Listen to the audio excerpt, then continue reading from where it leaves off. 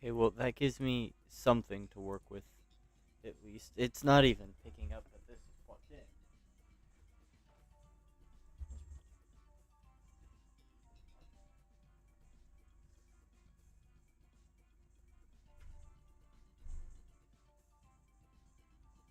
Cycle it, maybe, see if that picked up. It's weird. Hi, how's it going? I am working on getting this fixed.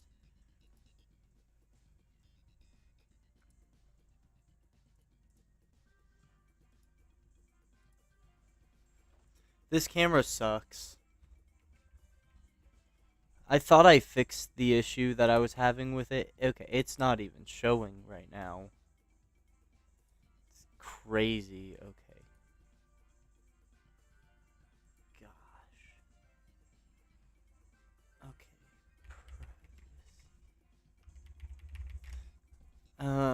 Okay. This is the annoying thing that I'm going through right now. So, my camera just sucks, and it doesn't actually stay detected. It was working perfectly fine, and I must have changed some kind of setting for it because it does not work anymore.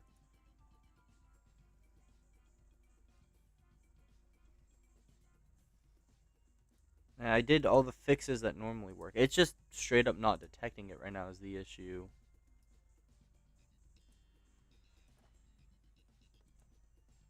I'm gonna try doing a cycle and see if it'll pick it up.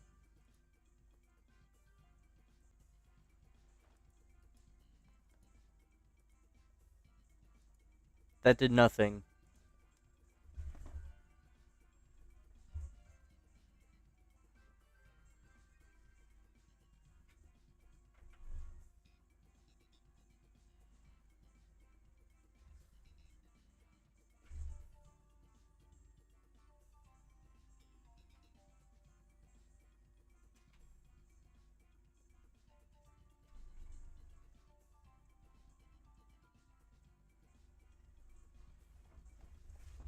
Okay, this is getting kind of ridiculous.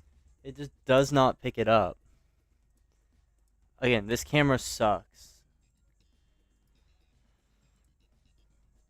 It was working earlier today too, which is even dumber. Like it literally worked perfectly, and now all of a sudden it doesn't want to detect it.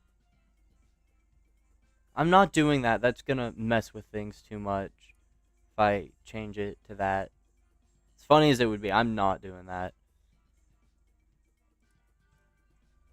Like if I set it to virtual, okay. But is there any way I could set the virtual camera to feed off of this one?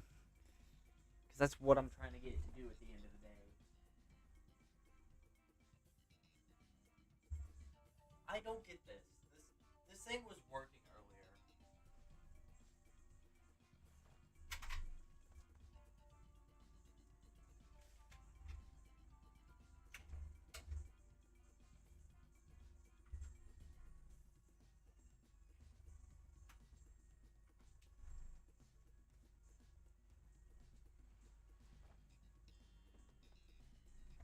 Try using a different port and see if that's gonna work.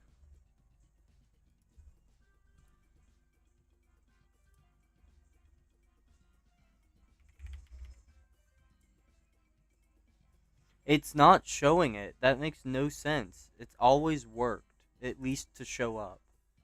And now it's just not even showing this as an input. I don't get it. What is wrong with this camera? I'm convinced this thing just is broken.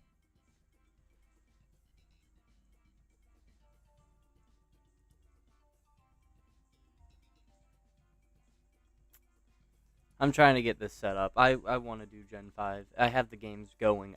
It was I had it set up too. That's what's annoying me.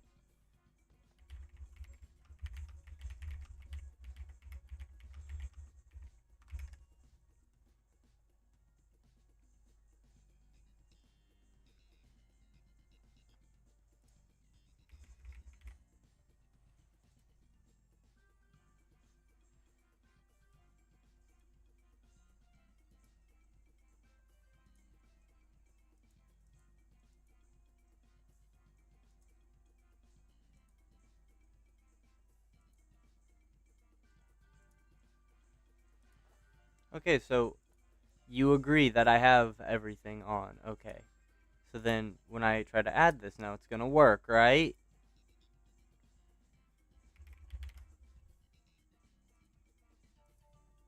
No, you're not. Okay, so my computer detects it. It's OBS that's being stupid.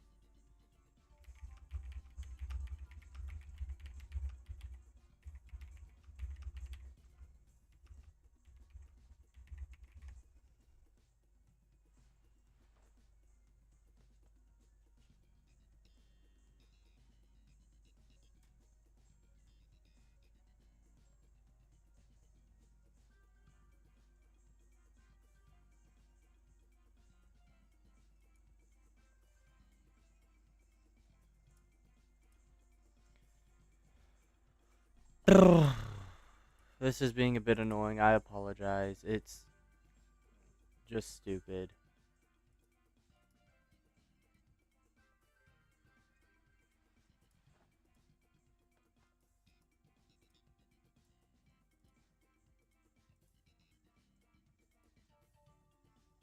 Yeah, that is not what I want.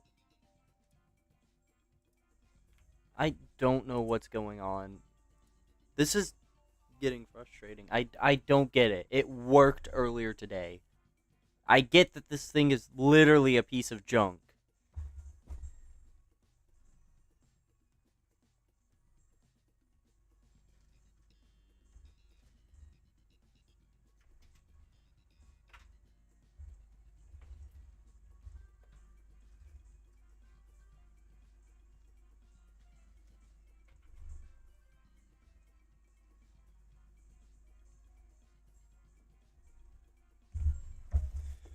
Please just work.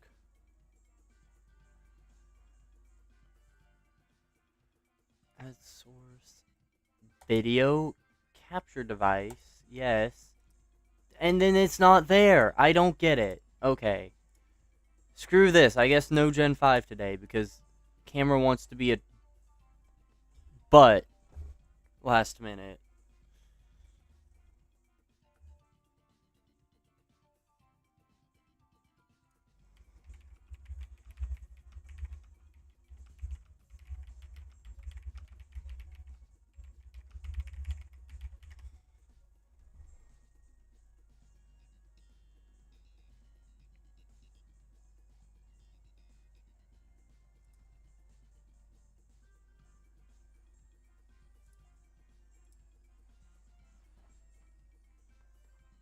I don't get what could be using up this stupid thing.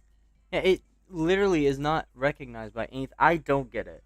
I guess it's just not happening because I don't want to waste time on this.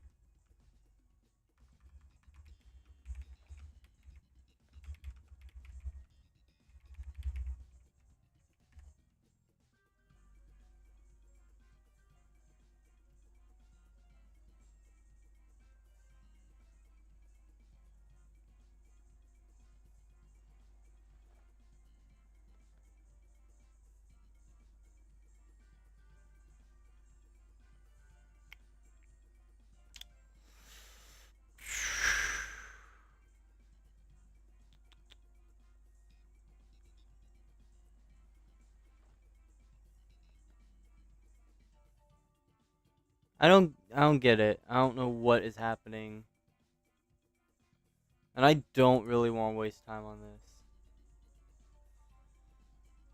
Like this is frustrating. I'm mad because it was literally working. That's my issue here, okay? I'm not frustrated that I can't get it to work. I understand that. I'm frustrated because it was working and was continuing to work. And I don't know why it suddenly decided it's not going to. Like it survived multiple cycles of this.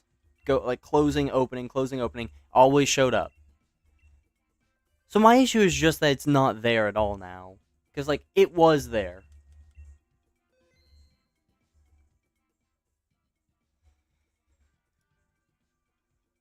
Oh well.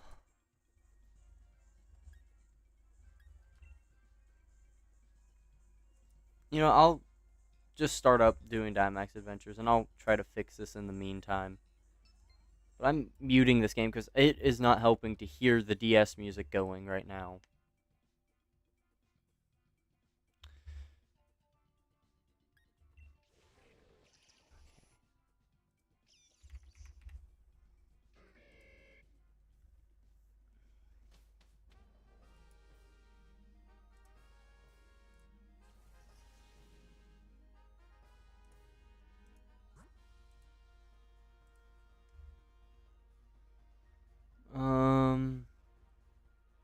This path is garbage.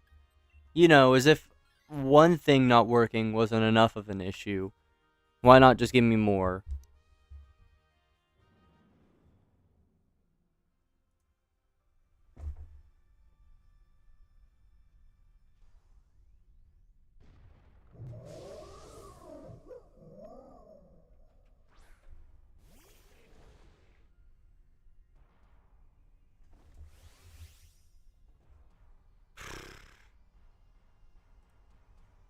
This is so annoying. I think we have to do a full-on reset if I want to actually do anything. Okay, I have the best things. Got it. So then it's gonna let me add it this time, right?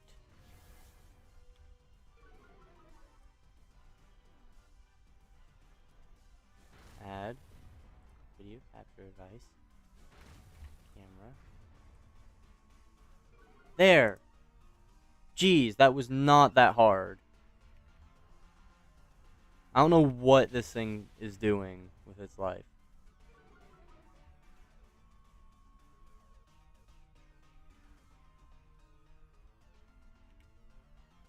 I think that's right.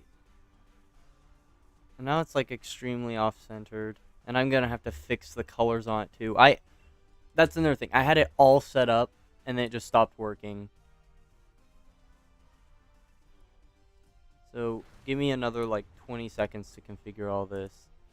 White balance, don't need that. Camera control.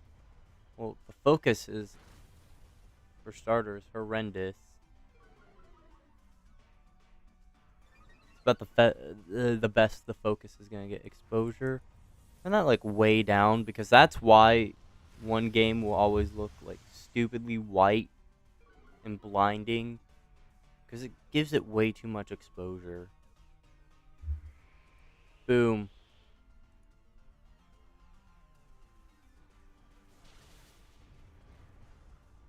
And that better stay there this time. I don't want it to start glitching out. And you know what the annoying part is? I don't know what actually caused that to work. No clue. It just decided to start working.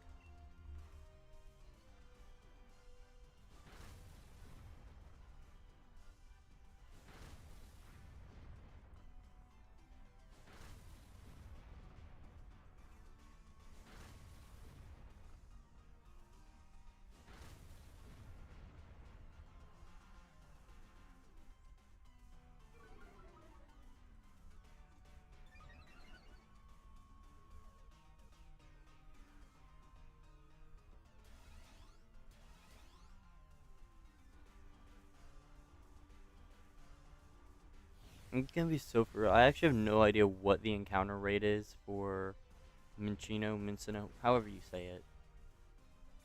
I have no idea what the encounter rate is on this route for it. So that'll be fun to see.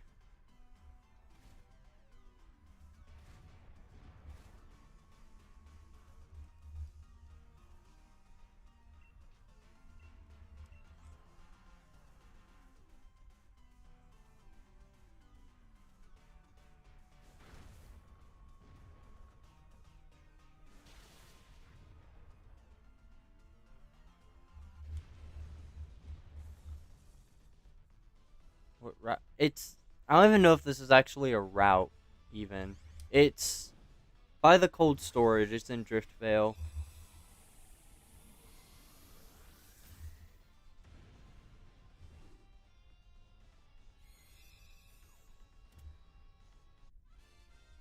But in the dark grass, because you can get the double encounters.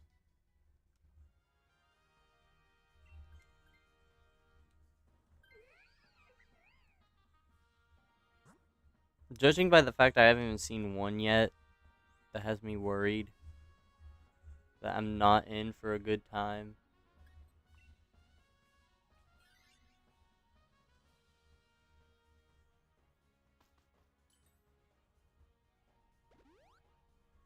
But I'm pretty sure I did the hunt here before and I was encountering them. Yeah. Okay, there's one.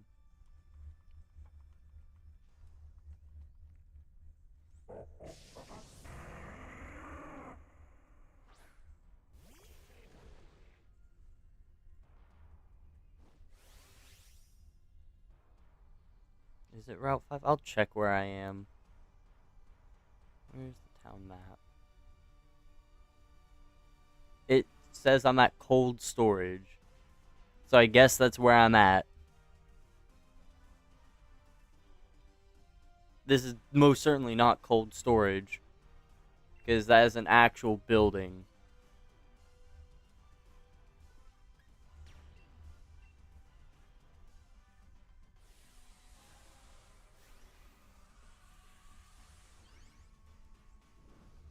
I don't like that it's raining. That slows down encounters. But honestly, they're already going so fast, I don't care.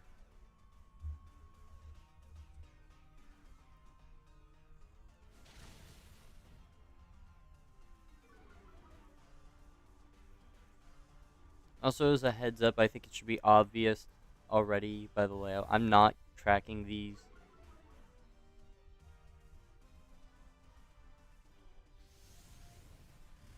So this will just happen when it happens. I'm not worried about encounter number.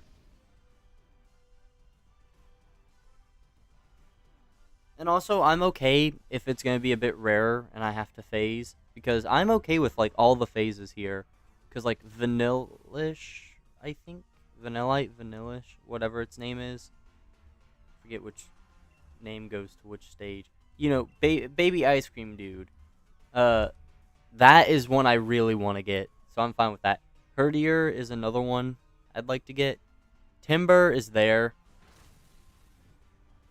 I don't really want Timber, but I mean, I don't think I get a choice.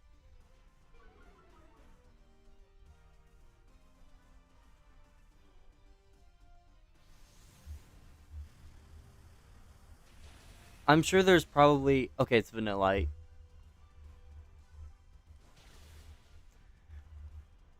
But yeah, I mean, there's probably repel tricks I can do.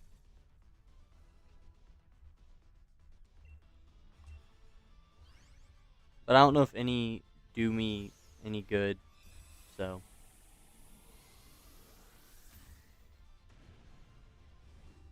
yeah.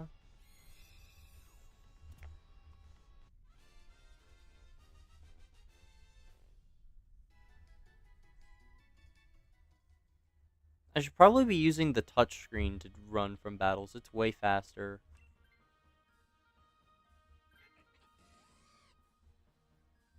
4 more encounters? Oh, is that supposed to be 4 more or for more encounter? Like to get more? My brain read that as like the number 4. Okay, yeah. Touchscreen is the way to go.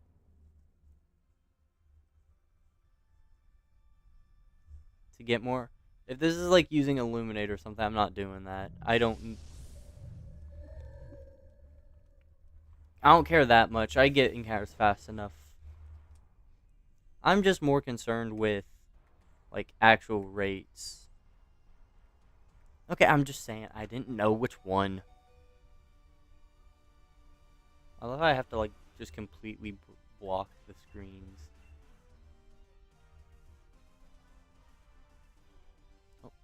My stylus was upside down.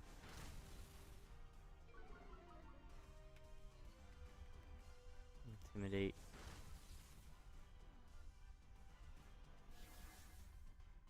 That's probably the most annoying thing, just having to deal with, like, intimidate. And the rain is also annoying. I don't think it had rain here last time I hunted. I think that just happens. And it just so happens to be a time there's rain.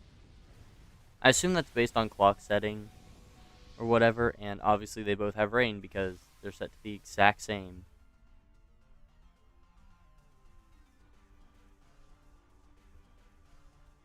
Their clocks are slightly off, but it's not by enough. Why do you need that? What? Why do you have a Scolipede like that?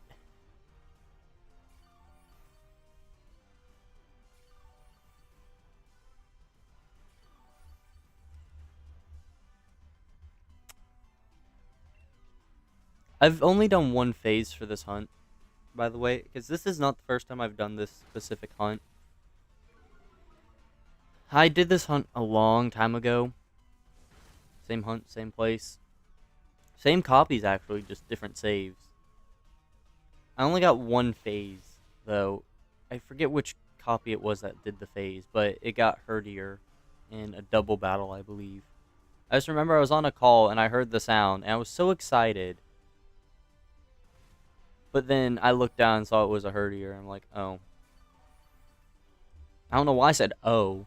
That's definitely not the right reaction to have.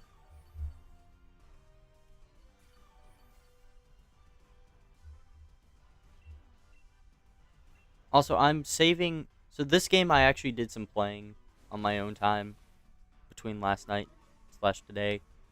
I don't want to fight it now. Didn't have to do any insane grinding. In fact, under level even, and on set bow style, I managed to beat Cynthia. And then I also went through and did the Elite Four. And of course, Alder was stupid easy. You can sweep his entire team with Volcarona, which is why Volcarona is one of my leads, actually. Because Volcarona literally sweeps his entire team. It's not even funny. I don't know how he's the champion.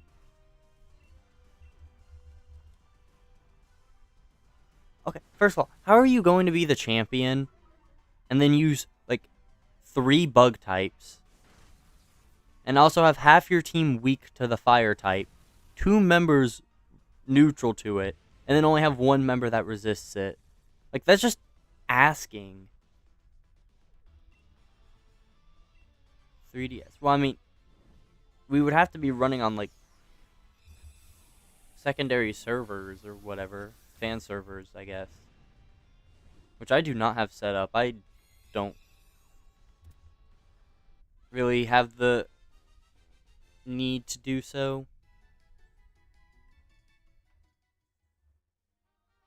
Because my entire career playing DS Pokemon games, that was just knowing the after the Wi-Fi connection. So I never really experienced them with it.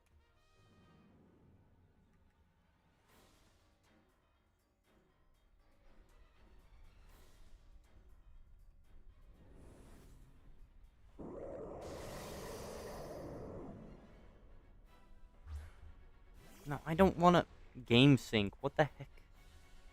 What is game sync? The only thing I know about these games is that they have, like, FaceTime. You can FaceTime people on Pokemon. It doesn't look great, but you can do it. But I think for that, you have to have the DSi or a 3DS, right? Because I think that was, like, part of its DSi enhancement was you can do that, but you need the DSi specifically because it has the camera. Unless it also supported... Because I know with face training and maybe another game that used... I don't know. There was a add-on for original DS that let you use a camera on it for those games, which of course wasn't used much because those games also had DSi versions that just used the DSi camera. But I wonder if that would work too.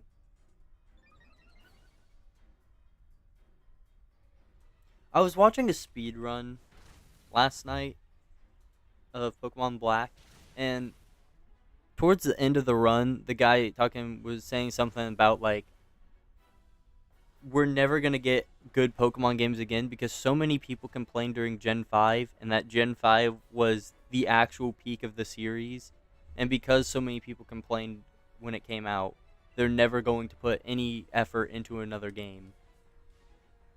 But like, I don't think that's true. They are not just gonna stop making good games because people online complain. Like, no,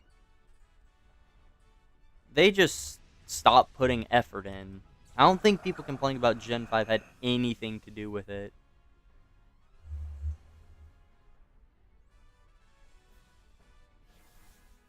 Who win? The Omega Aggron or Haxorus? I don't know.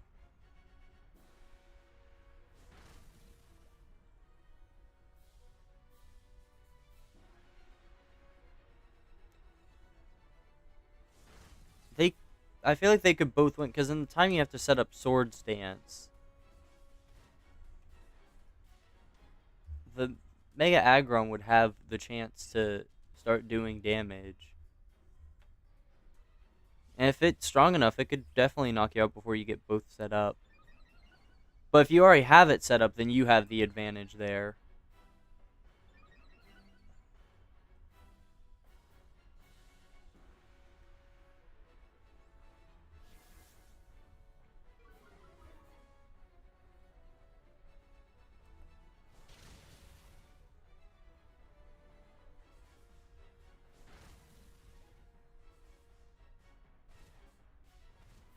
Is it really? Because, like, it's not even a pseudo legend.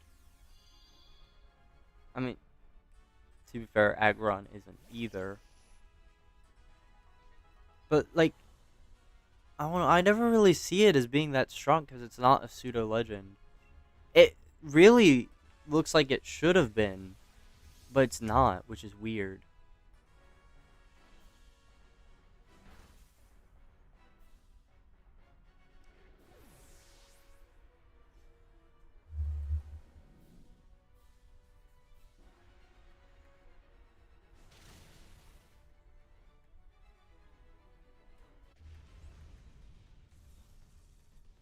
First Koko down for the night.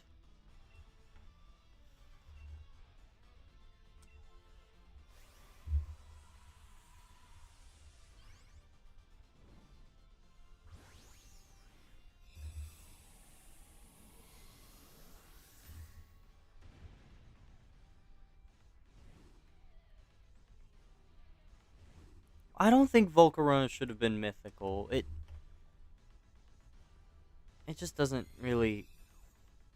I mean, I know there's like the special with it and all, like it has special lore to it or whatever, but it's like I don't think it's about as mythical as Arcanine is, in my opinion.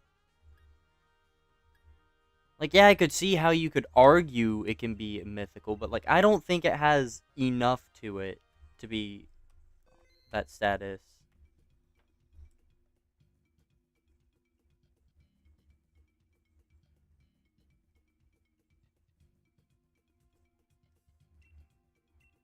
Yeah, keep a record. Why would I not keep a record? I've been doing this.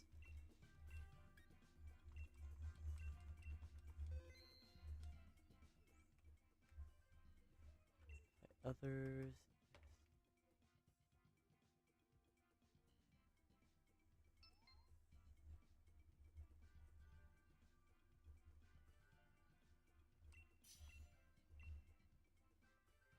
Well, yeah, that's not the point, though. The point is, people still say, oh, it's the legendary Pokemon. It should have been a legendary or mythical or whatever. Like, not really.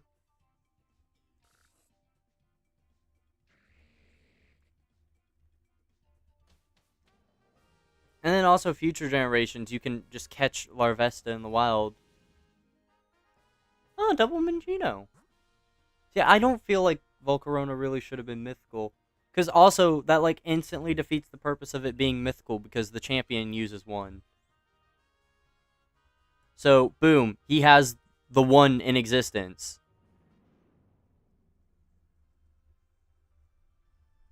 So it kind of has to be a regular Pokemon for that to make any sense.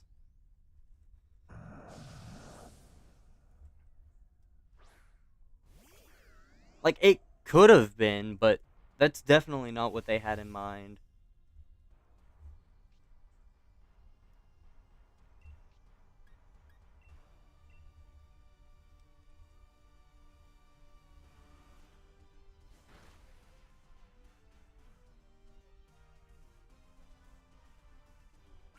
And also, that would be double unfair, because if the champion is using a mythical, then that's just not fair.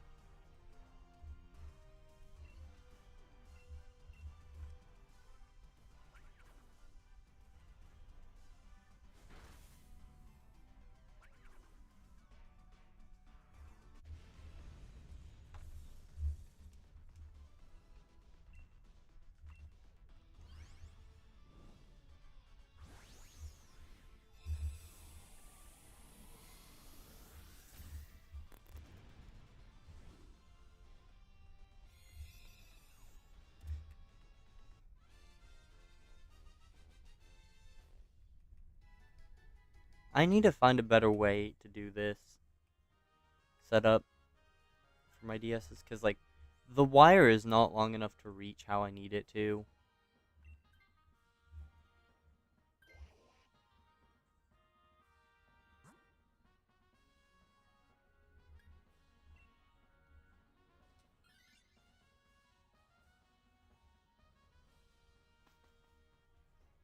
And also with, like, the size difference as well, like, it's very hard to fit both of these. No, the Z crystals are most definitely not copies of those.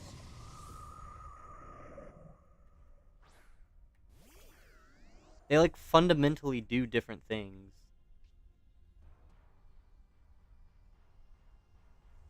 Because, like, the gems, they just boost the power of the move of that type. Z crystals give you access to one, like, really strong move of that type. Or, if the type matches a status move, makes it a priority move.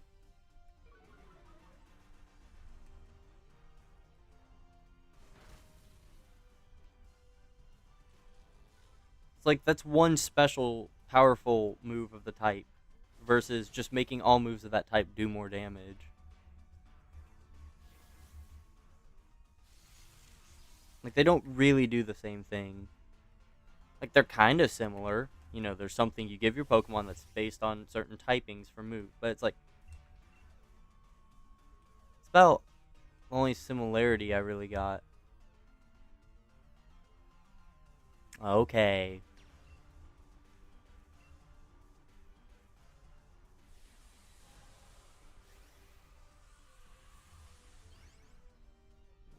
Also, people are, or at least from what I've seen people be like, the elemental stones or elemental gems were one of the best gimmicks. That was not a gimmick. Those were held items. If it was a gimmick, it would have been played into way more. They would have been like, whoa, these are really cool. You should work to get these. You just pick them up off the ground. They have, like, nothing tied to them like the other gimmicks. Like, terrestrialization. You learn about that pretty early, and it's like, this is cool. This is something Pokemon can do here. You should really learn about it and all that. Dynamax, same thing. There's something cool that Pokemon can do here, and certain Pokemon can even get a special form when they do this. Z moves. Go around and get these special crystals to power up your Pokemon's moves. And then Mega Evolution. Oh, go around and collect these stones to make your Pokemon get different forms. Except not actually. You can only get like 5 of them during your adventure. No one's going to use them during any story fights. And pretty much every cool Mega Evolution is actually locked to the post game. So you don't get to use these at all. They just exist. And I think there's even like one of the few Mega Stones you can actually get during the game is actually the opposite of what Pokemon appears in your game. Like, it's between Manectric and Houndoom, I think. But you get the Manectric game in the game you get Houndoom in. You know, I think that's kind of funny. Also, hi. How's it going? Yeah, I don't really see how the gems would be gimmicks. They have, like, nothing to them. Like the other gimmicks have.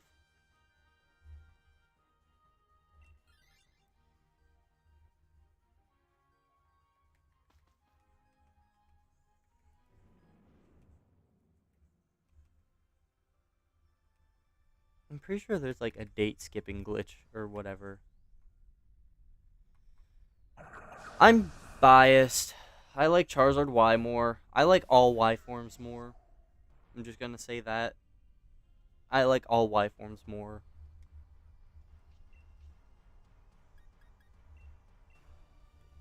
Y was the one I played first.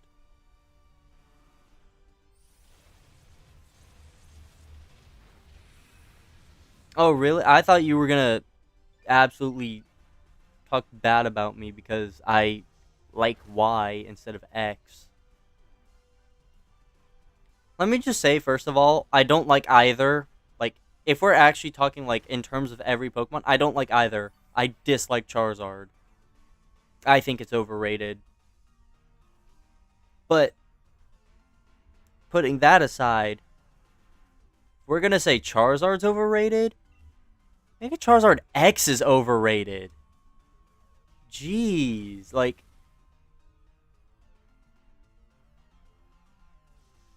I can see, okay, it's cute you like Charizard X because you're going through a phase. Trust me, buddy, it's just a phase.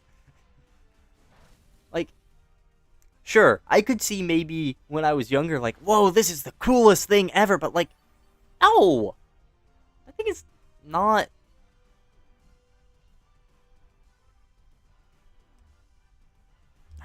I didn't like it. I don't like it. If I had to use any Charizard, it would be Mega Charizard Y.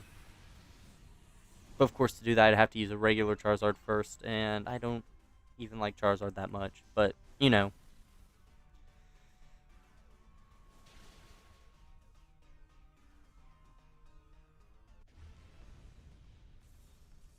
My personal favorite is Venusaur.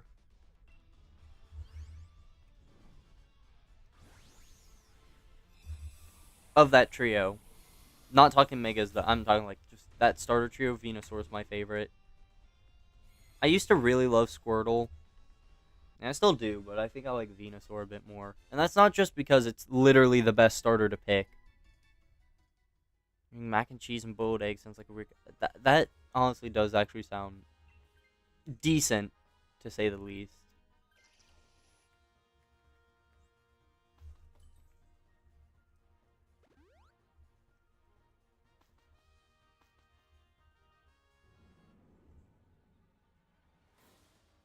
Uh, Double rat. It's not a rat. I can't call it a rat. I actually like this thing. I have a funny, except it's actually not so funny, story about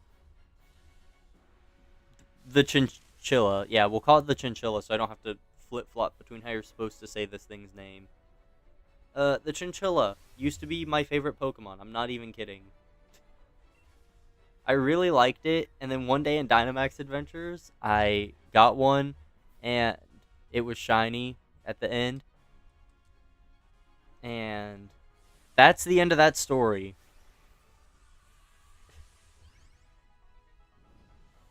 I'm not kidding. It's literally the story. Just I really liked it, and then I got a shiny one day. That's the story. Of course, my ways have changed. I'm very much a Sylveon fan. Oh wait, I can show this now. It doesn't show up because of the screen settings I have to have for the DS. This is my Sylveon Sitting Cuties plush. It took me so much effort to get that thing. Not really. It was just out of stock forever. They finally restocked, and I managed to catch it on the restock.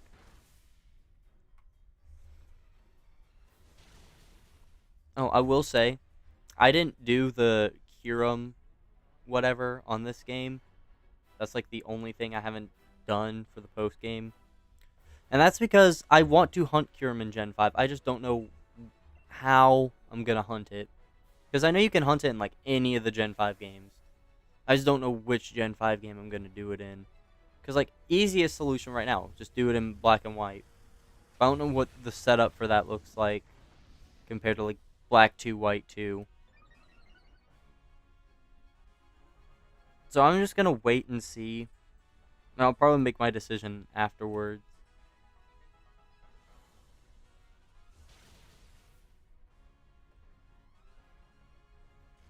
I think that'll be a fun hunt to do. And then I need to find out a way to set up shiny lock removal. Because I need to hunt Meloetta.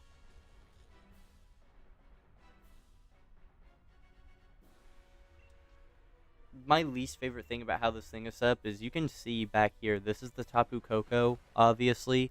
This is this, obviously. Because my view is, I'm literally seeing what is being shown on my second monitor. That's how I'm playing the games. Because Pokemon, if there is any kind of delay between the game displaying and it actually reaching me here, it's not enough to matter for Pokemon.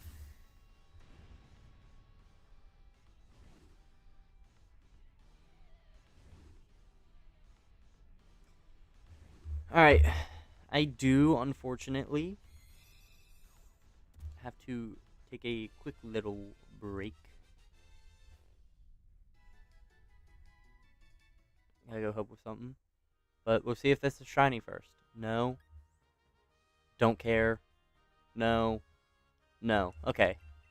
The hunt for Koko is still going. Alright. I'll do one more. Leave these in an encounter. I don't know if there's burn-in on 3DS screens, but that way there's at least movement. Alright. I'll be back.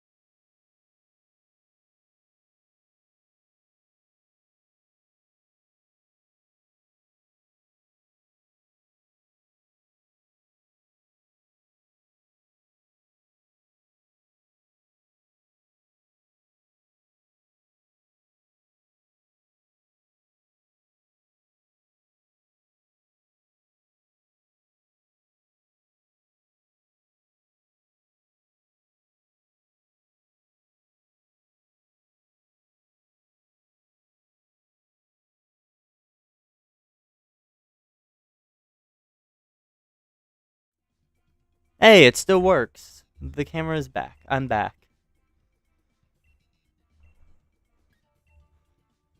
My cat had to have her medicine.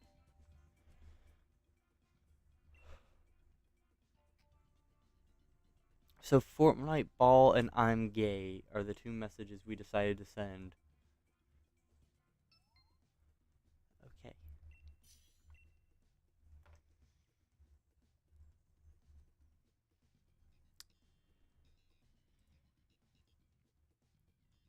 Oh, I didn't press A again.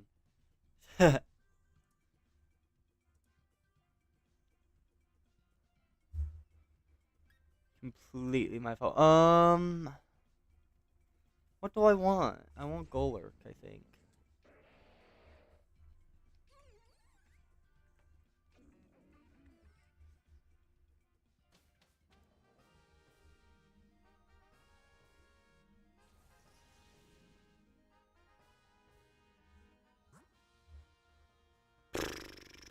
There's a ground type up ahead, and there's a poison type.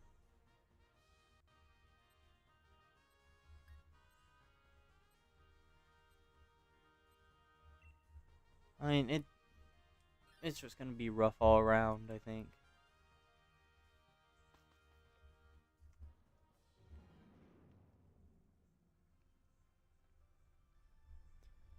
Kind of upset. I can't have any of my lights behind me on when I'm doing this because it messes with the video too much. Because, like, I have these cool, like, fairy lights, I guess they're called? I don't know. I have them, but I can't turn on the ones that go directly behind me because those will reflect off of the 3DS screens, and trust me, it just looks stupid. And I also have a big lamp behind me that also kind of sucks for this because it makes them reflect way more than I want them to.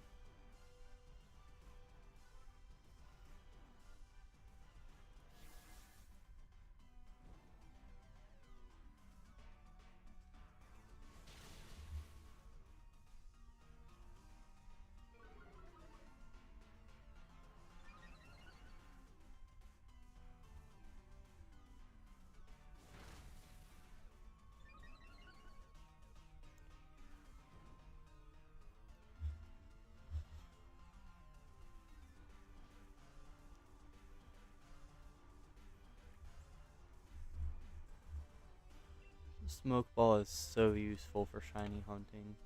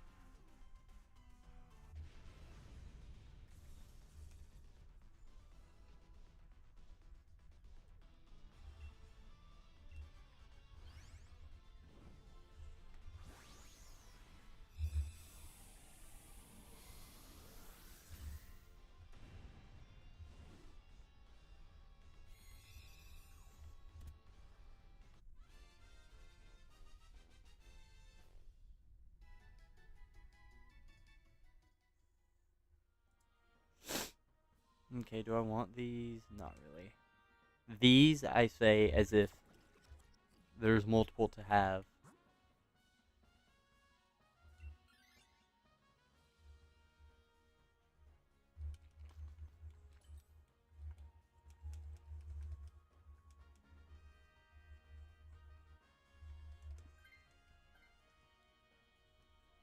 That kind of sucks, because I think Alfie was literally the glue in this situation.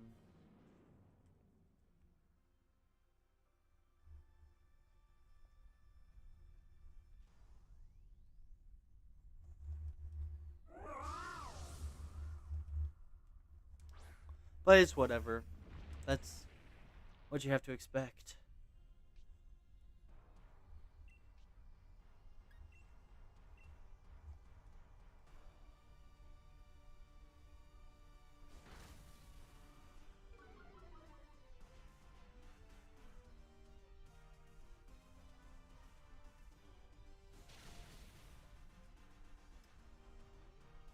I've been seeing. I've been tripping over my words. That's what I've been doing. I've been seeing a lot of Vanillite, which makes me kind of happy because that means I might actually get a phase on one or two, which is certainly not a bad thing.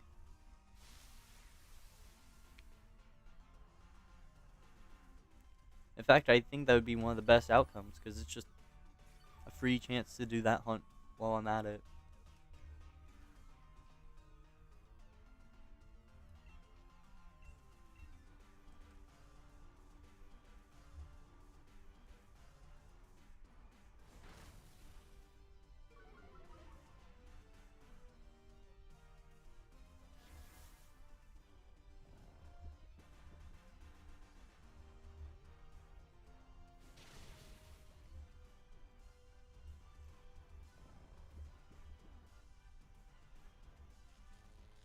Okay, I like that it's asleep. That's probably a really good thing for me right now.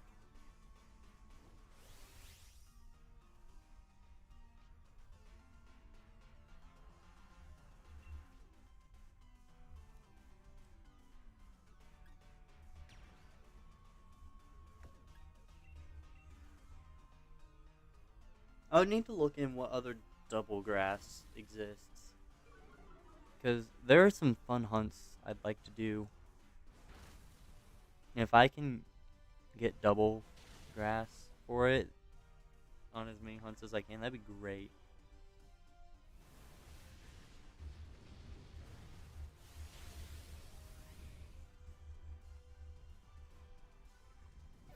Well, that sucks. It woke up. Or it cleared the conditions. I'm not really sure which one specifically this guy did.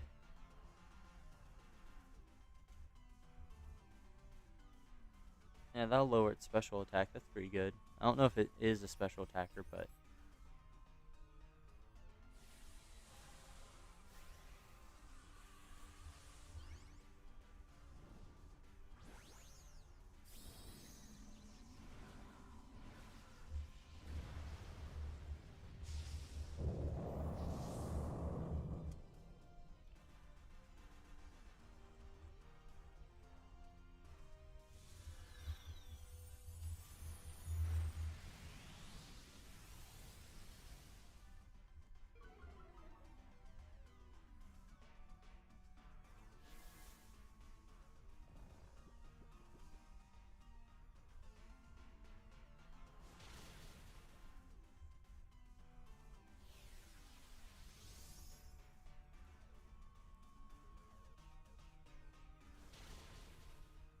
I don't like how it defaults to not having the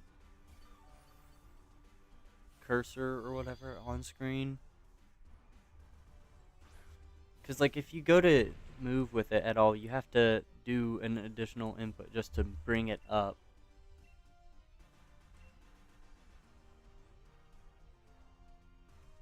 I wish it had memory like Gen 4. Because I think Gen 4 did that to where, like, it just remembers whatever the most recent input method was. So if you last ran, like, if you were running from battles and you last ran by using the touchscreen, it'll default to not having it. But if you last ran with using buttons, then it would remember that, and it saves you one extra input. I think that's how it worked in Gen 4. Unless I'm thinking about a different game.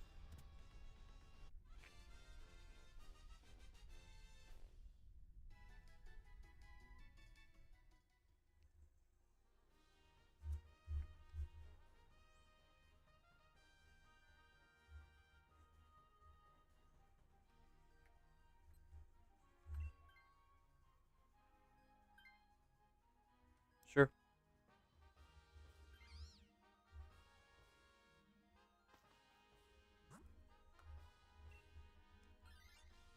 2 grass types. I think that's a marsh stomp up ahead.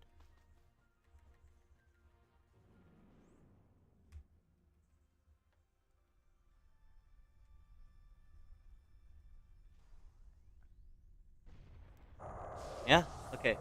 This is going to be really good for us then. Because there's very easily potential to do big damage here.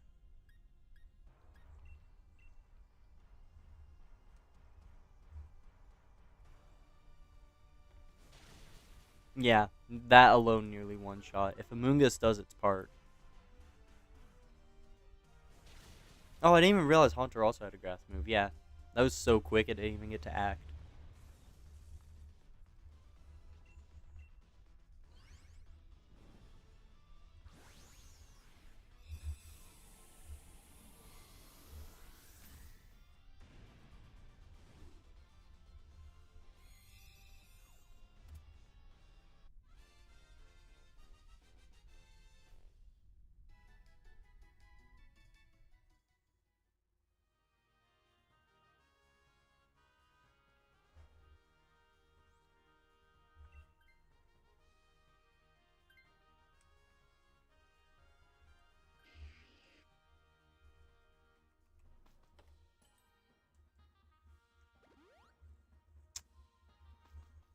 Very nice.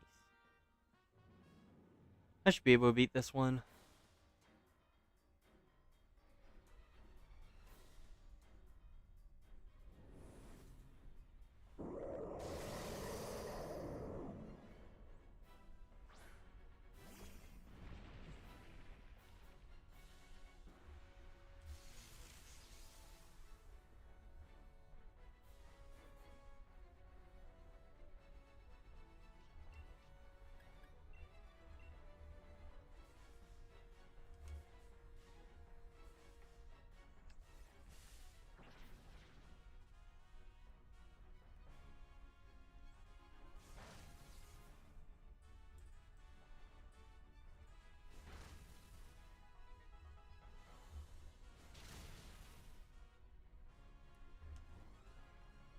Ooh, a lot of Vanillite.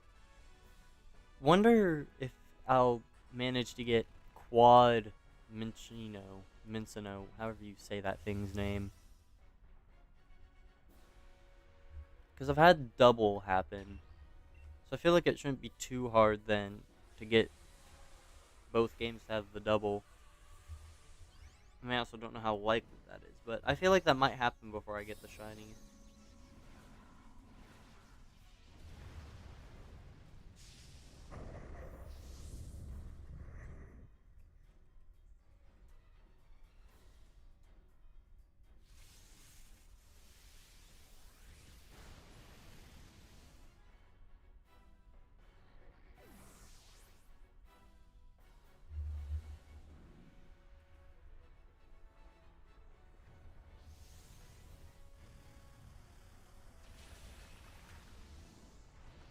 That's not as much damage as I'd like to be doing for a Dynamax ground move with stab. But I guess I can't complain either. Okay, dig though, I think if I'm spending 2 turns for an attack, it should probably be doing more damage.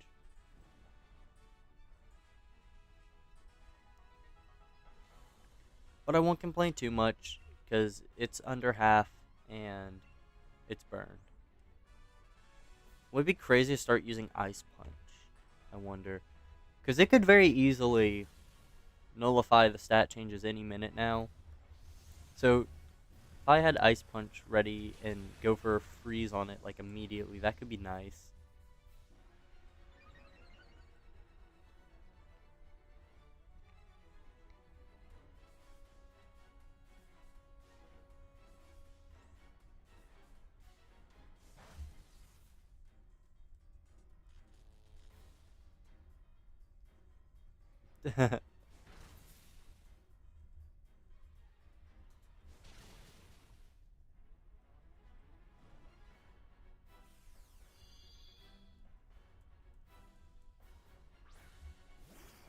Okay.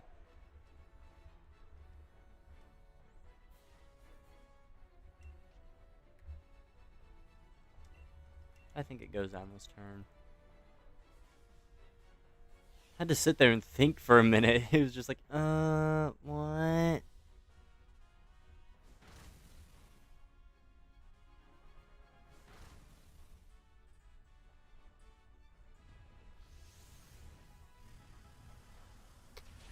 Yeah, it's down.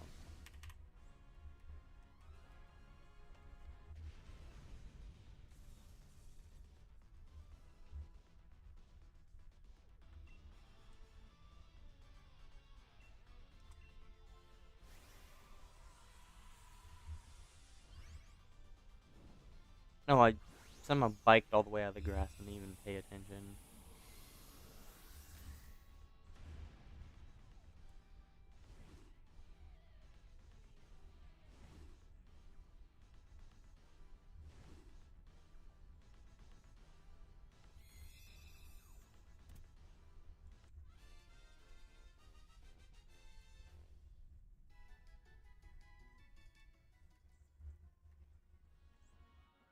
Alright. No. No. No. No.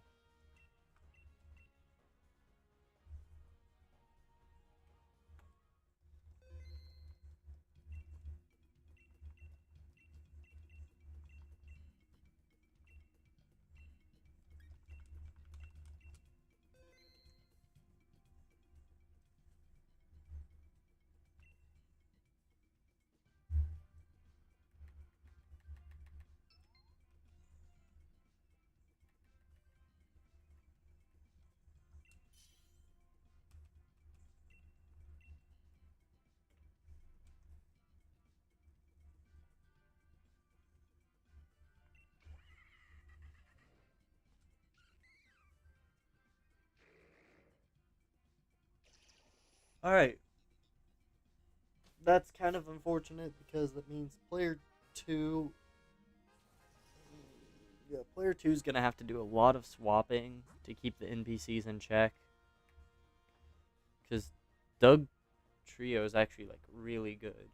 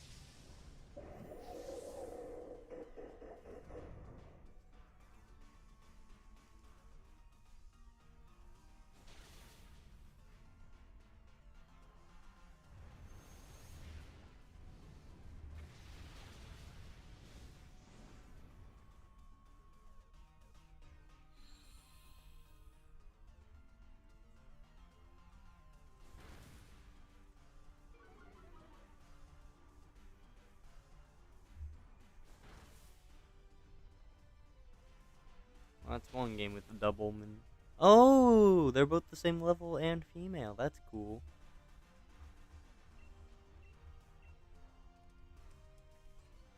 Now, unfortunately, I'm not going to just keep them there because that's waste of time that could be used to get more encounters. And the goal is not to get 2 sets of doubles.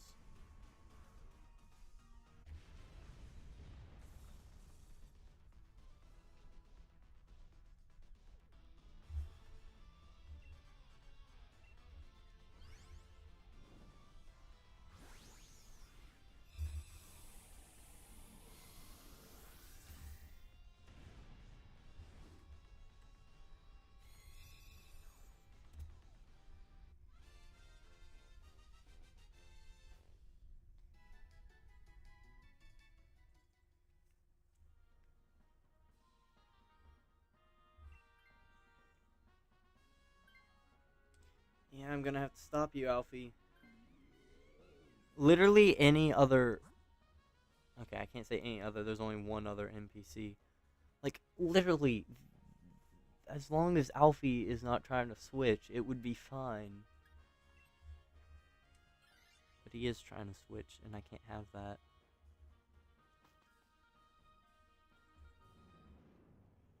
Can't be having that.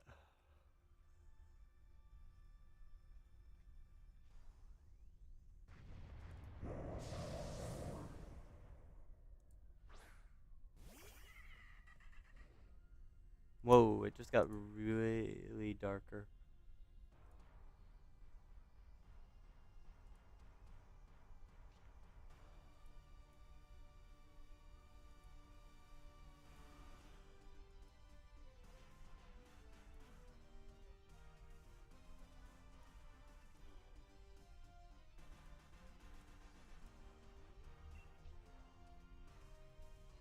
I don't know why the camera got so dark there.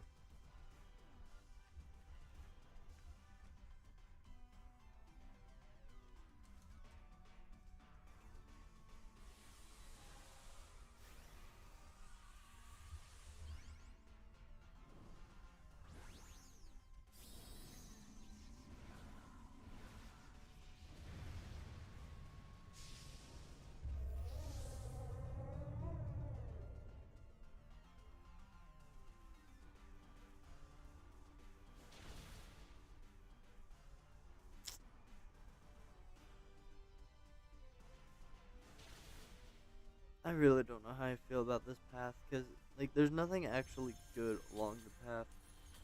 The two good things are already in the party. My only job is protecting them.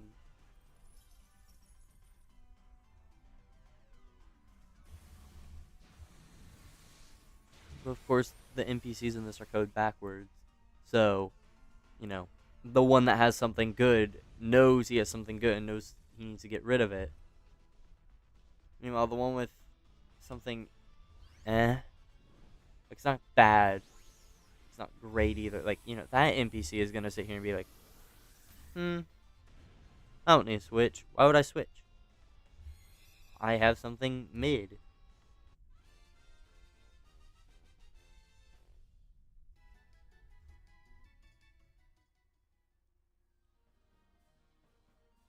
This is where it goes wrong. Oh, okay. The game saved me.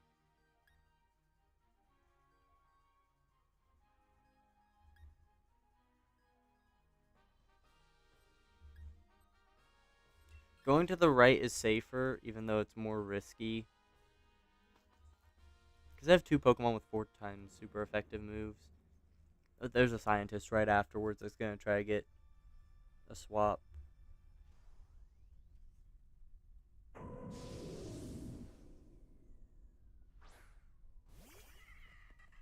I mean, as good as... I guess not good, but I guess as least bad as this is. I don't know what I'm trying to say. Well, the Scavalier isn't terrible. It's just not great.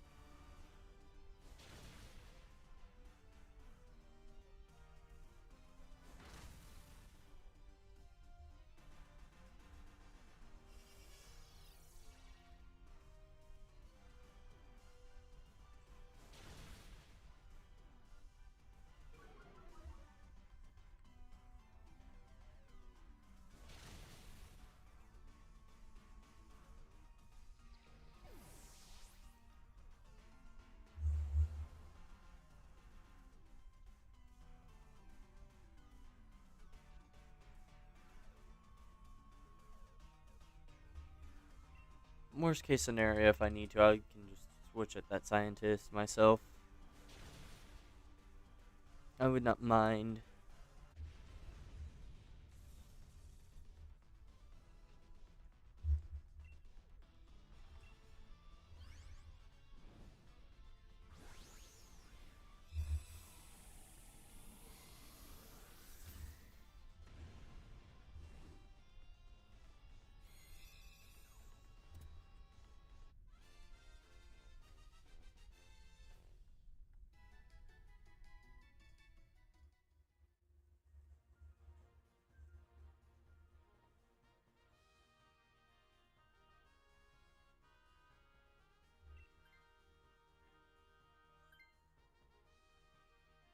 I don't even need a swap here.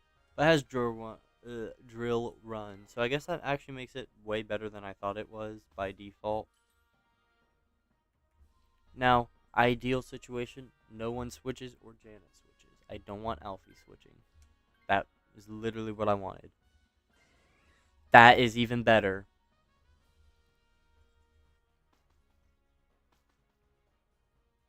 Who would have thought that it would have worked out so well?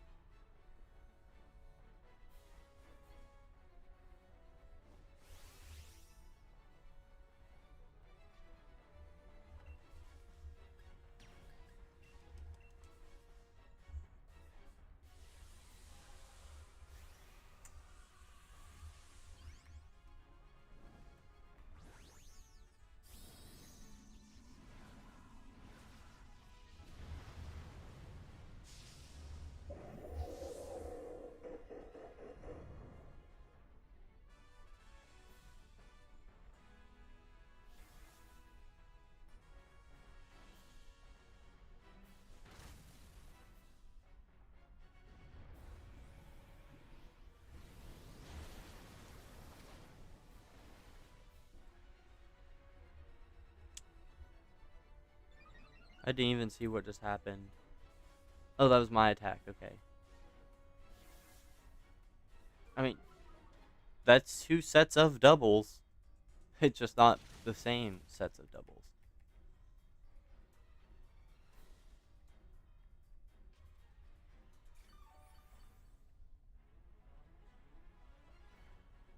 So it should be Volt Absorb, Ground type is immune, and then two Pokemon that really do not care and just eat that attack.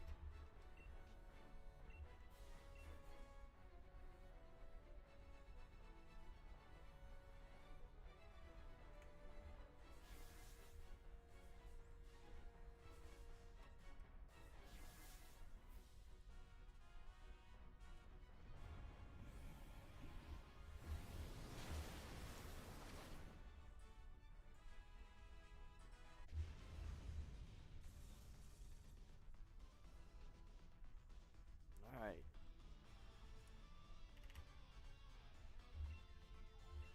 Boom. That should be 174.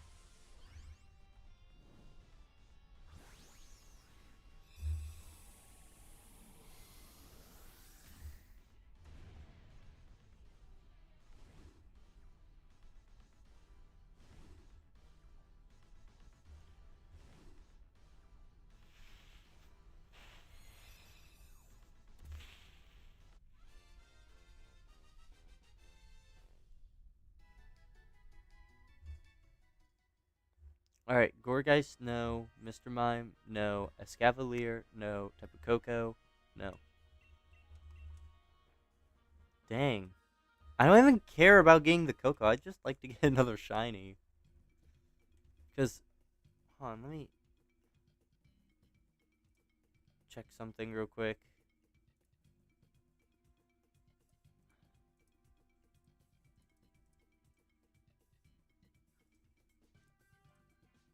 Yeah, I've seen over 224 Pokemon since the last shiny. Which is actually, like, crazy over odds. My only hope is the game is pushing me a bit far, just because the next shiny is going to be Tapu Koko. That or Koko is closer than I think. That's my fun little thought process.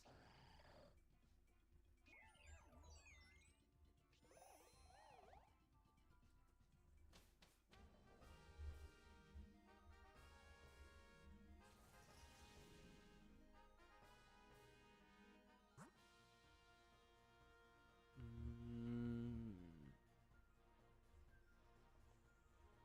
not really the best options.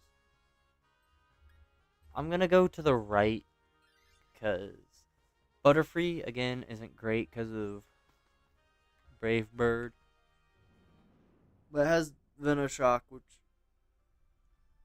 is still damage.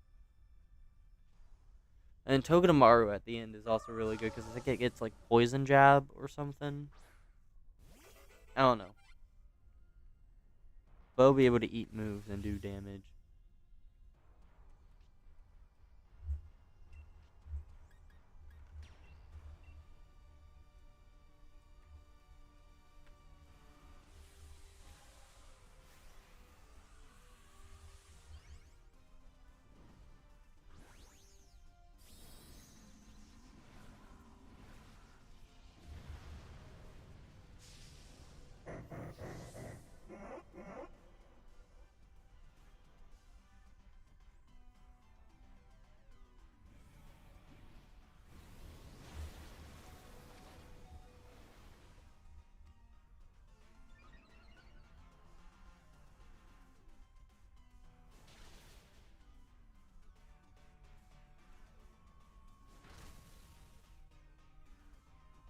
I keep getting confused when I'm looking at my setup because I see the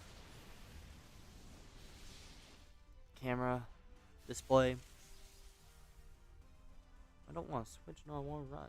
Anyways, I see that, and in the bottom, because the way the original 3DS model power light is, or it's on the new 3DS as well, it's just out of frame. But this little blue light right here that I'm like kind of making flicker, yeah, that is like almost the same blue, or at least to me appears as almost the same blue as my mouse. So I keep thinking that it's on screen, so then I'll go to move my mouse out of the way. I'm like, why is it not moving? And I remember it's not even.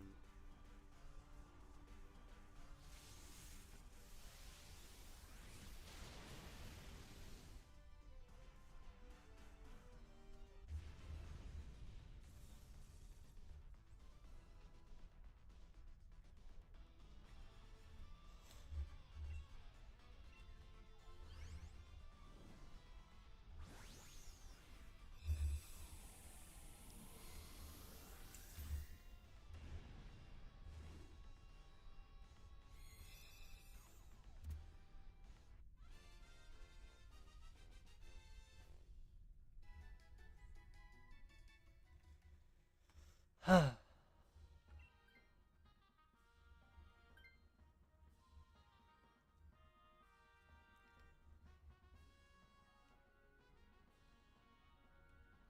don't think Butterfree's worth it. I realize now how weak it is actually. And honestly, either way, I'd be trading something decent for Butterfree if I took it.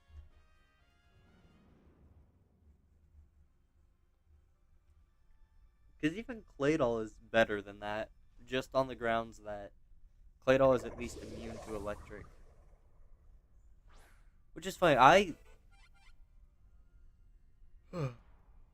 for some reason had in my head that Claydol was rock psychic.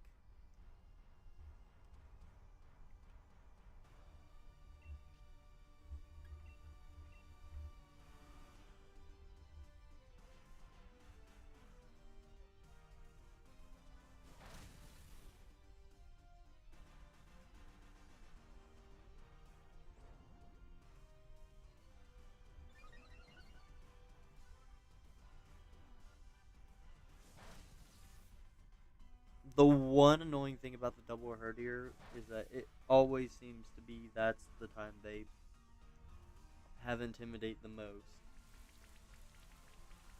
Like I get lucky when it's a single herdier, but like every time it's a double, they always seem to both have it. And with the rain text as well, that just makes it really slow. Did I use a 2-turn move on both?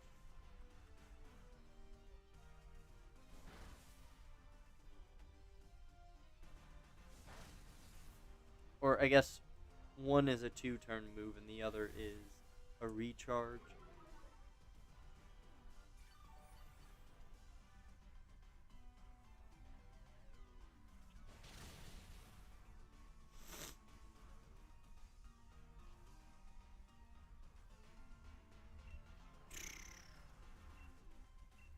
Dig again. Why would I use Hyper Beam? That seems like a bad move choice, not gonna lie.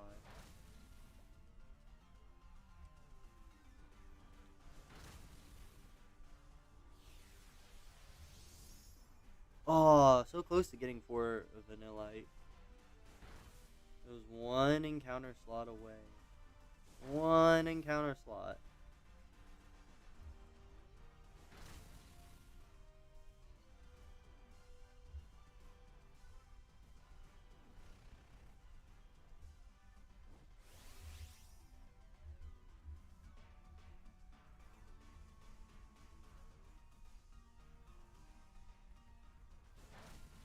I tried.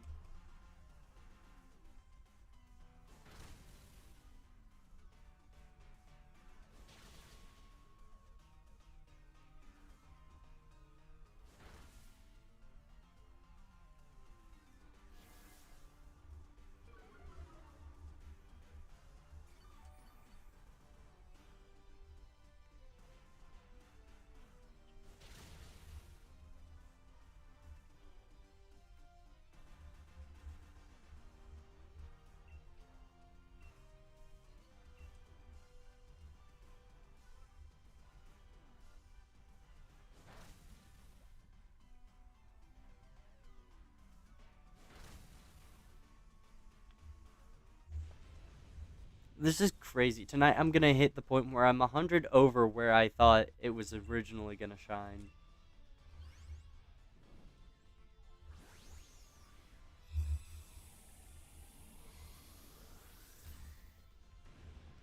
I'm fairly sure I'll at least hit like 188.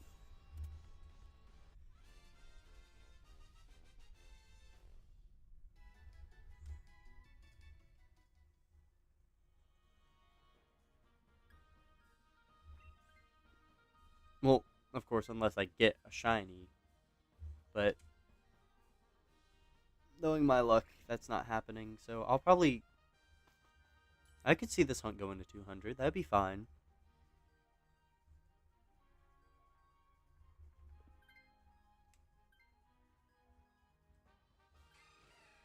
Mm-mm. No Azumarill. Azumarill bad.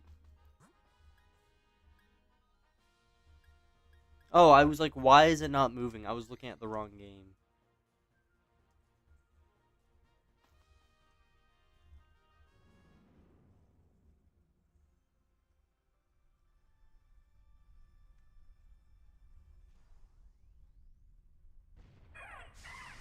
I'm getting aggressive on my D-pad for no reason.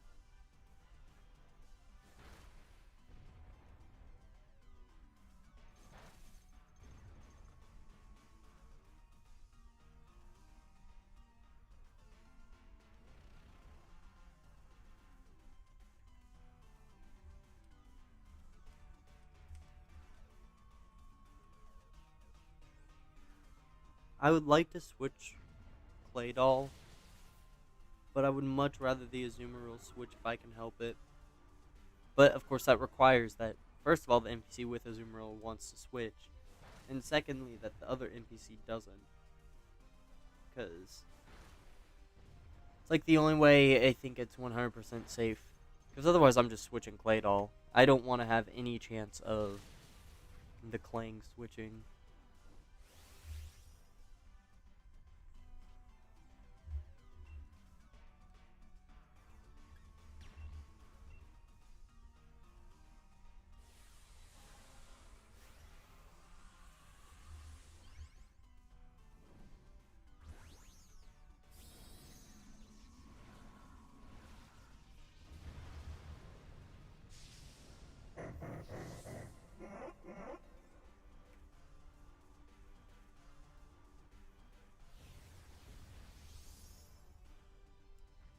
My brain just had like the dumbest loop of mental thought ever. I sat here and was thinking about the clang that's on screen. And I'm like, huh, clang. Isn't that in Sword and Shield? That would be a fun hunt to do. Isn't that in Sword and Shield? I said, as I got the thought from seeing one in Sword and Shield. My brain is not braining. That is not clear. Oh, I was one away from getting 4 of the same Pokemon. It's gonna happen. I'm not even going for specifically the target happening. I think it would just be cool to see both games have a double encounter with all 4 Pokemon being the same species.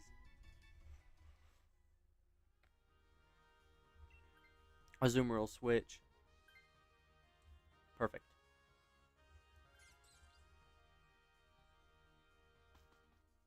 Now, I'm using this. I'm using this as a test for something I want to see. They just got that. It's fresh. It is like the freshest you can get a Pokemon. Literally has all its HP, has all its PP.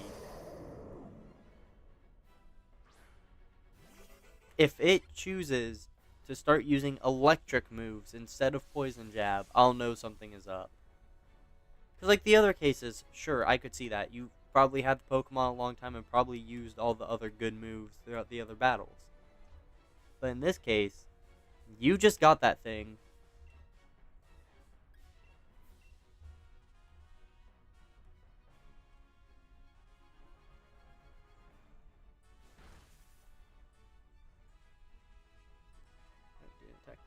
Yeah, okay. This game is programmed wrong. I'm convinced. Okay, no, I can't say that. That was actually kind of a smart move still. I need to see, like, its actual attack. Like, I need to see if it keeps using electric moves or if it switches to poison jab. Yes, still no Koko. It's unfortunate. Okay, it's not broken. Never mind. It just wanted to do something.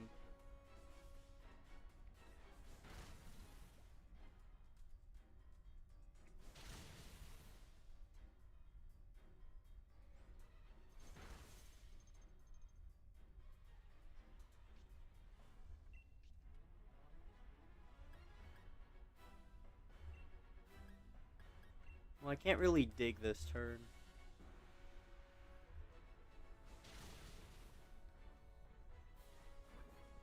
Ooh, it got the poison. That's nice. Unless it goes and clears it. It doesn't affect Playdol and the rest of us are hardly affected.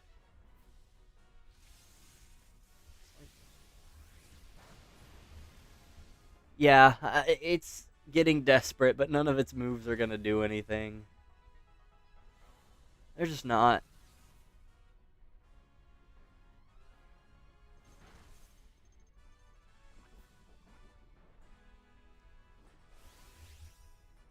Okay, I feel like using Dig would have just been smarter, because it would have attacked on the same turn. And I think with the damage that gets done and everything,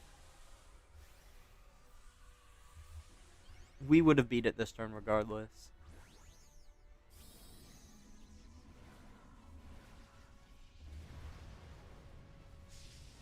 Oh, this is weird. I'm getting used to my nails again. They've been growing, but they got to a point where like they were awkwardly too long. So I trimmed them a bit, but now I'm having to get used to them not being as long.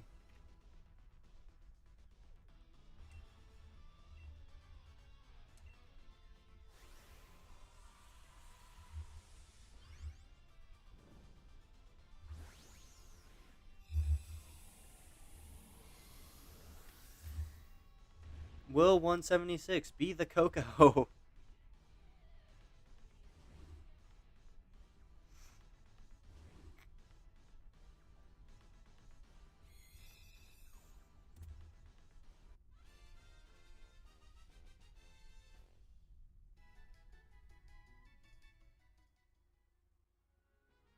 Alright.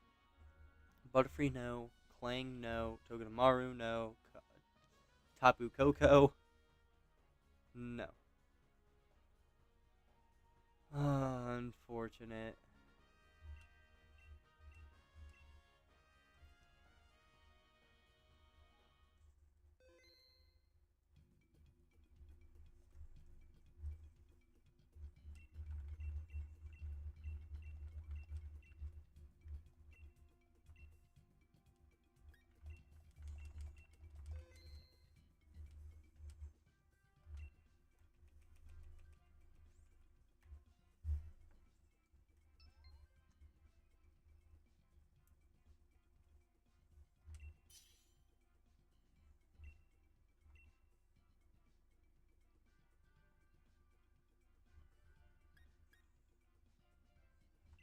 This is not looking good.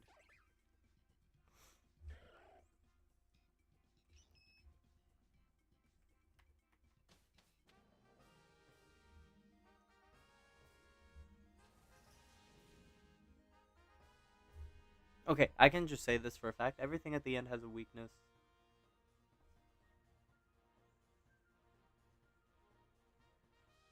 Mm.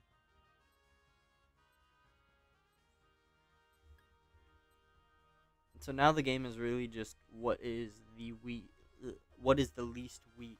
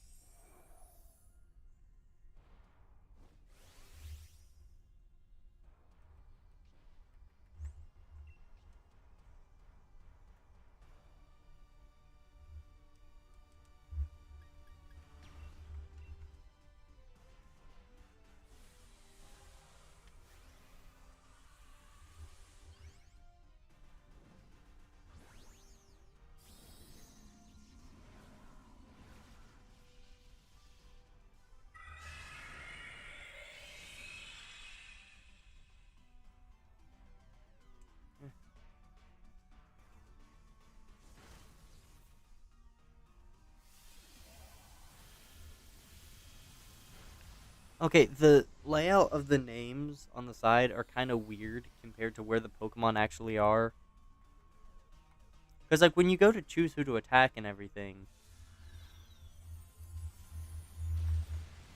like, if I were to say Seed Bomb, like, it's laid out properly. The name on the left is Pokemon on my left. That makes sense. But, like, the way it's laid out at the top makes no sense. Because I would read it top to bottom, and the top being the one that's on the left. But no, the bottom one is the one that's actually on the left.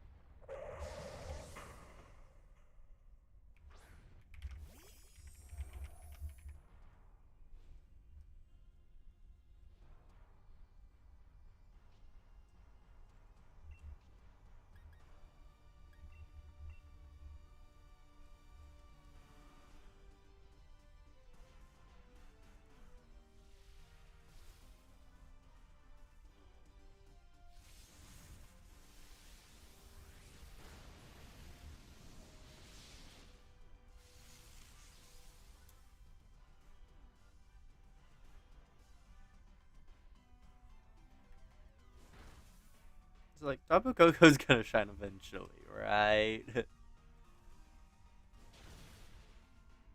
I don't care. If it wants to go like 200 something, that'll be fine, I guess. Really, my biggest concern is just the fact that I haven't gotten like a phase or anything. I think as long as I can phase, I'll be fine.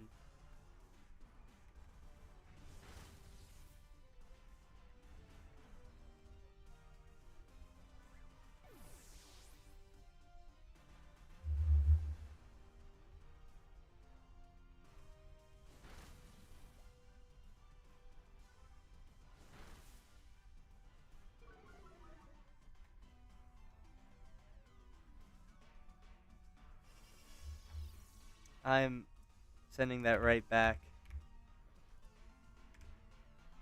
I'm sending that right back.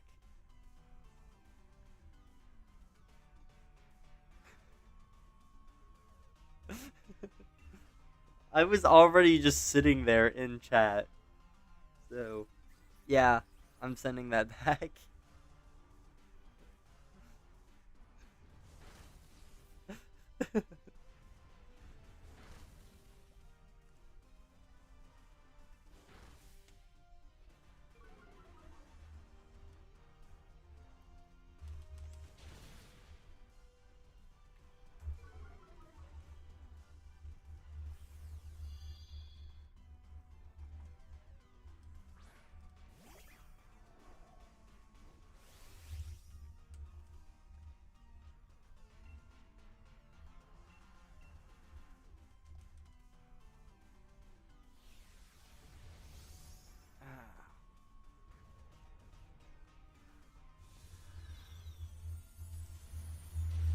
My arm is sore, but there's nothing I can do about it, so it's just gonna hurt.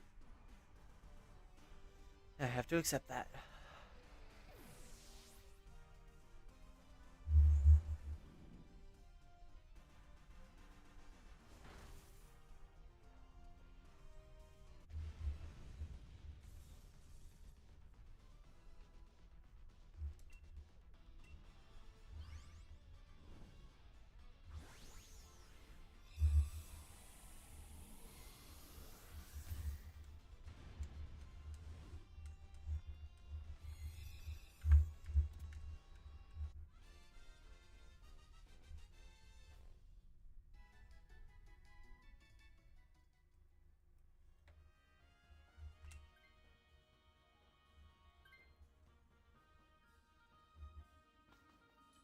Wow, no one took that.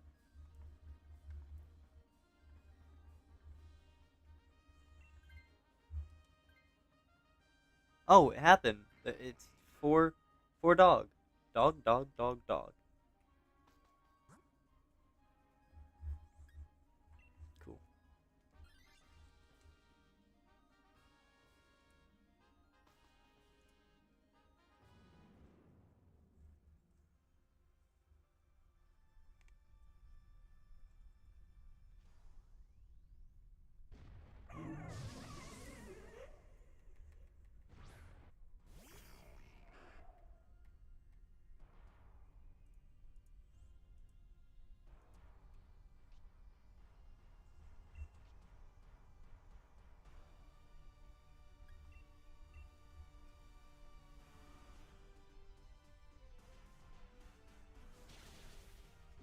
I'm very curious, actually.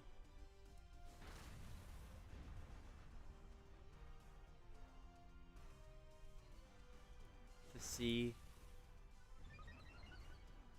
compared to my Rayquaza, however you say it. I want to see in comparison how long it had been when I got that since my last shiny. No way. My previous... Oh my god. I really hope the reason why my previous was so far back for that hunt was because I wasn't adding Switch Lite to the screen. Or I guess the layout. Like, I wasn't actually counting those. Because My previous, at the time I got Rayquaza. So my previous 282 Abomasnow. Rayquaza, I got it at 358. That's a lot.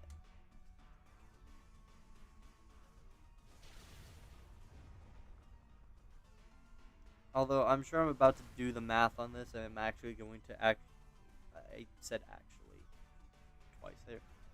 Yeah, I'm gonna watch me do the math, and that's actually exactly how far I am right now. 358 minus 282. That's 76 between the shiny happening and the last shiny. Then right now I'm only 58.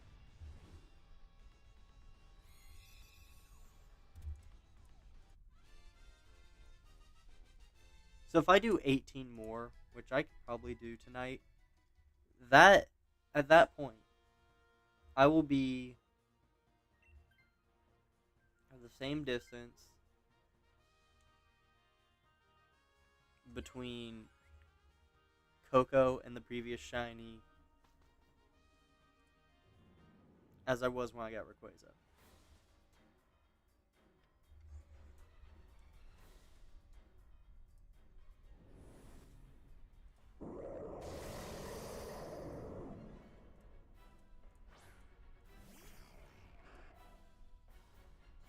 That'll be at 194 actually. I don't know if I'll make it there tonight. I should be able to. And surely, I got 3 hours left. A little over, actually. I can probably get that done. Oh, wait, why'd I do that? I'm stupid.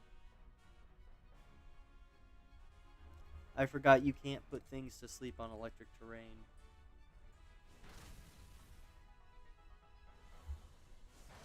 But I can slow it down.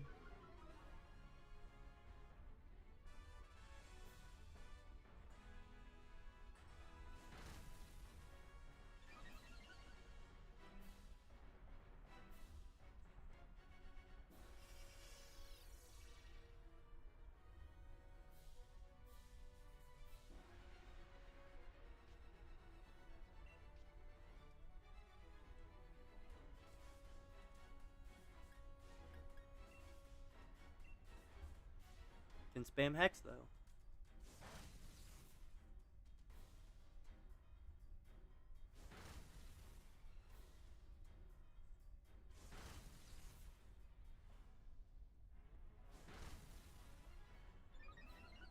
Leaf Storm is what's going to sweep this thing. I'm calling it.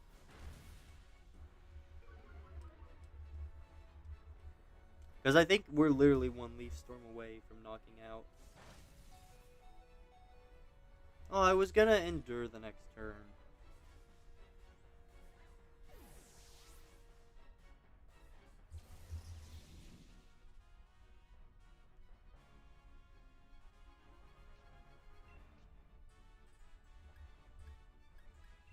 I need Lurantis to go like extremely fast and for this to be a heal cheer.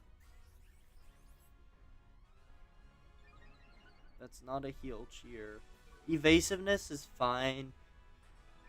Heal would have been better. I just needed to hope Koko is still slow. Nope, it's gonna knock out. Unless Haunter is... No. That sucks. We could have won that. That's just the game being stupid.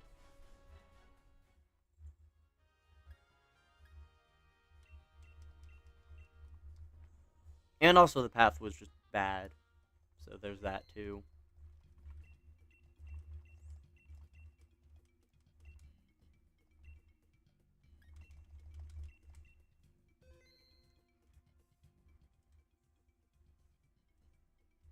It would not surprise me if someone were to say that it's actually coded to where in that desperation situation it literally just has priority on whatever move it picks. As like a last minute, haha, I can just wipe your team right here if I wanted to.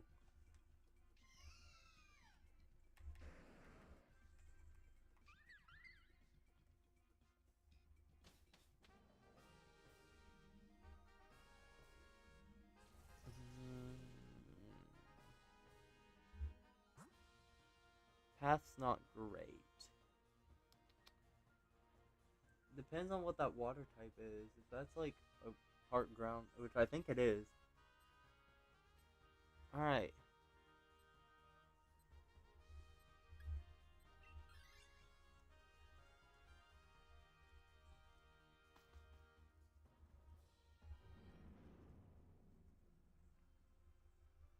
I think that'll seal my deal, at least.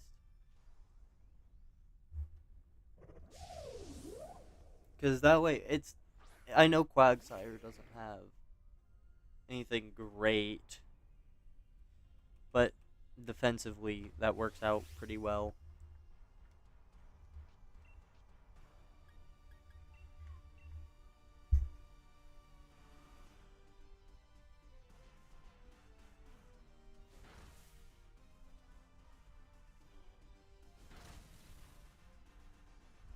It happened. I got another quad.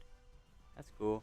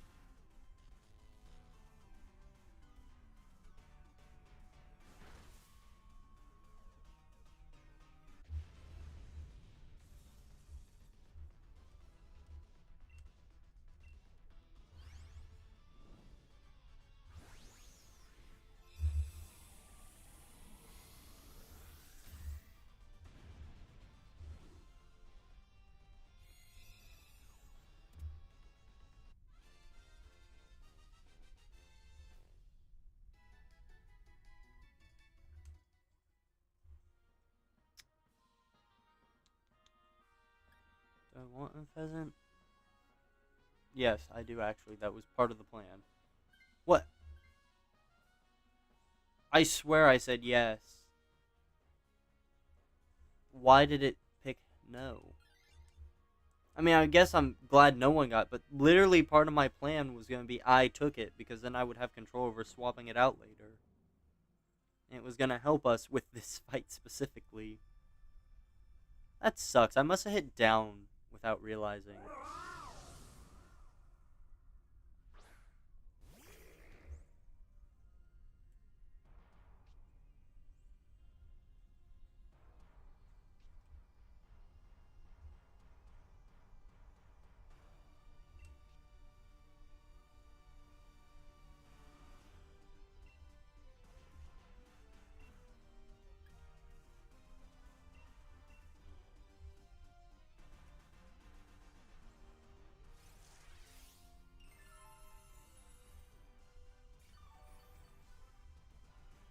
Eh. Ooh. Is it going to happen? Oh. Almost. I thought it was going to happen to have the quad Minccino, Chinchilla. Sewer rat.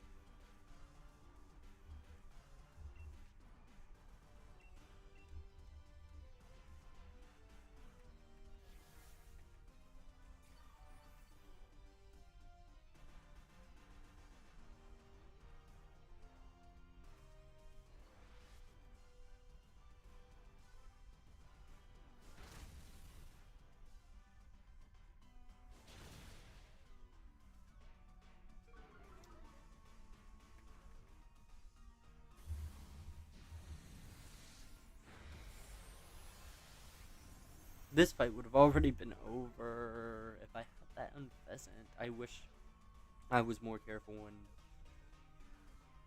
I had the selection screen.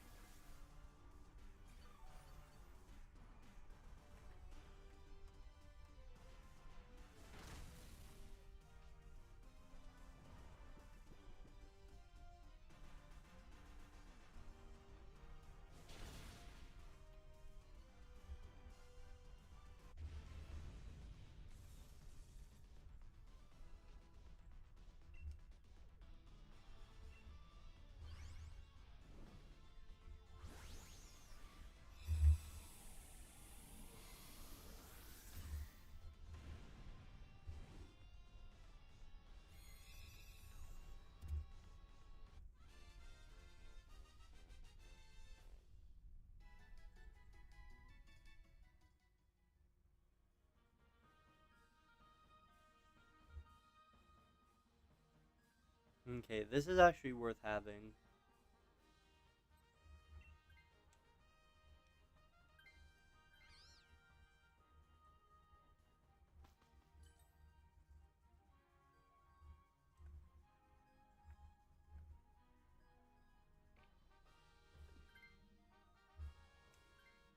I don't care about swaps.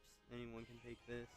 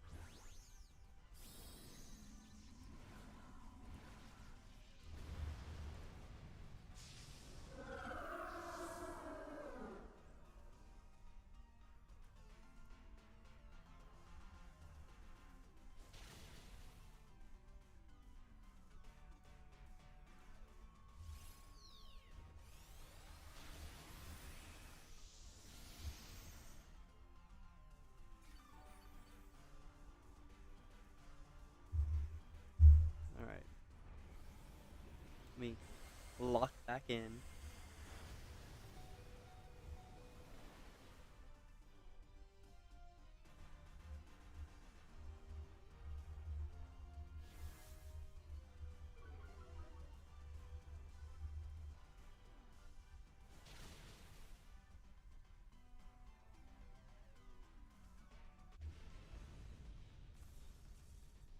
Okay, this thing is going to be an issue because no one should be taking this. But I know one of the NPCs is going to be dumb enough to take it.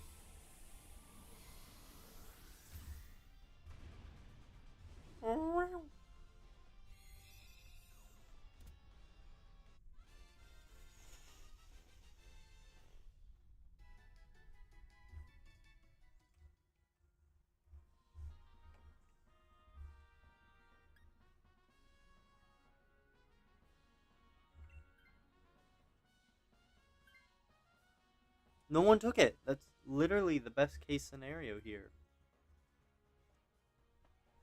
And no one died, which is even better because yeah, Comfy's screwed. That thing is definitely getting targeted heavily. But, as long as it waits until this battle, which it obviously did, that's great because I'm still going into it with a full life.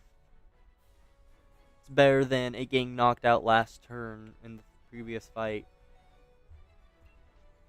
And then coming back and then, like, getting one shot or whatever.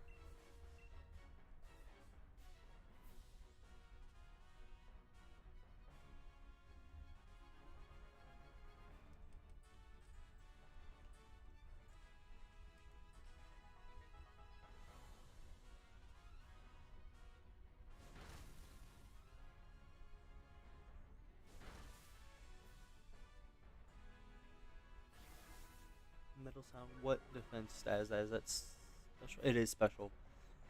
Nice, because, yeah, 3 of us are special attackers.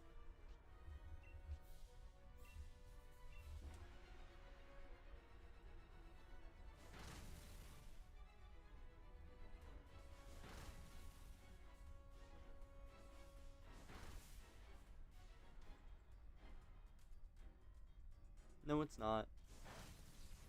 It ain't gonna do anything. Comfey fainted, that was gonna happen.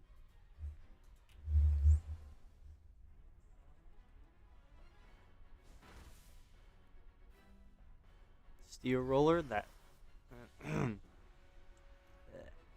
really nice. Nail shock is just gonna finish it off, I think. Yes, it is.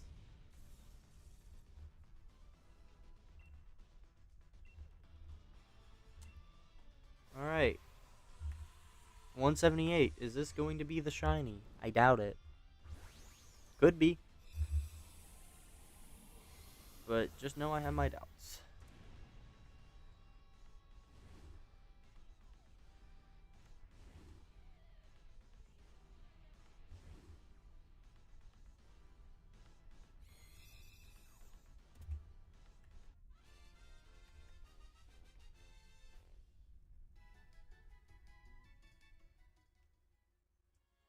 Alright, Unpheasant, no.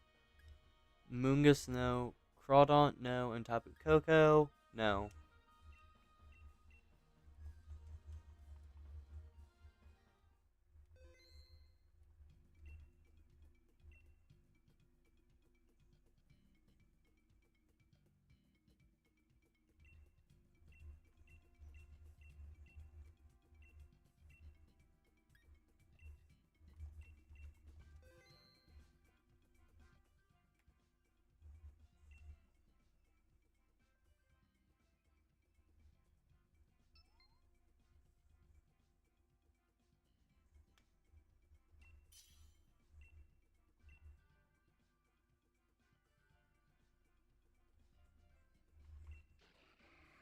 Alright. Take the worst things available so that hopefully the NPCs are stuck with nothing but the bait. We all got garbage. Like, it's so bad I think I'd actually rather have actual garbage.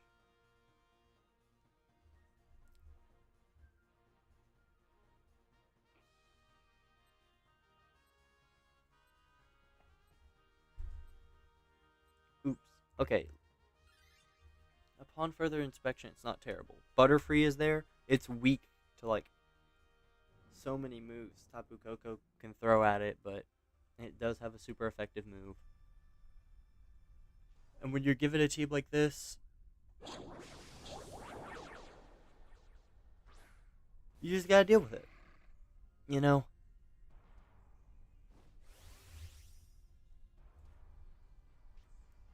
But there's a Stunfisk at the end.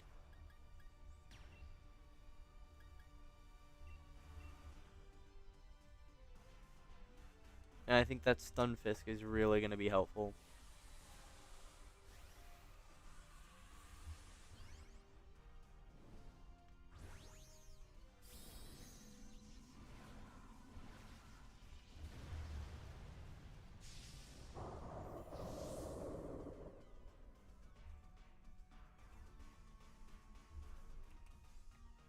No, I don't want to fight. No, no, no, no, no, no. Fight equal bad.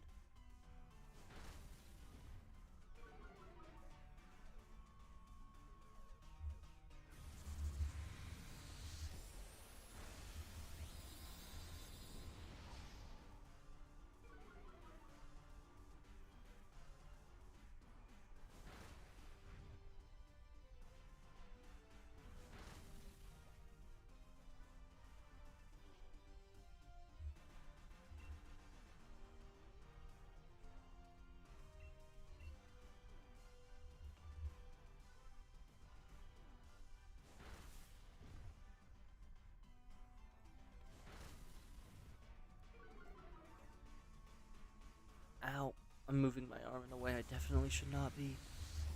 Oh, my hurt. The pain. The pure pain.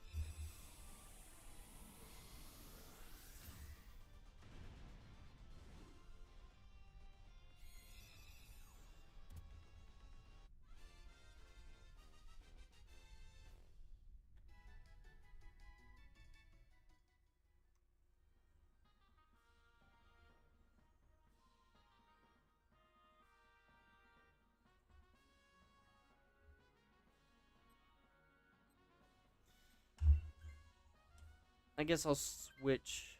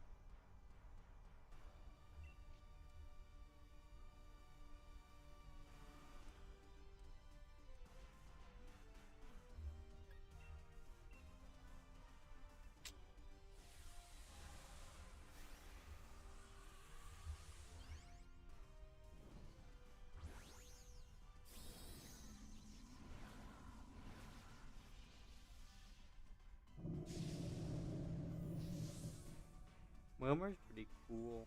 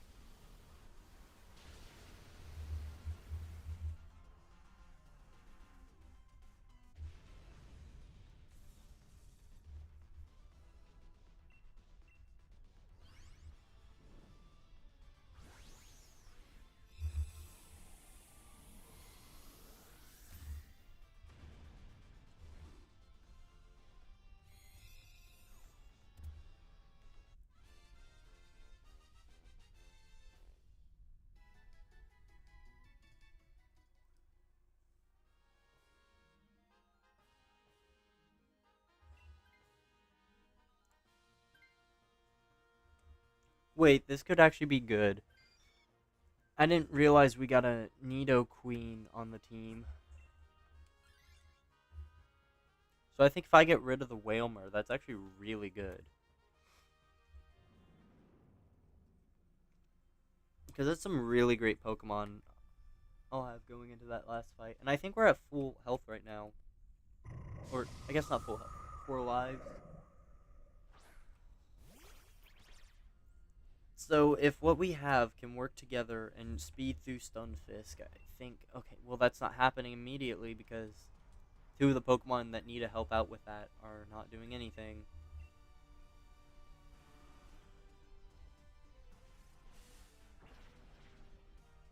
You're stupid, Barfrey. I hope you know that. Unless it's using a ground move.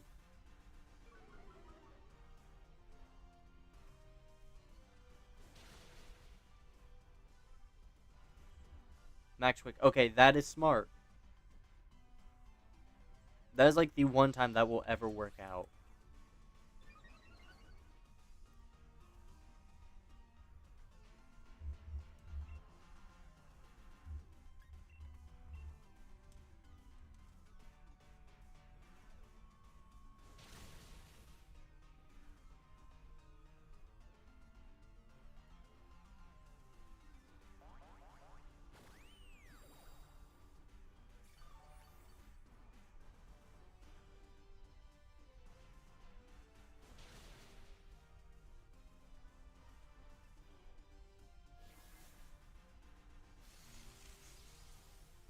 Oh, Steel Roller would be great in this situation if only it didn't resist.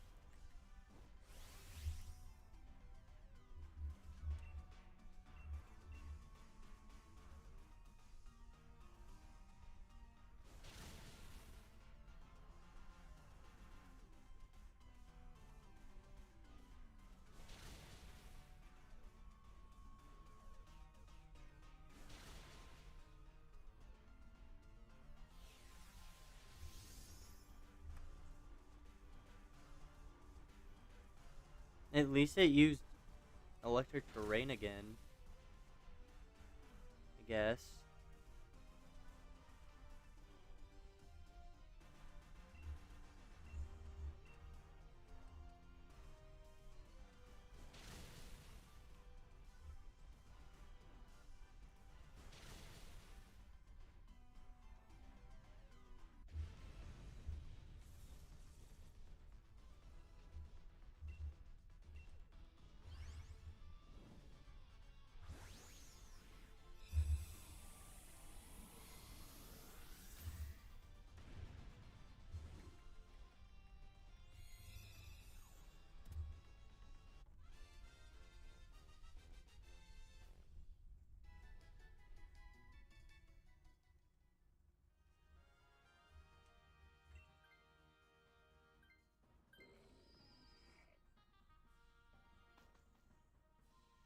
Perfect. This team actually might stand a good chance against Koko.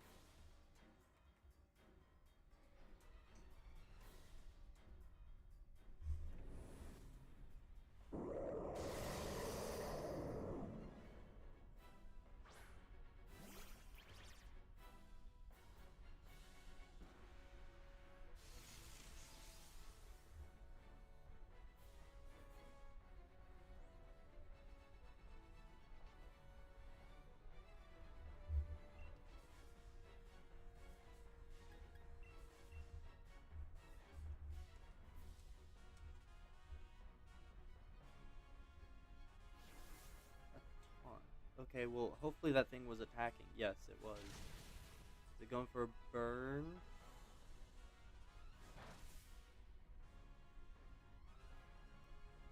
You have Venoshock. Why are we not using that?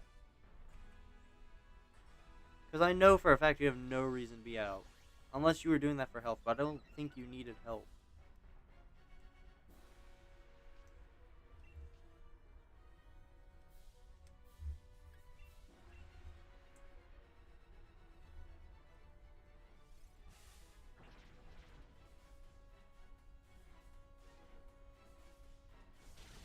Okay, you are just stupid for doing that. I'm sorry.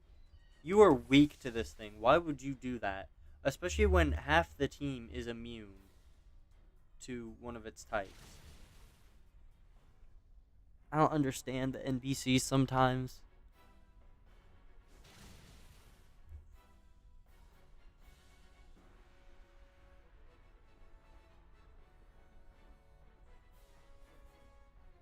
Only one Pokemon's getting damaged, and even then, it like doesn't really take that much because it's just that chunky.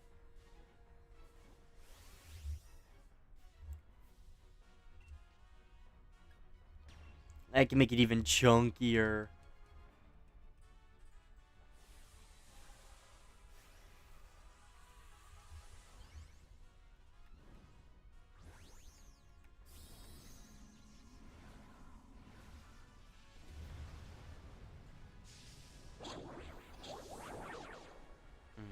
I always get excited when I see one of them have double Minccino.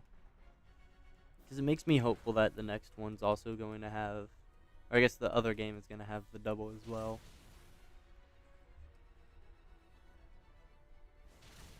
KOs.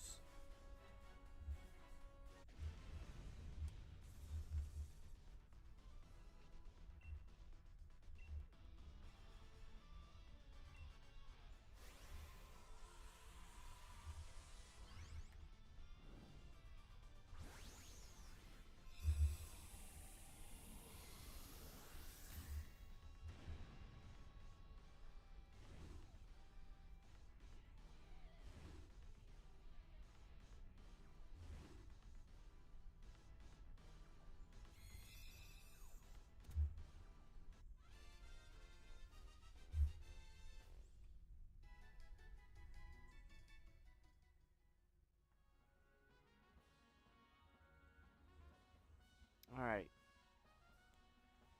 Greedent, no. Butterfree, no. Stunfisk, don't care. And Tapu Koko, no. I think my game's broken.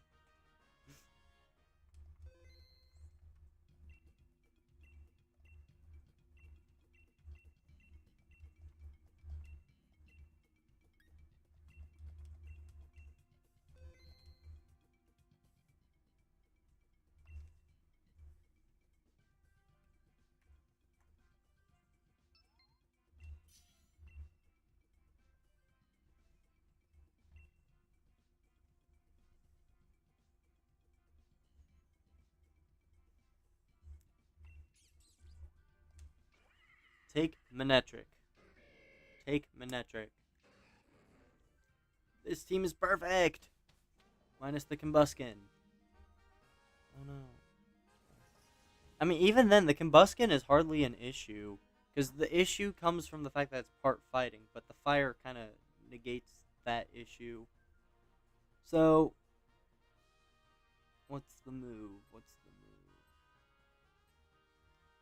I just take the least threatening route, I guess. I mean, I really don't want to have to switch anything out. But I guess it's just on the NPCs at this point. They get to do whatever they want.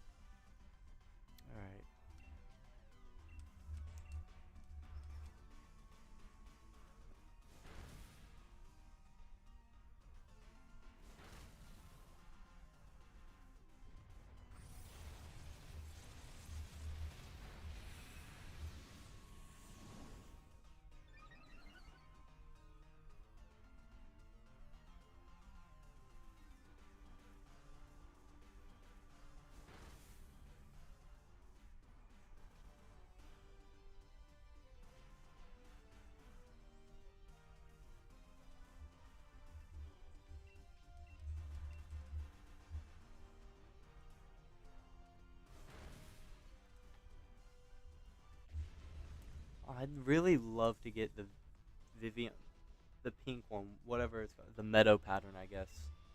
It says it right next to it. The meadow pattern Vivian Sitting Cutie, I'd love to get that at some point. Because that's the one you get in ZA. And that's why I did the first pointless grinds with. The only pointless grinds right now, actually. But, you know, it's special. I'd like to get it someday.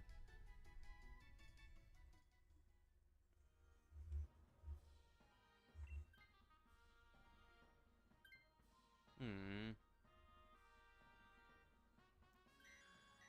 Already losing the Manetric.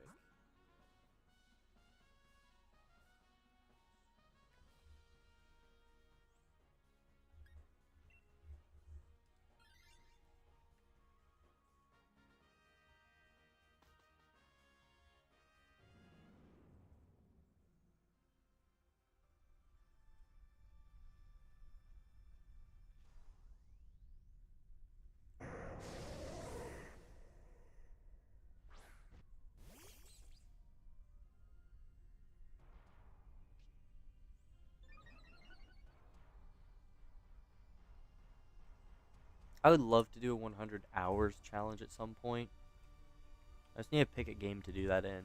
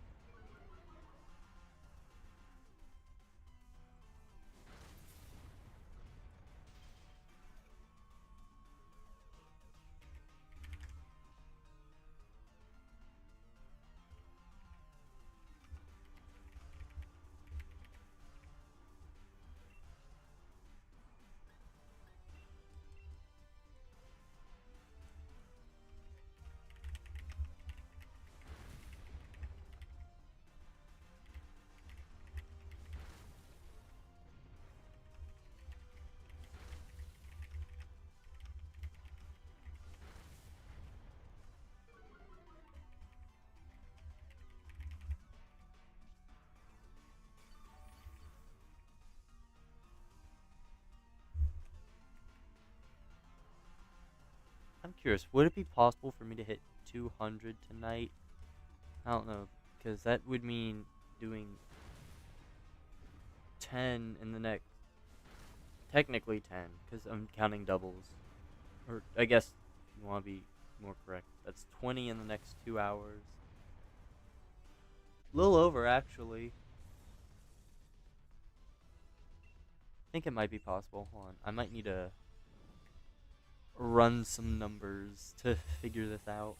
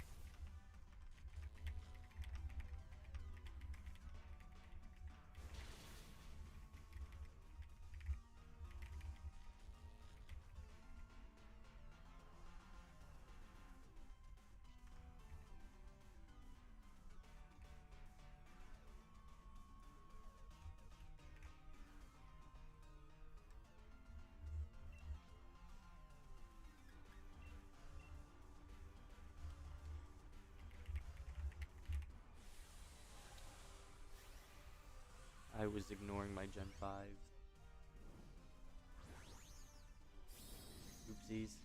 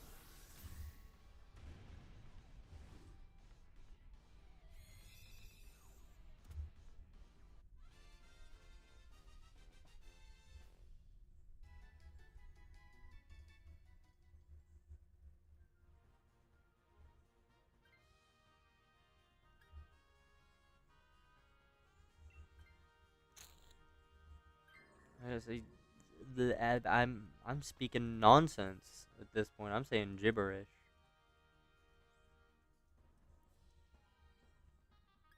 And honestly, I'm here for it. I love saying gibberish and nonsense. You know, that's how you never let them know your next move. Make sure you yourself don't know the next move. Okay, so there's a good chance I get to around 200 tonight, assuming I don't lose anymore. I'm gonna lose, let's be real. Um, I can get close, and if I choose to go over some, then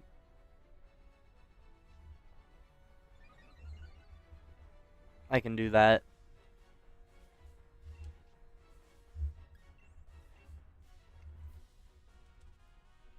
Of course, what would make this a lot easier is if I just sit here and get the shiny.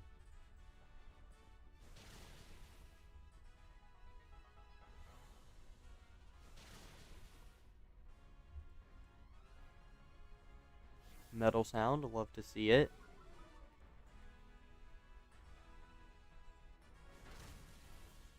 Ooh, and with the hyper beam coming out.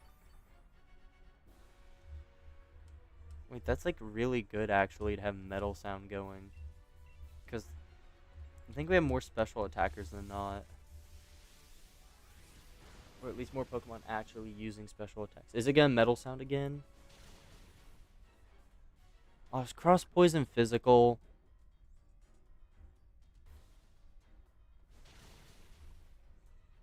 I bet it is. And so even though it's a special attacker, it's doing less than optimal damage.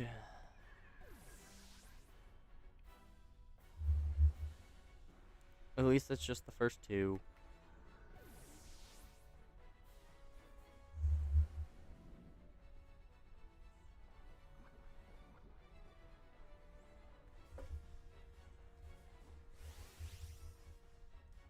I love... Oh wait, that's actually the game that's still alive. I was about to be like, I love when I get to Dynamax on the game that just fainted, but no.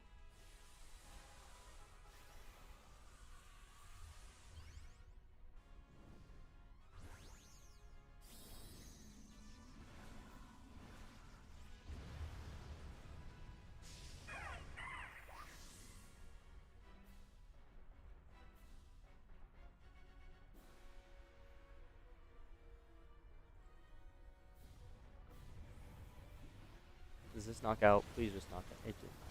Dang it. Oregon, help me out. Please tell me you got Hyper Beam ready. What? Hyper Beam can miss? That's annoying.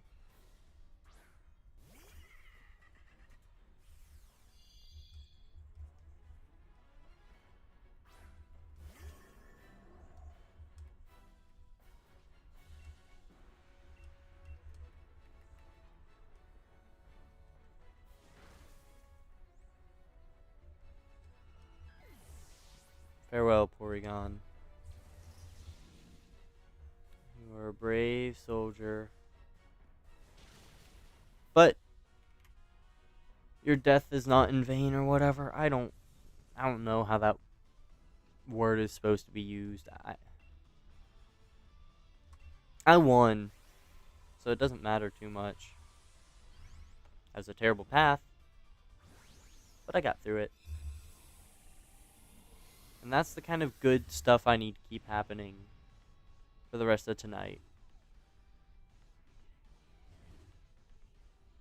Or alternatively, it gives me a shiny finally, but I know that's not going to happen.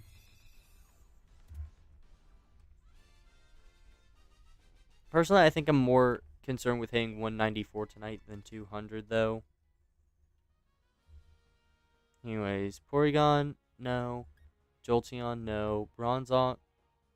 Ooh, shiny Bronzong. Nice. And Tapu Koko, no. I got a shiny. Oh my gosh, it's been ages. But that's kind of unfortunate at the same time, because that means who knows how long until the next one. I know this means nothing. I can still get Koko like the very next one.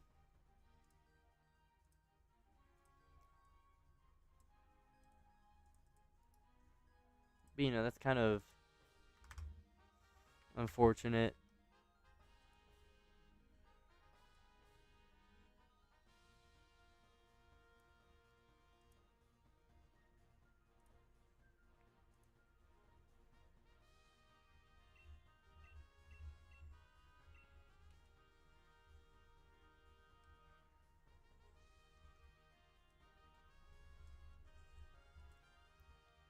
Bronzong was sent to a box, okay.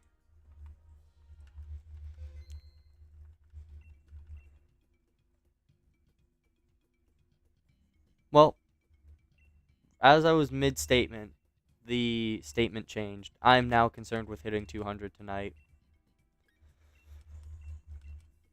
Originally, I was like 194 would be fine, because at 194, the distance between 194 and the previous shiny, which was 118, would have been the same distance between when I got my shiny Rayquaza and its previous shiny. But I just got another phase, so now I just want to hit 200.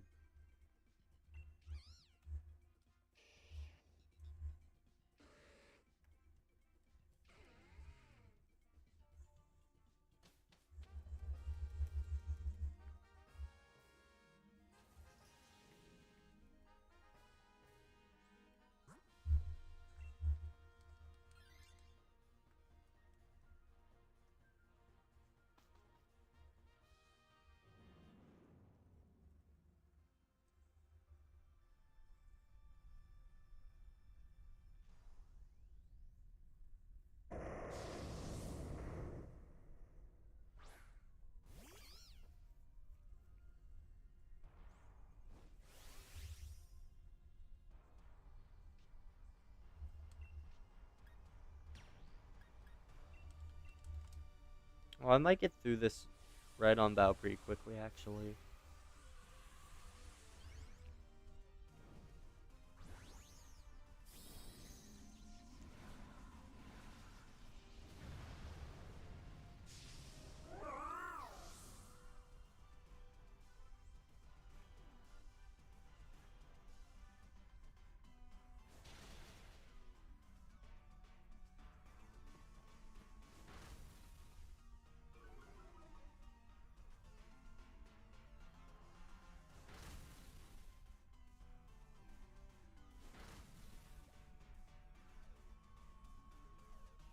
Alright, how much does this do? Yep, that finished it off. what I expected. Honestly, that attack I was expecting to actually just straight up be able to one-shot it if needed. Although I also thought it would have been hilarious if a stab super 4 times super effective actually. Stab 4 times super effective grass move. That's also Dynamax, mind you. Like, it would have been funny if that still ended up doing, like, no damage for some reason.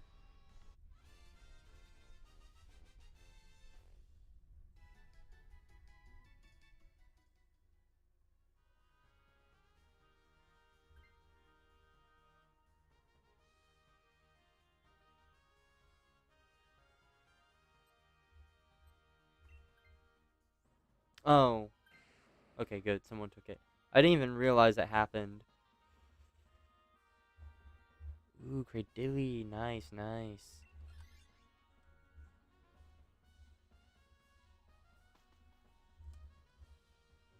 I cannot wait to make the compilation video. Except I have to wait because I need Tapu Koko to make a Tapu compilation.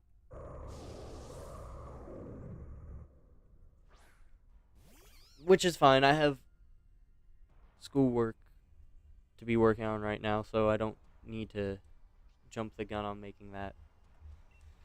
Although I'm definitely not against just going ahead and filming the beginning of that video. Cause like that isn't really dependent on me having got all 4. Like the only issue would be when I say something about I shiny hunted all 4 Tapus recently. Like, okay, yeah, that part I am technically lying about because I, at the time of filming,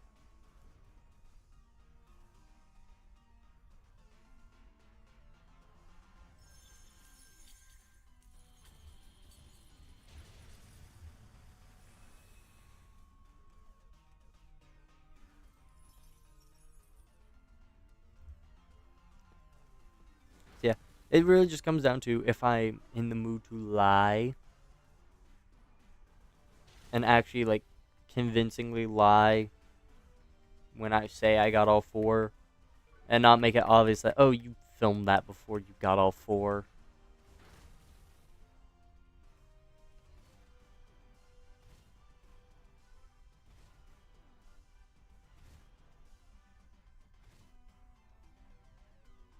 Ooh, I got 2. Give me 2. Aw, so close. Yet so far away. Why would I not max Knuckle the Cradilly? It's the gift that keeps on giving. You do damage, and your damage gets greater.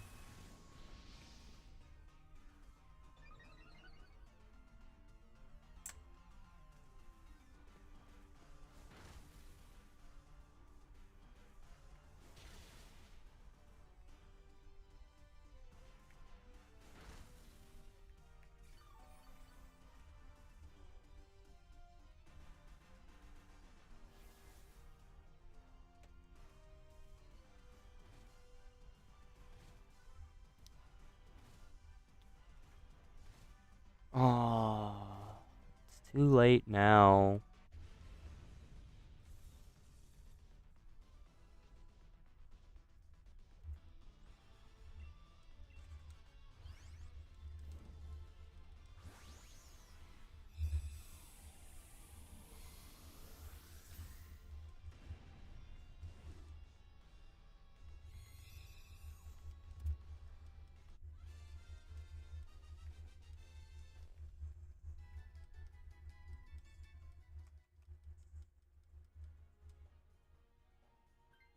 I was mashing A that whole time, and it still didn't give it to me.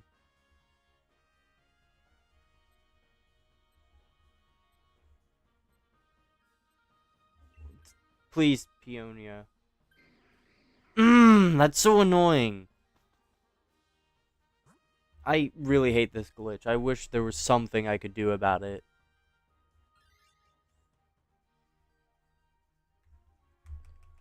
I'm genuinely about to just switch to hosting on the right game.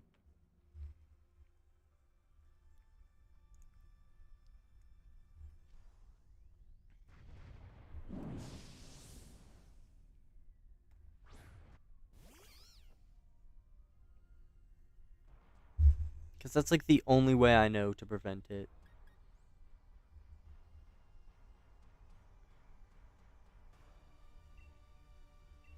And this is annoying because I have a Pokemon that's like stupidly weak. And we gave up a Pokemon that was actually better for us. That would not have happened.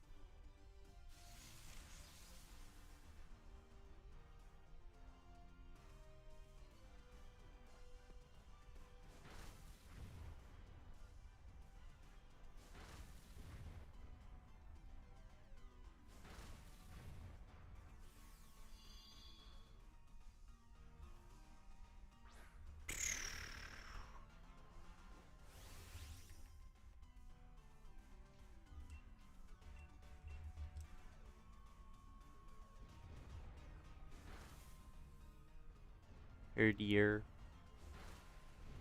And a Herdier. 2 Herdier for the price of Herdier.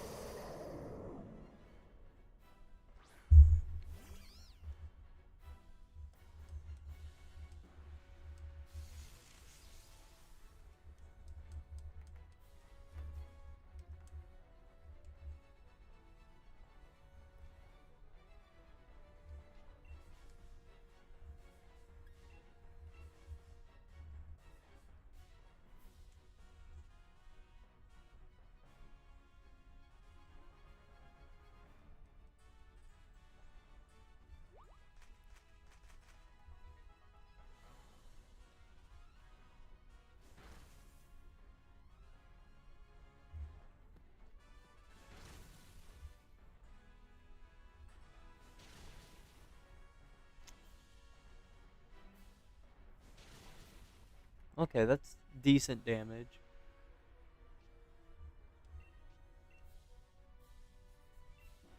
Why would Cradilly switch to a non-attack? That's kind of frustrating.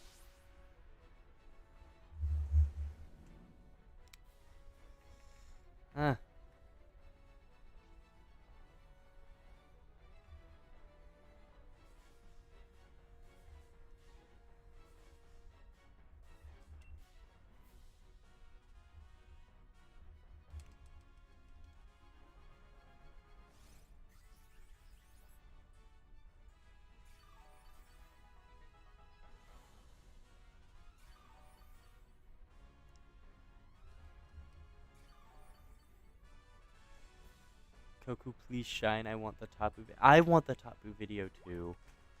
I'm sorry, Koko is taking forever. I know you are like the video watching fiend. Like I swear, the second do you just not sleep? Is that it? Have I cracked the code? You just never rest. Because how else are you going to explain how you're like always right on it?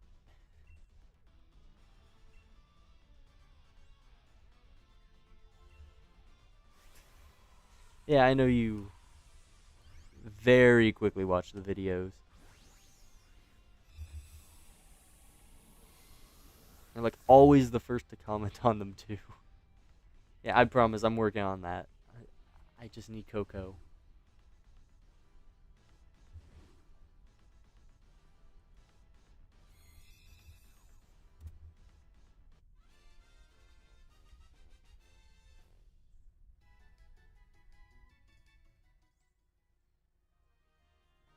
Alright, right on no. Kadooey no. Bolton no. Tapu Koko no.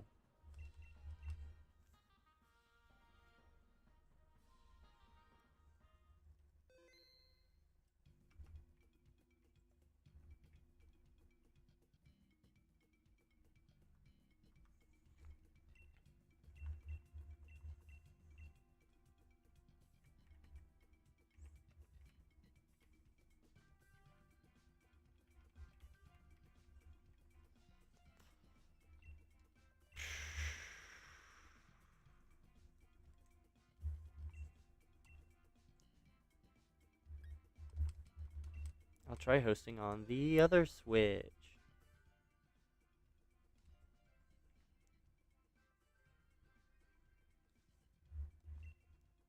Hopefully that gets rid of some of the glitch. And of course, I got the Switch OLED actually running a bit quicker now.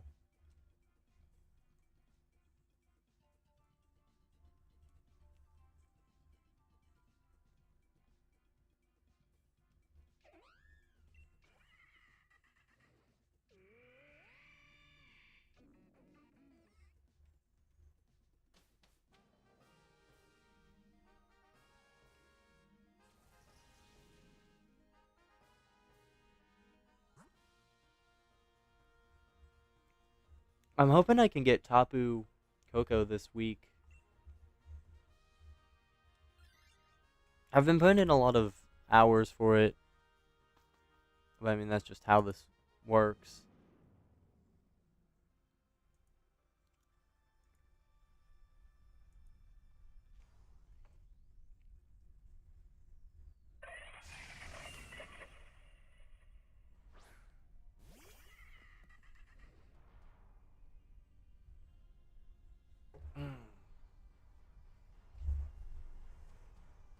I need to stop bumping the desk.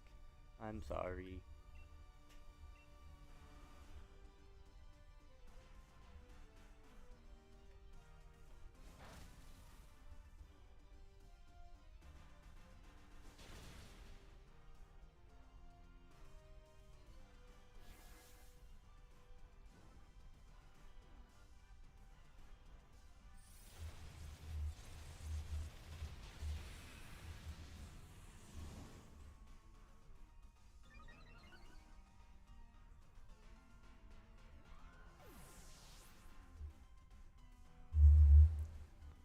That sucks.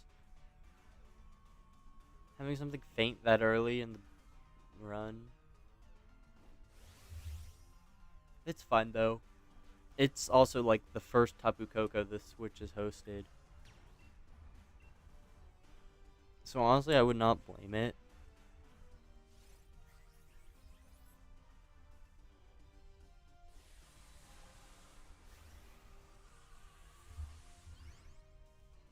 It needs time to cook.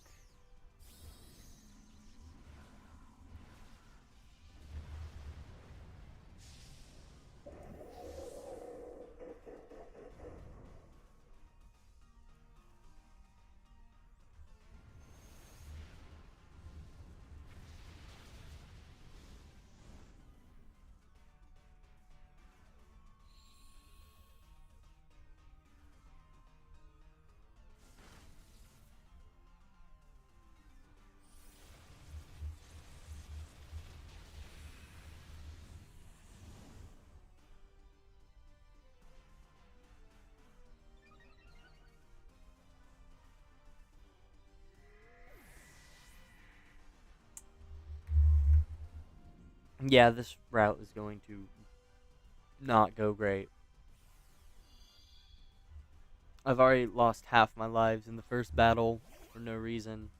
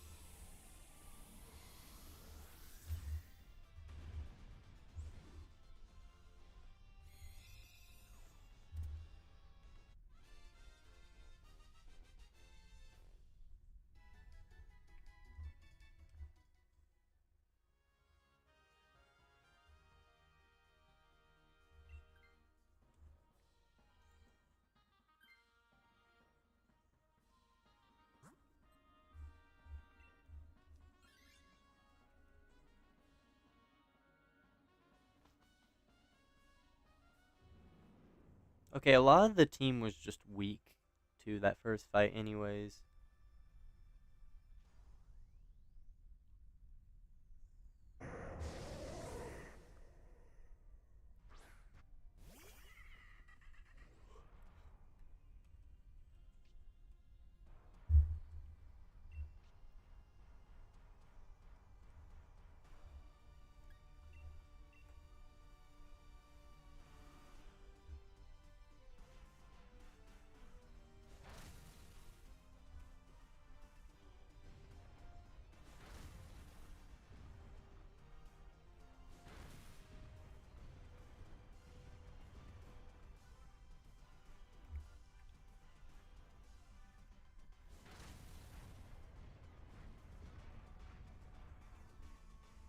Huh.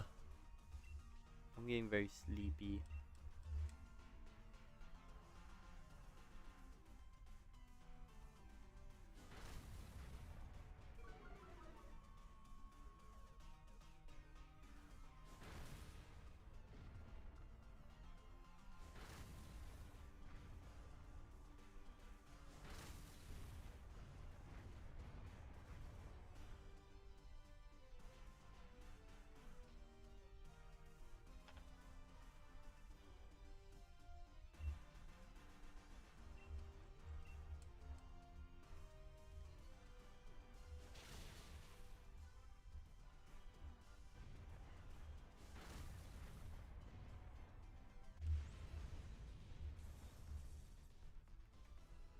I am watching the greatest debate ever. It's arguing whether paralysis or hypnosis is worse. Because, okay, so reasons of seeing. So, hypnosis is arguably worse because you can't attack until you wake up. But then the paralysis argument is yes, you have the chance to attack, but first of all, you're slower. That's the additional effect paralysis has on Pokemon. But also, there's the fact that you have to actively heal paralysis, whereas sleep can just go away. So it's like, take the 100%, you can't move, but then there's the chance you wake up every turn. And of course, I think it's by like what, turn 5, you're guaranteed to wake up.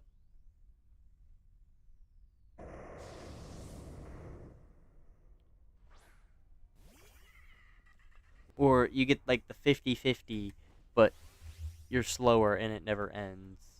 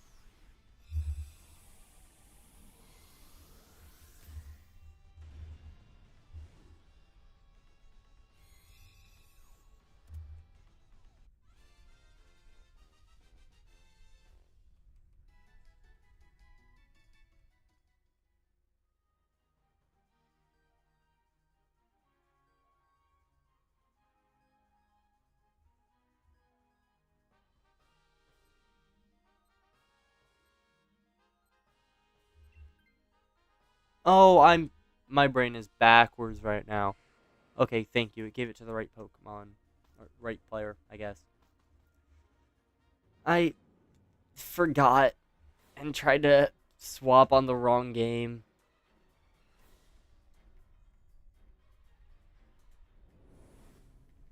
Because my brain is used to the left controller being the one on the top of that list.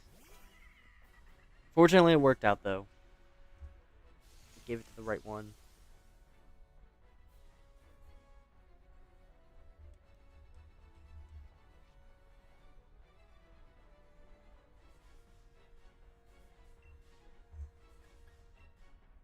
Cross Poison's physical. That would explain my issues with it earlier.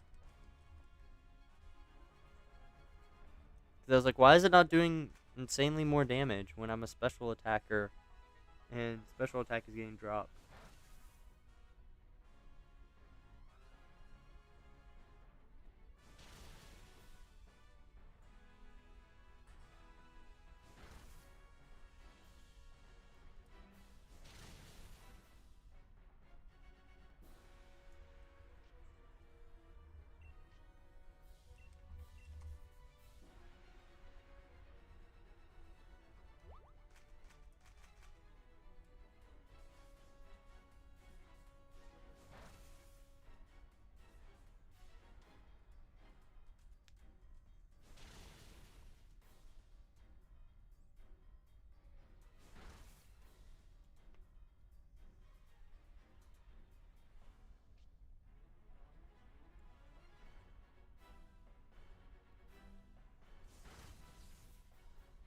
Okay, that was scary.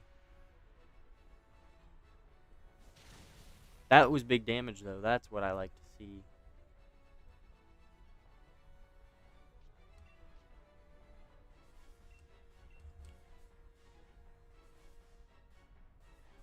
No.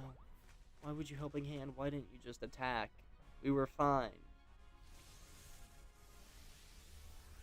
Please tell me that's the only thing it's going to do, though. Because that will cancel out. If that's the only thing it's going to do immediately, then I don't mind. Yes. Okay. That was my biggest concern. I just didn't want it to do more unfair things. Because that was honestly a waste of a move. That thing would have died anyways. I always think it's unfair when the legendaries get to use 2 attacks in one turn. And one of them gets to be a max move. Like, if it wants to attack twice in one turn and use regular moves, I get that. Sure.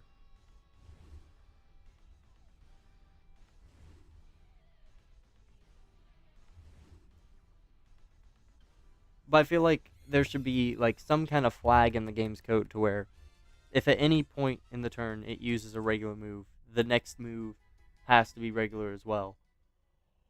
So it can't throw out a max move and a regular move in the same turn. Anyways, Klefki, no. Jolteon, no. Rhydon, no. Tapu Koko, no. This game does not like me.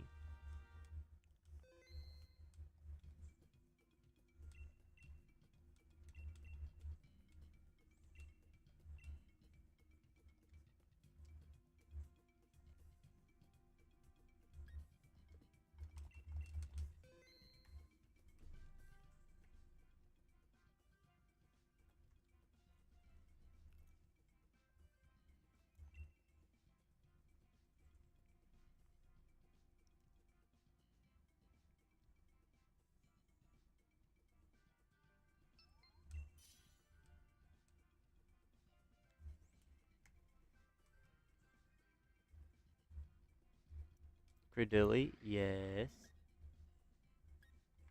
I'll take Cramorant, why not?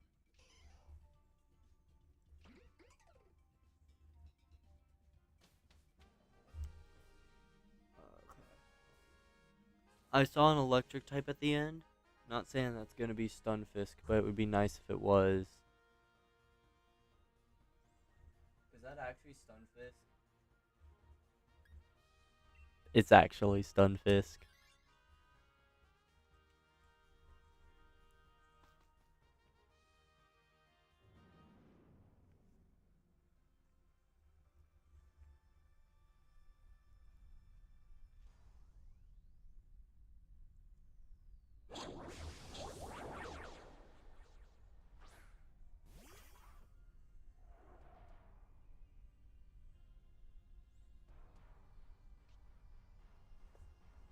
Oh my gosh. Okay, so the race unfortunately is not gonna end the way I wanted it to for my sake. So context, anyone who's possibly lurking and hasn't heard this before, Anxious Christian, another shiny hunter. I was racing him secretly because he's been going for Dialga for a long time. And I was like, oh, it would be funny if I got all 4 Tapus in less encounters than he got his Dialga. I got the first 3. So the first 3 I got in less than him, but he just got the Dialga at 198. Now, obviously, that's not going to be more than all 4 of my Tapu, because this alone is practically right there with it.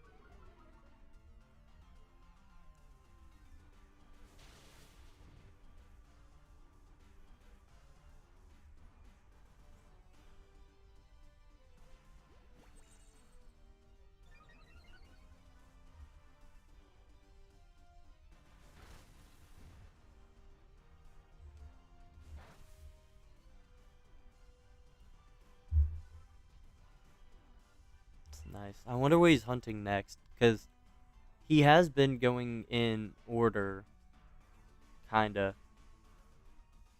I don't know what all he has already. I think he's going for... Okay, let's see. Okay, it looks like he needs Zekrom. Unless he doesn't have that in the same box. He might just have it in a different box. So I guess he's going for Ho-Oh and Lugia and all them. Because he has Gen 7 except for Tapu's. He has Gen 6. He has Gen 5. Except for the genies.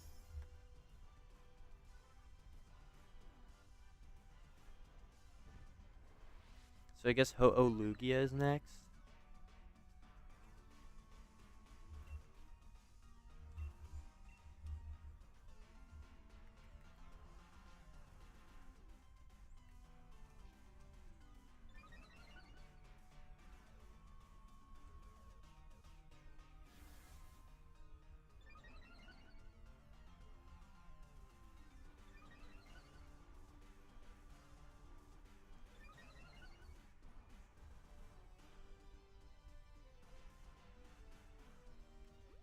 Wonder, is he gonna start in the next one tonight, or... I mean, he's only been going for like 2 hours.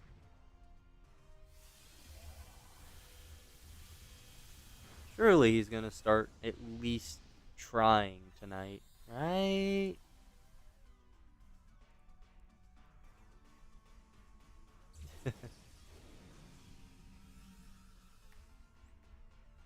Yeah, it seems like he's gonna start going for... Oh, he's on random. Does he not have his next path?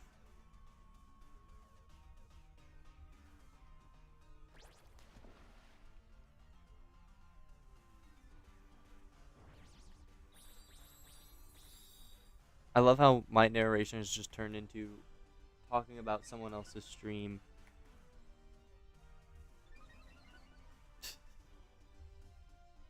And that makes me feel a bit better knowing he's not gonna have to go like over 300 to get one shiny.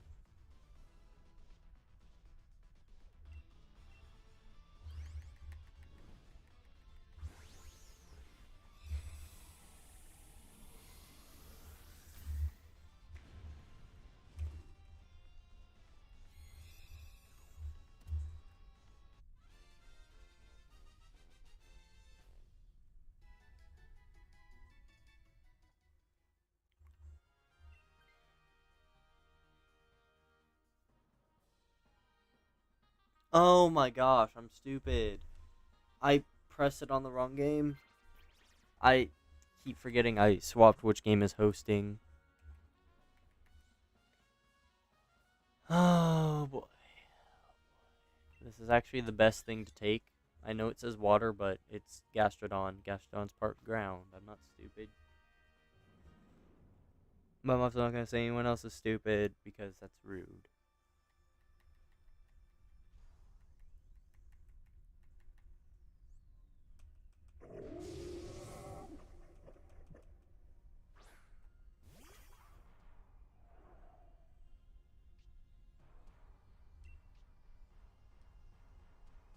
Ooh, this will be fun because Gastrodon's going to take big damage. Well, it's bulky. I wouldn't say big damage necessarily. And it might actually take big damage. Oh, well, that was a crit. Maractus used acupressure. Why is it not attacking? No, I don't want to go online. I really should not have the sea gear turned on. But, like, they bother you so much if you try to turn off the sea gear. Because, like, if you want to start the game the quickest, it's easiest to boot the sea gear because you literally just mash A and it opens with the sea gear enabled with one input. If you choose to disable it, you have to press A to start, and then you have to press B or scroll to say no sea gear. And then it's like, are you sure you want to start without the sea gear? Remember, you shouldn't use the sea gear if you're at an airport or in a hospital. And it's like, okay, yeah, you should put that with launching with the sea gear, should you not? I feel like if they actually wanted to make these games work well with that whole warning, they should have defaulted to no. Just turn it on later. Because that way, you know, if I want to do soft resets, it's going to be annoying if I'm in the hospital or on a plane because I have to take extra steps then to make sure I don't keep trying to use wireless communications when I'm not supposed to. And it's like, okay.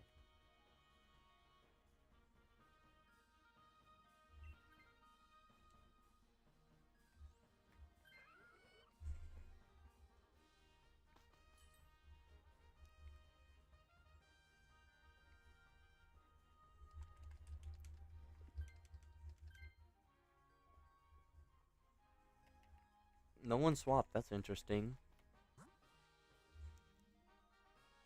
Okay, what's the electric type? That's Stunfisk, right? Didn't I literally call that out at the beginning of this run?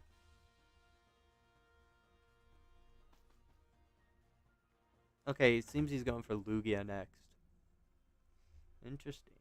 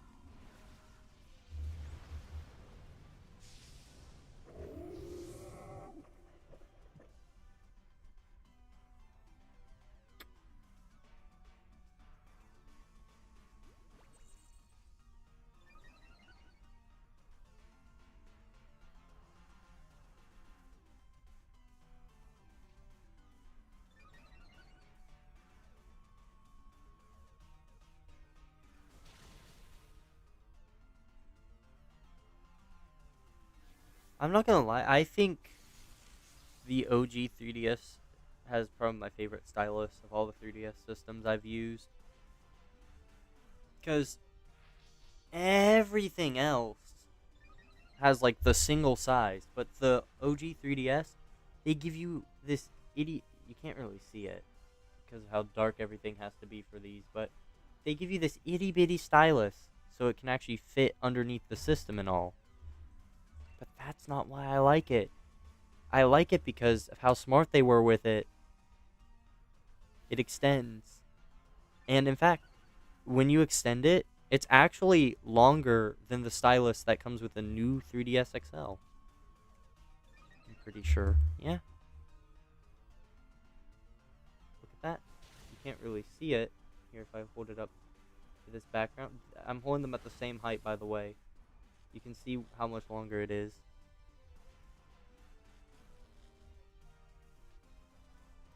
So that's like the one thing I really love about the OG 3DS. So that's why I'm sure if you've been watching, anytime I use the stylus, I'm actually using my OG 3DS stylus just because I like how it feels more.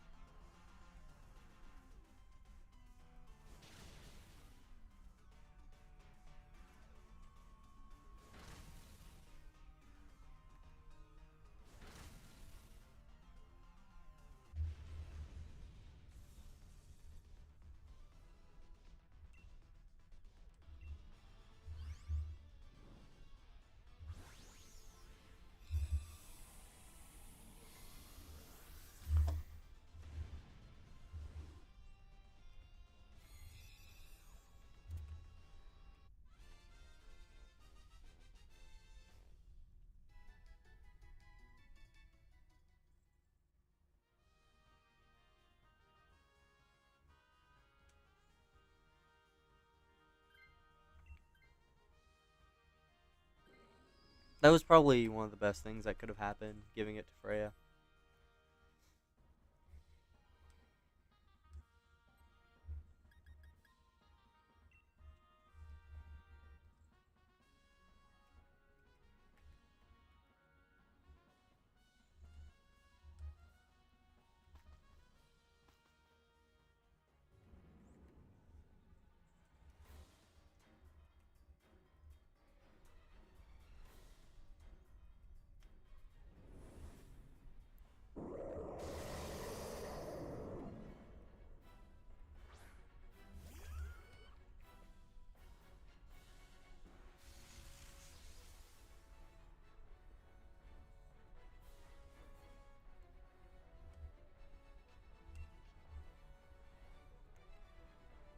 Okay, let's see. I think.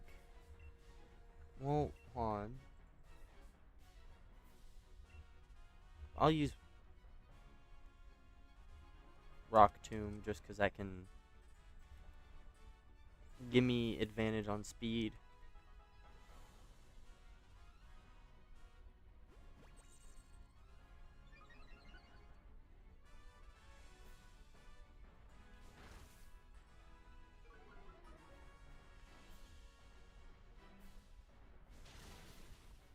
Just make it slightly harder for this thing to outspeed. Ooh, poison. Nice.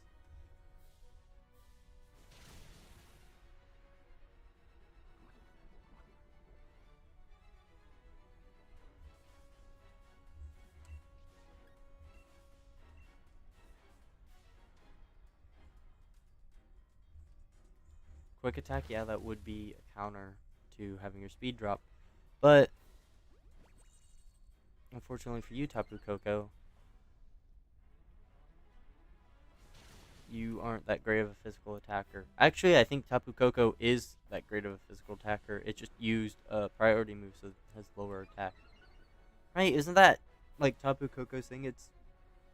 It and Bulu are technically better physical attackers. Like obviously, I've seen mixed sets or even just fully special stuff.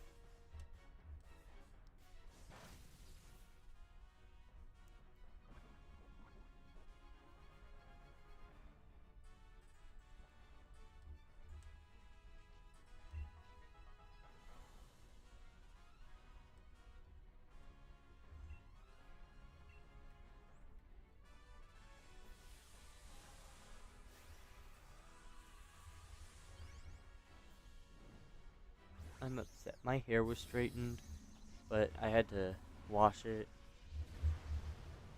and now it's not so straight. But like having it dyed also messes with it, so it's also not so curly like it used to be. So it works a lot better straightened.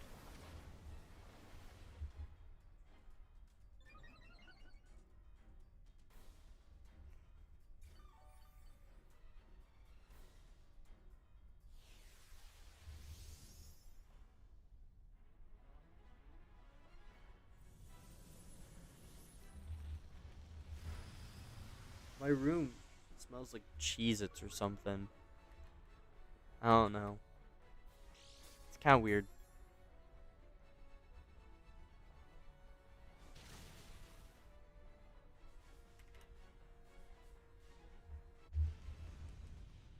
Gosh, watch this one be shiny, and then the clip has to include my room smells like Cheez-Its.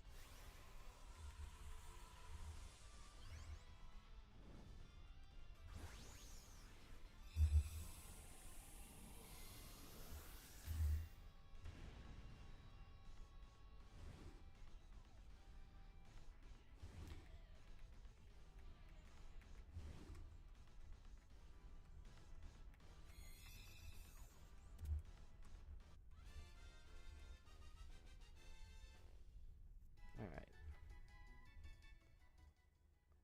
Greedent, no. Gastrodon, no. Stunfisk, don't really care. And Tapu Koko is a no. We're going to 190. Oh no.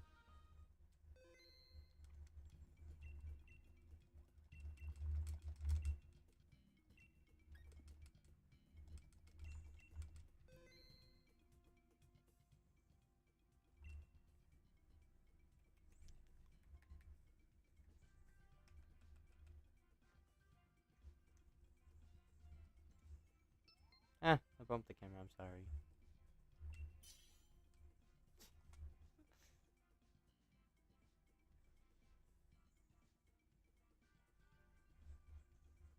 Oh. Okay, the start isn't great, but that doesn't necessarily mean the path isn't great.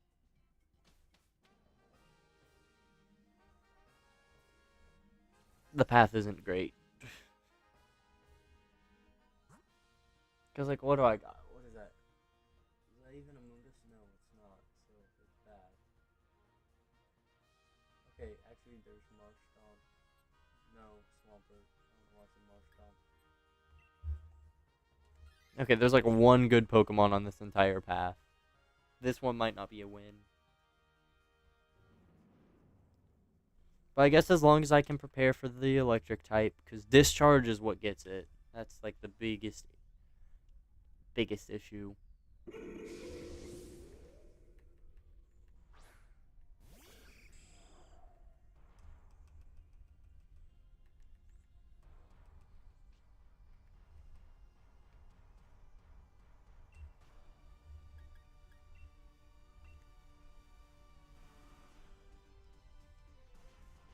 Well, I'm a genius. I used Fly, even though that character gets Dynamax next turn. I should have waited and started Max Airstream.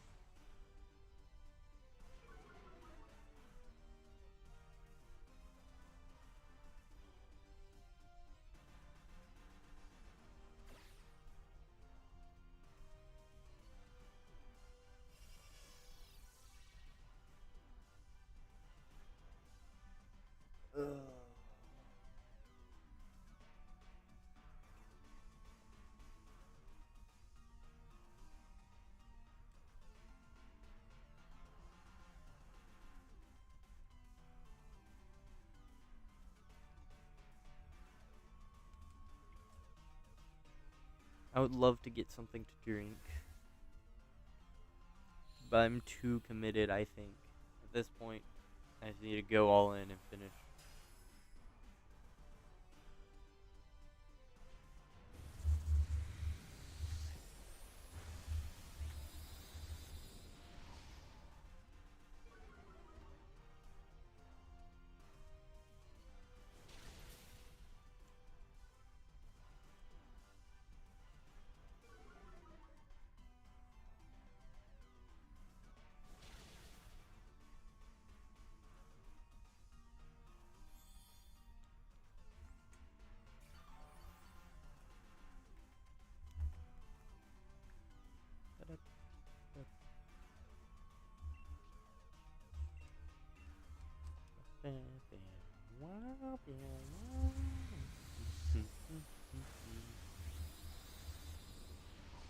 I love how they added like a whole remixed battle theme just for when you get like special encounters,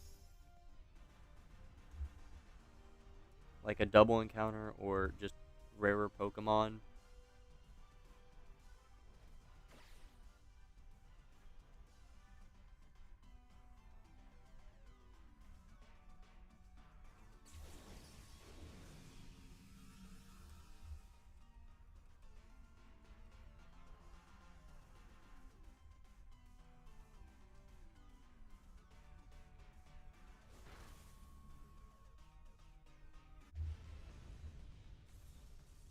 There's like a hair on my screen. That's weird.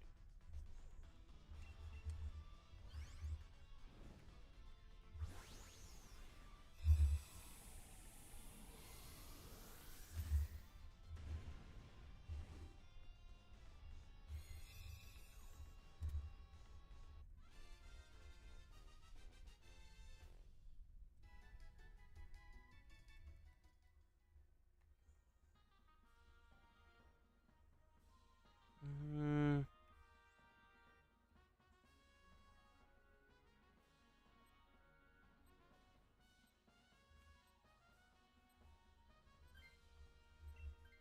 sure.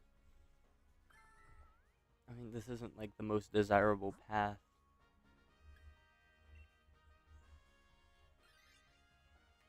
Oh, I forgot about the fact that I needed that actually for Swampert. So I guess NPC having it is fine as long as it knows what to do with it. Like, I'm not gonna police them too much. I just want them to do their job. They have one job.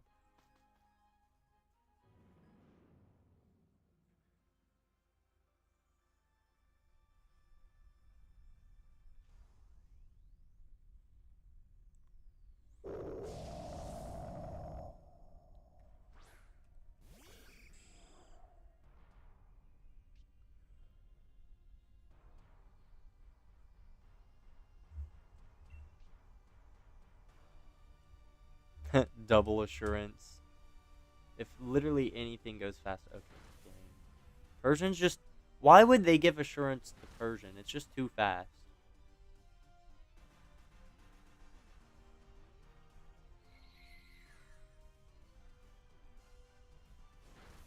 Because like the whole point of assurance is it does more if the target has already been attacked.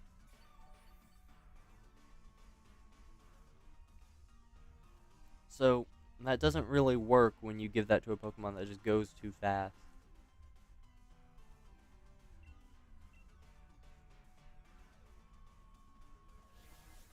Quash could be useful actually because you can force the target to move last, which would be really helpful to have against Koko actually.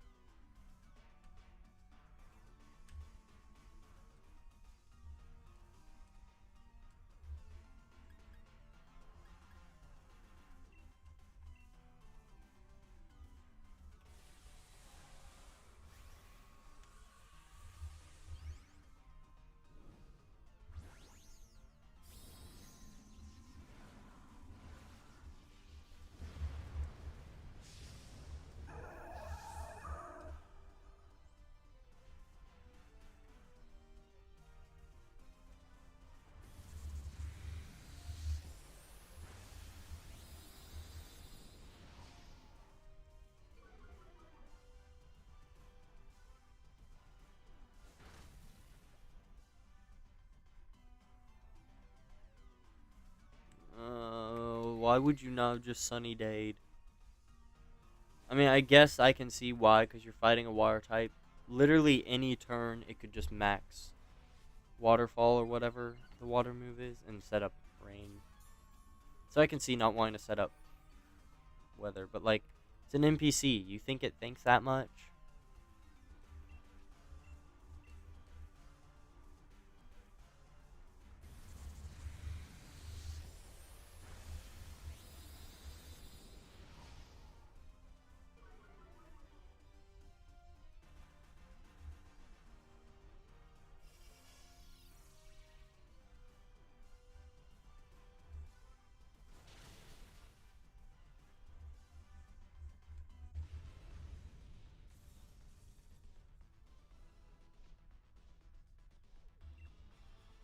Okay, I'm doing something a wee bit chaotic.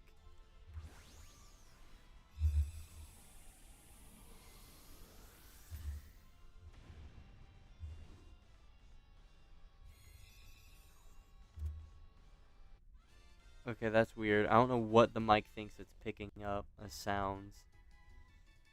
Yeah, I turned the volume on for both games.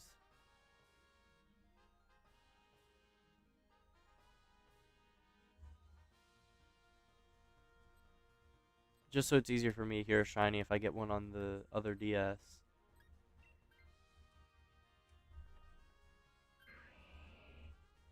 It shouldn't matter too much because I have noise suppression on or whatever. Whatever it's called. So yeah, it should only be picking up my voice for the most part at least. I don't know how good that works, but I don't know. The games are quiet enough to where I don't think it matters.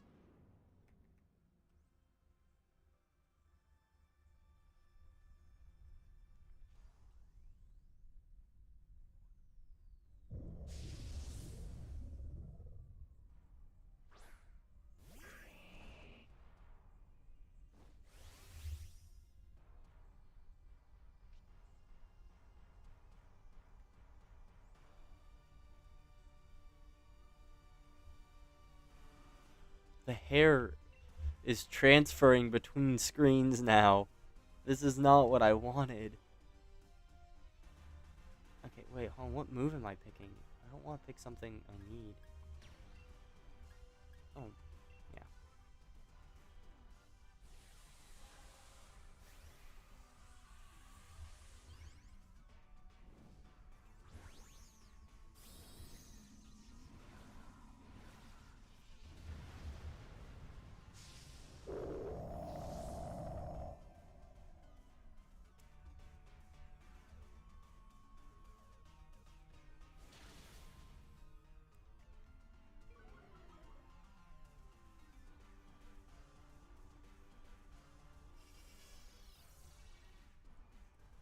Alright.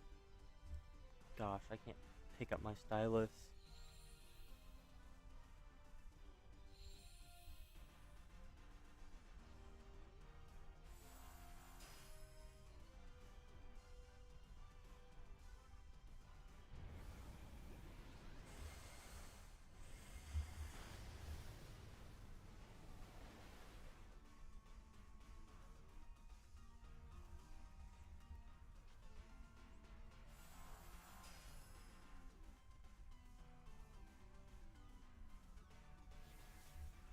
Wonder Room, what does that do?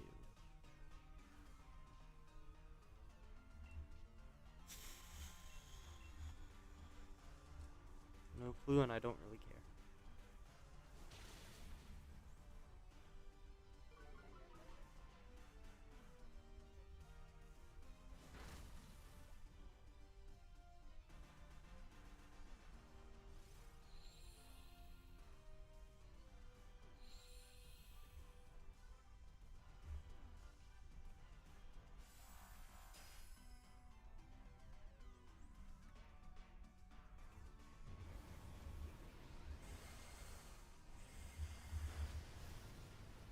That does nothing. How bulky is this guy? Oh, it's because some jokesters said it. Why do you not use your brain? So the entire time we're actually fighting this thing, You never once think, oh, I should set up my own weather. But while we're actually fighting alongside each other, that's when it's a good time.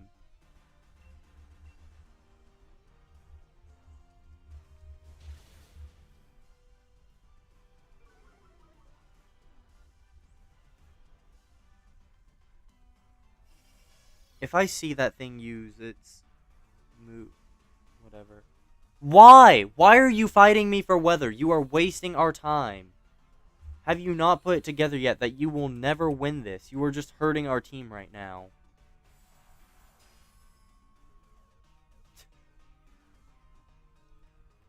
You can't win the weather war when you are faster. You are just making my move weaker for no reason.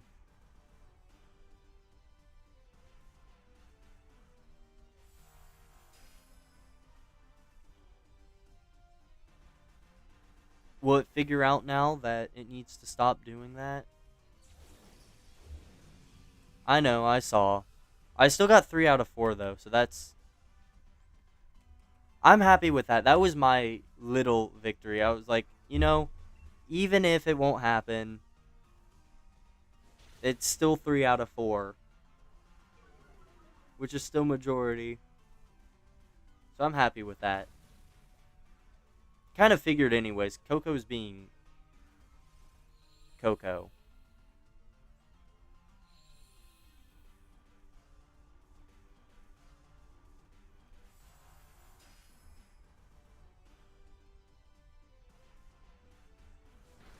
Honestly, I'm fine with that. Because how quickly I got the others.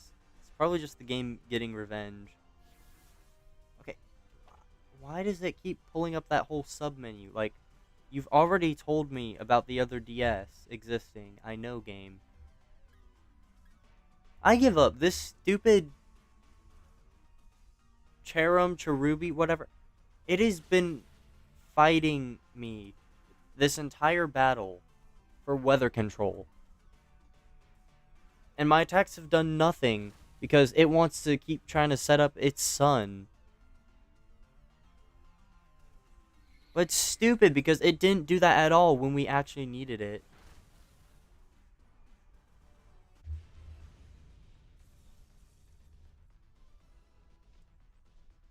I'm hoping this doesn't go to 200, but I mean, I can't control that.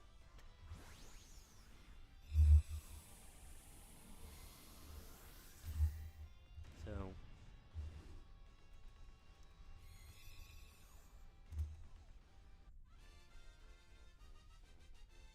I have a little over an hour left tonight of doing this, so maybe I'll get it.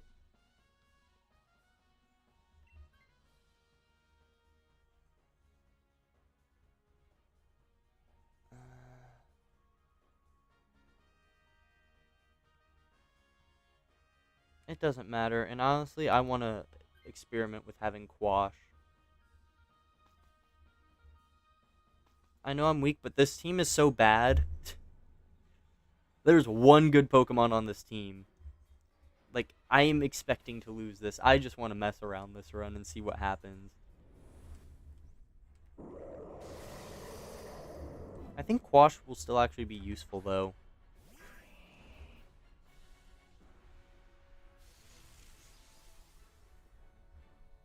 If I can delay it long enough, that still gives me good time to get more attacks in.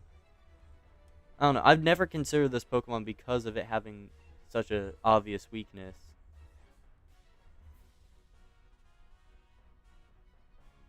Okay, well, Quash can't beat that.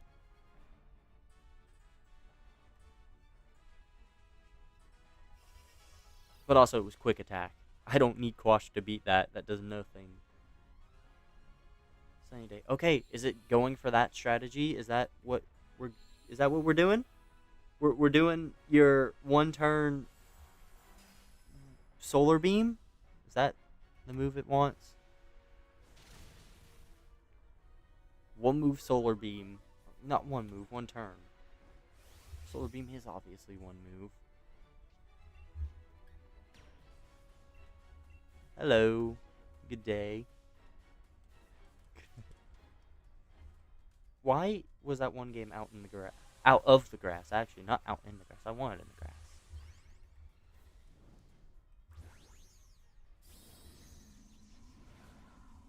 This is funny. I've gone over 100 of what was originally predicted. Someone said like 88 was going to be the shiny, and I'm at 188. This is going to be 190 if I beat it. That's the damage we're doing? Okay, so I guess Quash isn't going to work because it outspeeds me anyways. So, good to know. I should not consider this because Quash does not matter. Solar Beam, nice. Oh, and that was before my Max Quake. Oh, that's big damage. That is what I like to see. There's no way I win this, right? With a team this terrible. Well,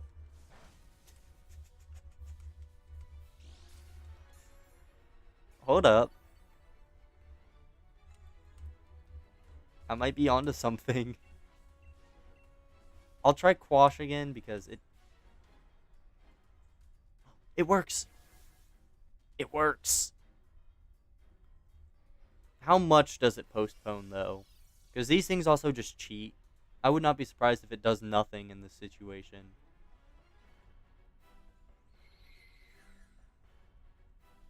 Sword Beams that just KO. It does.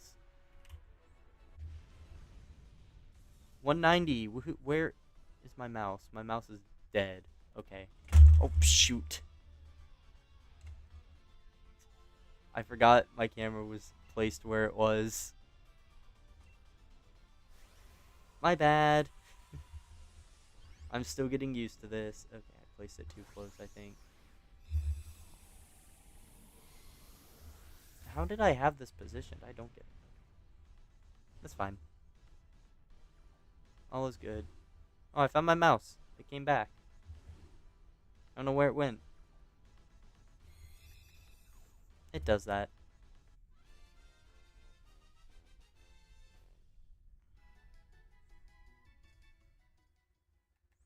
Alright. Cherum, no. Swampert, no. Cofagrigus, no. Tapu Koko, no. On to the next one, which is the one after the one I just did, because that's the one. Keep a record. Yeah.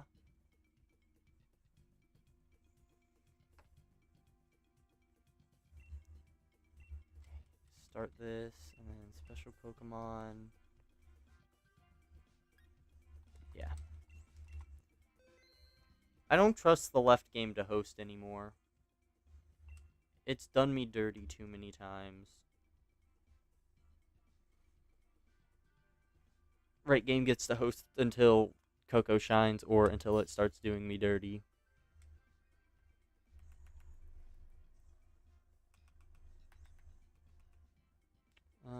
Rotom.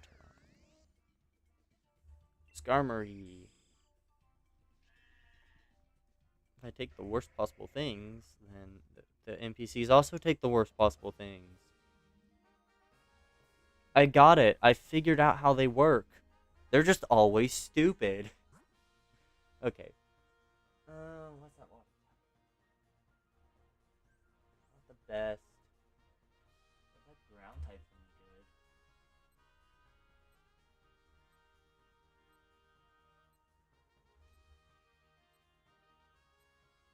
I can't tell what the ground type is. I guess I have to trust it because it's a ground type. It's like the best thing on this route. It looked almost like Dreadnought, but that's not possible. That's not a ground type. Are there any other Dreadnought-shaped Pokemon? Maybe it's Crocodile. Maybe that's what I'm thinking. I saw its feet.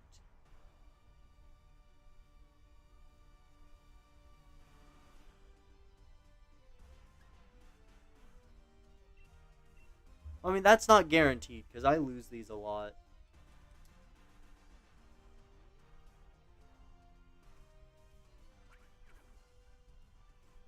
But I mean, I guess like yeah, total. That would be true.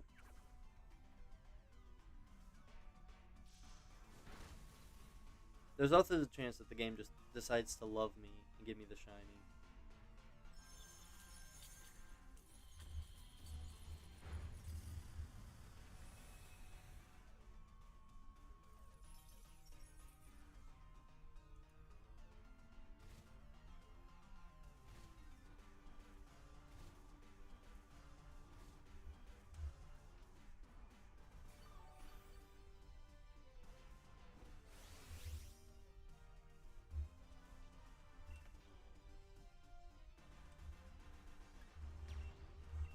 Boom.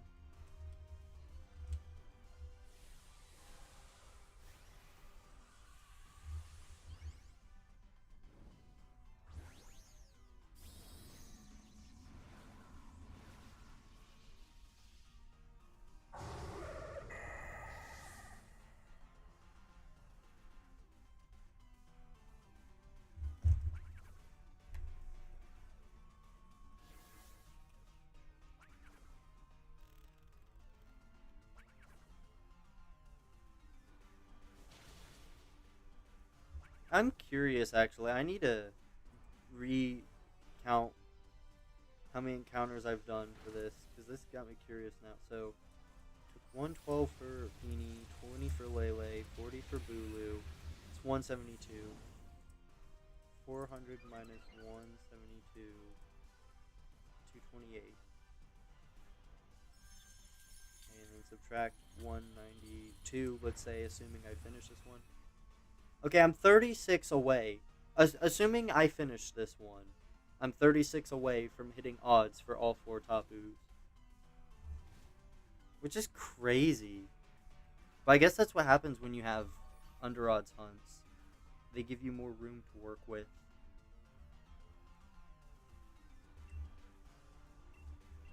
That's my biggest goal, I think. As long as I get them all with a total of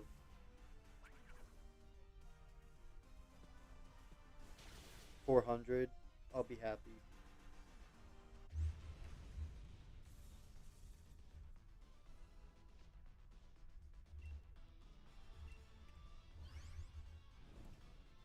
Which, of course, is 228. I'll go to 228. That's fun. Not tonight. No, not tonight. No, no, no, no, no, no. I need to word that better. I can't just say, I'll go to 228. That'll be fun. No. I'm okay with this going to 228. I'm not going to 228 tonight. Maybe tomorrow. I'll have to go through and recalculate your total. Because I know I did that like every time you got a new one. Like, okay, you need to get the next one in this mini or whatever. I think unfortunately my Tapu Koko was actually cooked. And like I think I did the math or whatever, and I including Rayquaza in my total, like that had gone so far over odds that by the time I got to Koko, I would have to have gotten it in like negative 36 encounters. I'm not kidding. If I wanted to stay at odds for getting Koko, I would have had to got it at negative 36. I don't I don't I don't wanna think about that. No, no, I think I've done because I think I did it as of Dialga. Of course. No, that's inaccurate because you got it. I have to remap. I'm pretty sure I remember factoring those in. Because wasn't Reshiram and Giratina?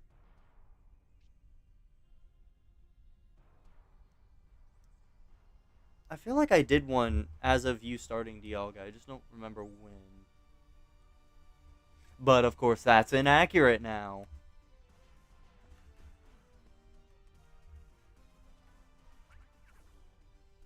Nothing is fun. I will sit here and do it right now. I'm not even kidding.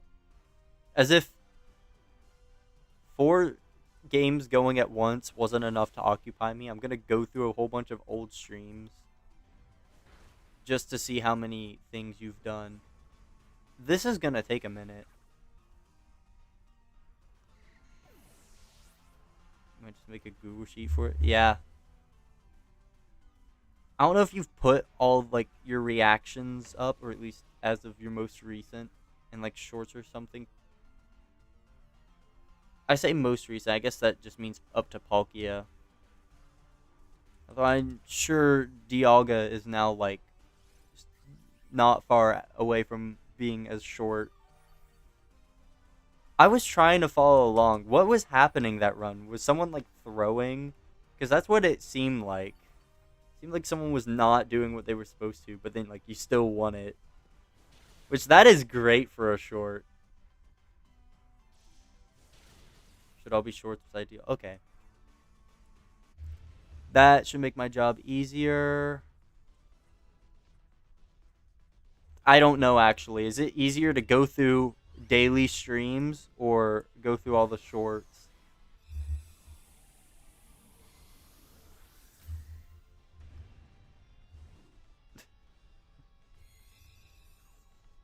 I'll figure it out.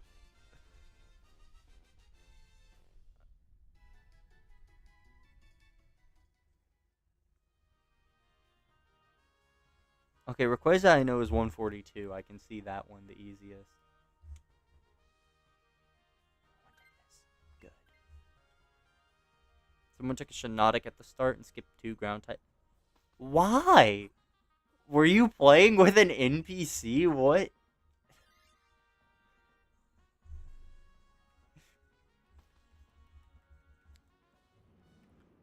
That's like one of the worst things you could keep in that run, too. What? That is like NPC behavior. And someone sat there and did that? That sucks. That fear is half the reason why I never do these online. The other half being I don't want to pay for Switch Online on my other game.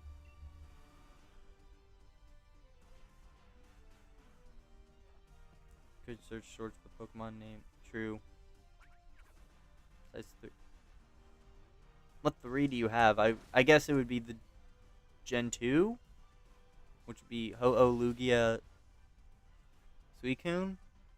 Which is weird. Suicune's in like 2 trios, technically. I don't like that. If you go by the Gen 2 box arts, it's in the box legendary. But then it's part of the beasts as well, so it's like, why do you get to be in 2 trios, technically? I don't like that. Get out of here. Go back to your trio. 2 and 1?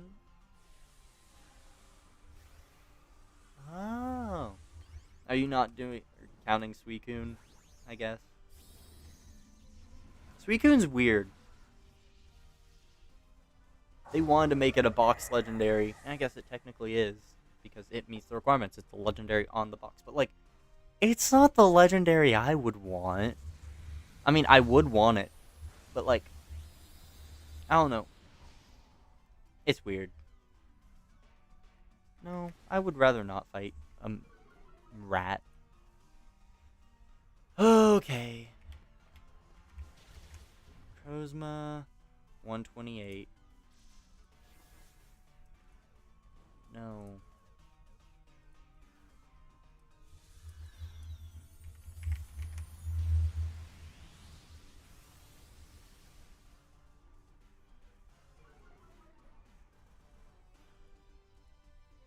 Why is there no counter on the Lunala? No. Okay, wait, I can use also just whatever the most recent. Okay, Lunala was 51.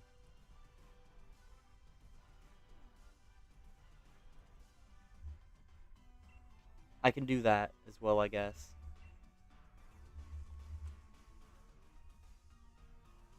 Okay, Lunala. Solgaleo. Solo Gale. 54? Okay, so I'll add 3 then. Was the counter just off or something?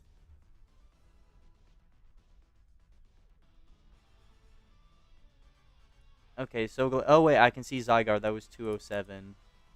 Oh, I didn't hit plus. Crap, I have to start over. That's gonna be fun. What did I say? 128, 54. You have it saved. We'll go with what you have saved. That's how I'll assume. Zygarde is 207. Solgaleo 248 question mark. That's what it says on the layout.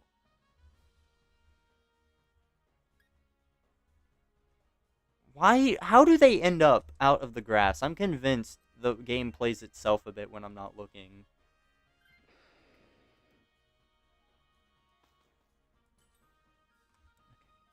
What? What am I thinking? Okay. Xerneas. Xerneas. What if I pronounce Xerneas like Reneus or something? Like Xerneas. Oh, I got to see a glimpse of Yveltal. Oh no! Backspace that. Plus 125. Question mark? Did I read that right? Yes, 125 and then 117. Okay, that gets me through Gen 7 and 6. So next is Gen 5, which I believe is going to be home of the first really quick hunt, which is Reshiram. Yep, it's 5. 5 for Reshiram. Lucky. Zekrom. Yeah, Zekron. It says 55. Okay. That's fast. And Kyurem.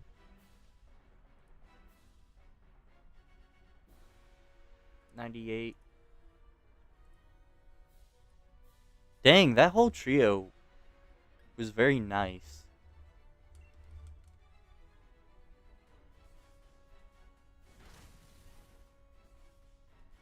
Alright, so then in 4, we got Palkia, which I think I already know. It's like 125. Giratina was 2. I can add 2. Then Dialga was... What was it?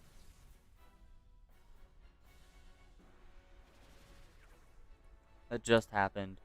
That should be the easiest one to track. 198. Okay. Then that takes us to Gen 3. Wow.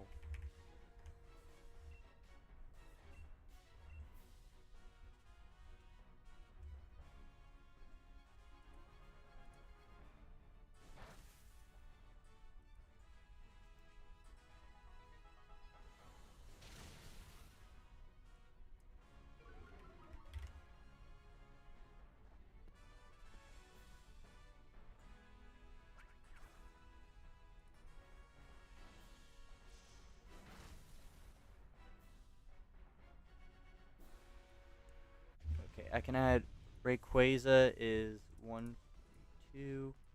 Then Kyogre happened at 59.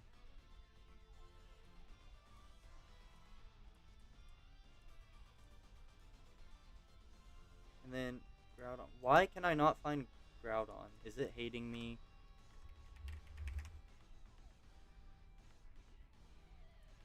Okay, wait, this is the one that happened. 21, wow. Okay, I have no idea how many legendaries I just counted. It's 1, 2, 3. Is it just all trios? That would make it way easier. 15. 18? Is that 18?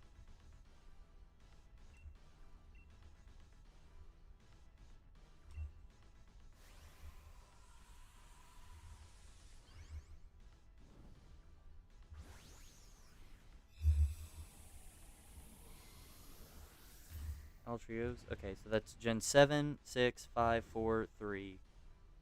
5 times 3. That's 15. What? 7, 6, 5, 4, 3. Yeah, there should be 15. I don't know why I got 18. So,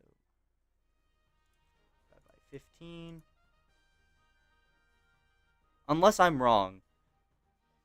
My 15 might be me being stupid. Because clearly that's what I'm doing right now. No, Koko. Man. I got 105.6, but I don't know if I messed something up in there. Because I'm also juggling, like, 4 other activities. It's 15. Okay. I'll look back into this when I'm not juggling 4 games with it.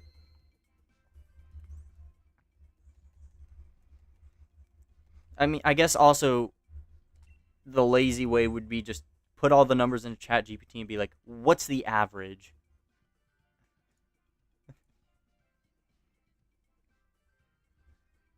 I love being so lazy to do math that I contribute to being why RAM prices are so high.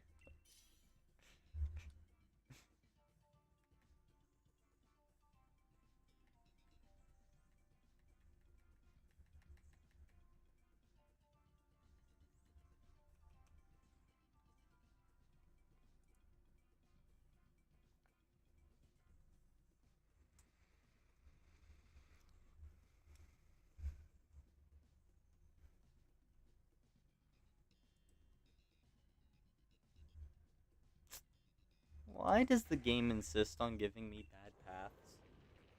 Well, okay, you can't go wrong here. You cannot go wrong there. They're all immune to electric. That's great. Oh, there's a ground type. I didn't see what was. Where are you? You're a slug. Me when the electric type is actually a better option than the ground type.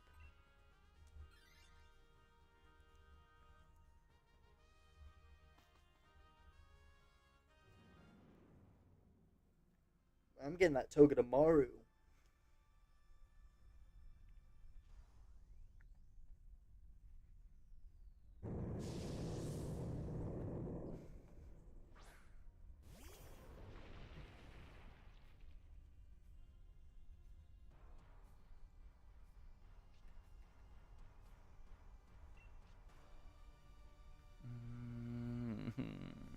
Nothing's really gonna go well this like entire run. That's the new theme. I don't want to use Meteor Beam.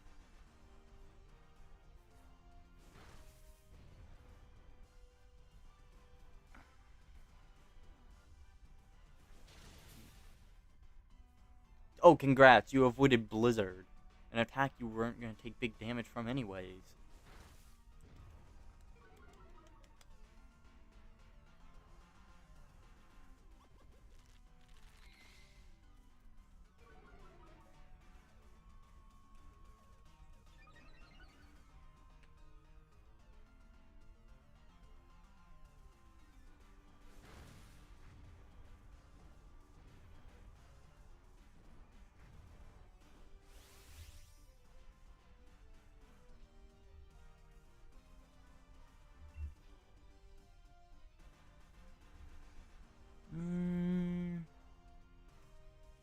It doesn't matter what I pick, I'm frozen. Frozen is like the worst status to have.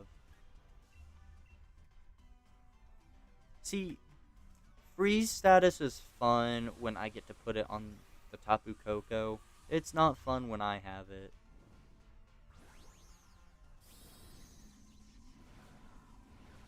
24/7 shiny Pokemon bot for Emerald? Heck yeah, let's see what this is up to. What's it got?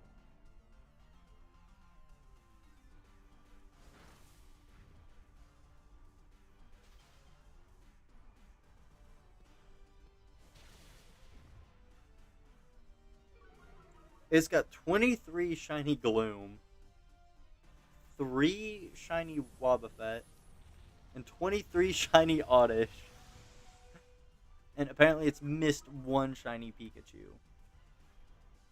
Is it in the? It's in the Safari Zone. Interesting.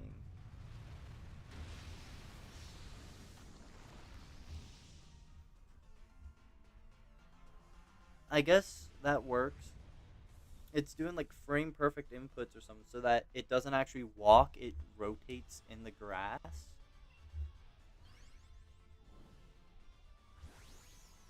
Interesting. I was gonna say, why not use the bike and do bunny hops? Because that doesn't use your steps either. But I guess it has the luxury of being able to do this frame perfect. Whereas humans, there's too much error.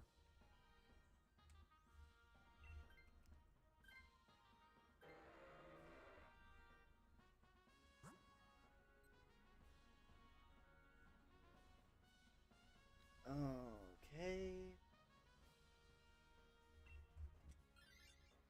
Me when I pick the worst path for my team because I like throwing.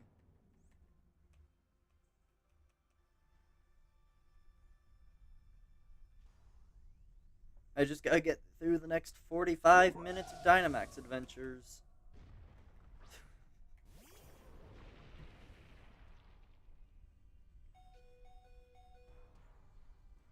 I think I figured out why my room smells like freaking Cheez Its. It's not Cheez Its, it's Sonic fries. Because I only smell it when I like lean back and like rotate everything perfectly to where I'm next to my trash can, which is where I conveniently threw away the container for the fries I had from Sonic. So I don't think my room smells like Cheez Its at all. It actually smells like Sonic fries, and I'm just stupid. Hello, Sonic fries!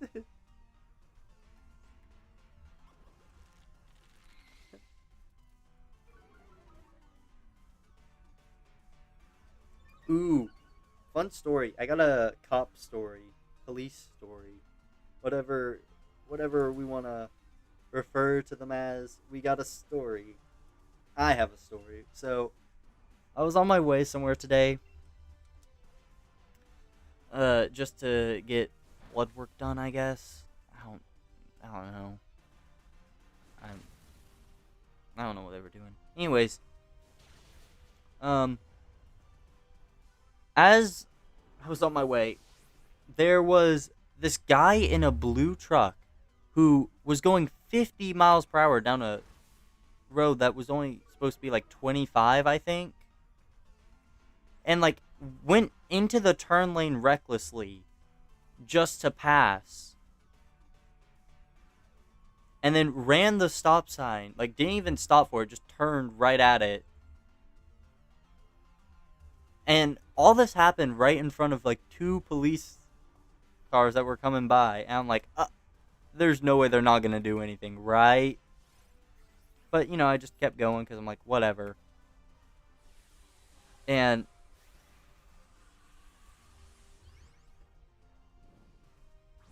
so, yeah, blue truck. It was blue, the bluest a truck has ever been. Anyways, this guy is speeding, going like 50, still going at. We're on now like a 35, I guess. Still going like 50 to 60.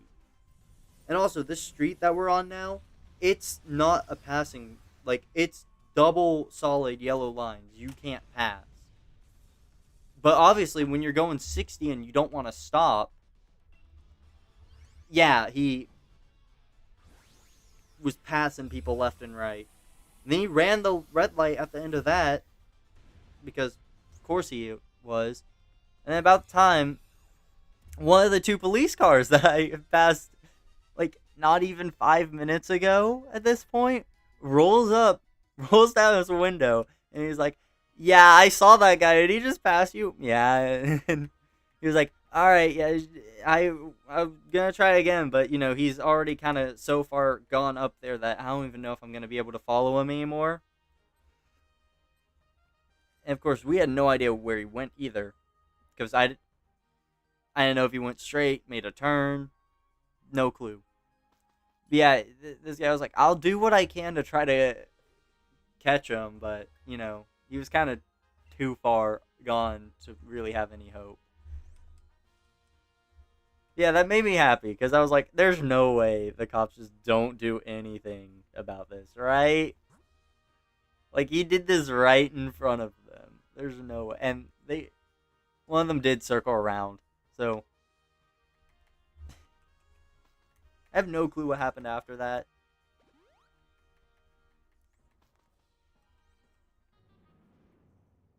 Yeah, driving 60, that's also just reckless considering uh let's see here. What happened recently? Oh man, if only someone who knew what was happening down in the southern states.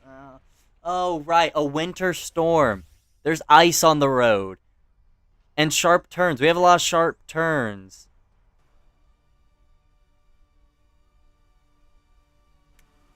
I'm surprised anyone's dumb enough to do that. Like, you can very easily just slip and spin. No, he would not have. That did not matter.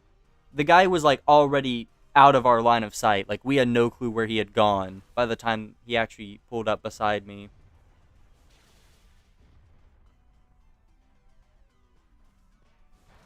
And of course, there's also we have no clue how he left our line of sight. If he made a turn somewhere, it was an unfortunate situation.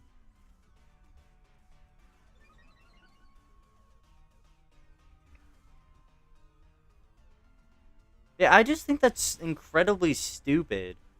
We have a winter storm come through, and there's still ice in some spots on the road. And you're driving 60? Like, I'm sorry, like, not wishing ill, but you almost deserve to crash, honestly. Like, that's on you. Why would you be that reckless?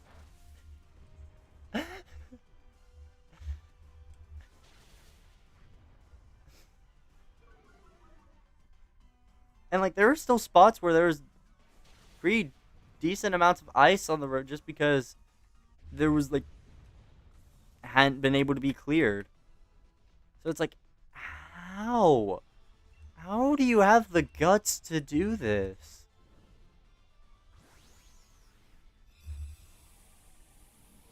See, I have no clue what that guy was up to, driving like 50 to 60.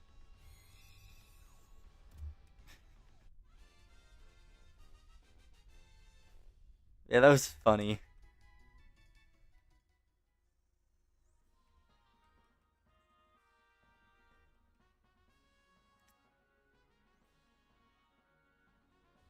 I have to remember which game is which. I've got so used to the left game being the host. So now I have to really think while the right game is hosting. But this is so much better. I don't have to worry about my stupid glitch.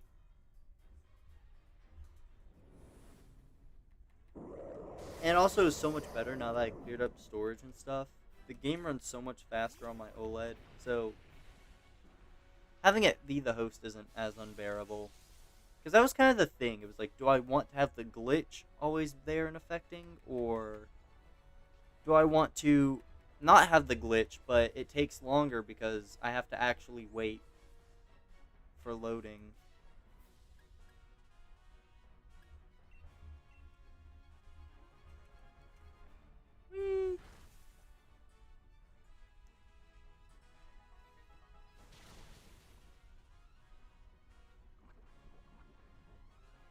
I am impressed by the ability Pokemon trainers had prior to Generation, honestly, Generation 8. I know Gen 7 didn't really have bikes, but it had equivalents that kind of worked the same. I just find it impressive how they can literally go back and forward. Like, they don't have to abide by any physics. They can literally just 180-degree rotate themselves and go the opposite direction in, like, a split second. Like, I respect that. And then, of course, once the games got more open world, that ability was lost. I mean, you still can do that in Sword and Shield, but you can't, like, actually bike like that. You'd have to just like flick the stick one way, flick it the other. Like you can't ride your bike constantly like you can in other games. I think you could probably do that in Scarlet and Violet too.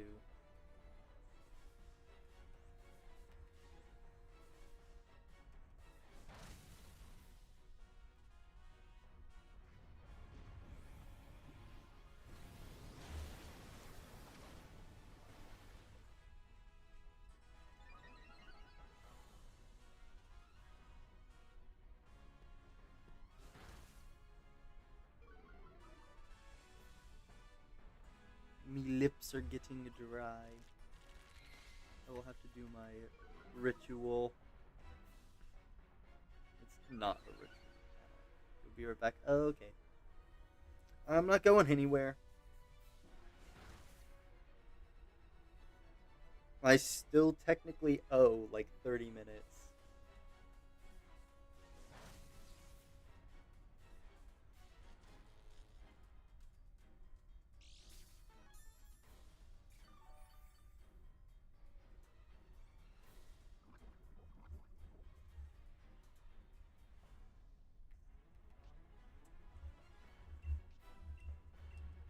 This is gonna be the one, I feel it.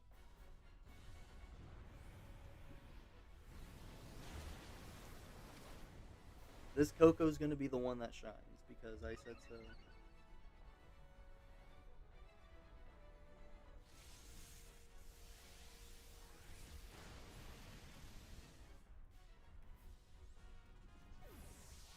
Unless that knocks us out, I guess. No, that was the second death. It's two. Okay, that's kind of on you. Why would you use Blizzard?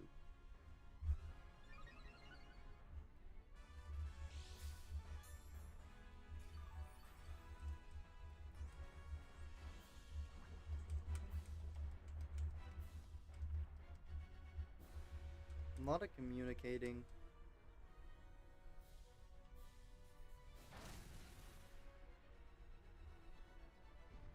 Maxus, just knock this out. Boom. 194. And this is gonna be shiny because I said so. And because Tapu Koko loves me. Hey, Tapu Koko, I'll make you a deal even. We can be best buds. You know what? I will end my friendship with Feeny if you're shiny. I said it. I said it. If Tapu Koko's shiny, it becomes my new favorite Tapu. It's a one-time deal, bud. Literally only applies to this one. Do you take that bait? Do you become my favorite Tapu? Do we have a deal? Shake on it? Question mark? You know what I'm saying? Okay. Exploud, no. Minccino, no. Togedemaru, don't think so. And Tapu Koko. Well, you blew it. That was your choice. One-time offer. Out the window. It's gone. You'll never be my favorite. You'll always be my second favorite, though. And that's still good. Because that's second favorite out of 4. Like, if someone told me I was their second favorite out of 4, I'd be okay with that. Like, sure, I'm not their first favorite, but, like, I'm still up there. That's still 2 people I'm better than. Oh, okay.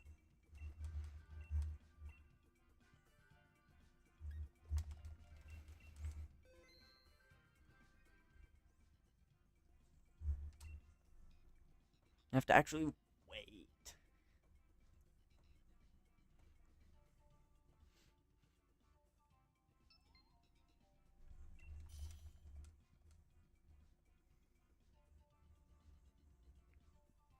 Okay.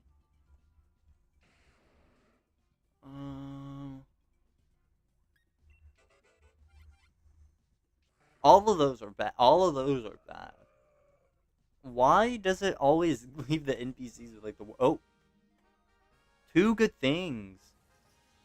Technically 3 even, because like Executor is not bad. Like, I'm not even gonna lie, I might even switch some. If the NPCs genuinely don't want some of those good things, I'll take them. Because goodies are good. Oh, I can't, though. I don't think I can. Because if I'm gonna fight the Executor, I almost need to keep Charge-a-Bug until then. I can still swap then. No, I don't need to keep Charge-a-Bug. I lied. I can swap whenever. See, I said that thinking Charge-a-Bug had a bug attack move. And I would have been able to use that to do 4 times. I was wrong.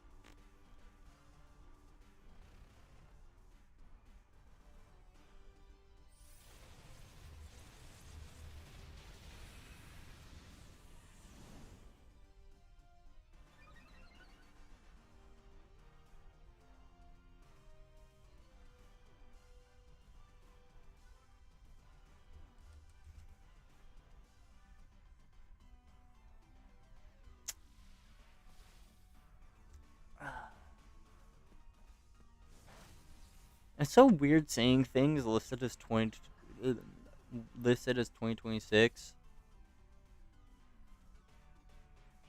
Because, like, I know we're in 2026. So, like, that happens this year. But, like, it's weird. Mentally, I don't know. Speaking of things 2026, though, Tomodachi Life. Living the dream. I cannot wait for that game.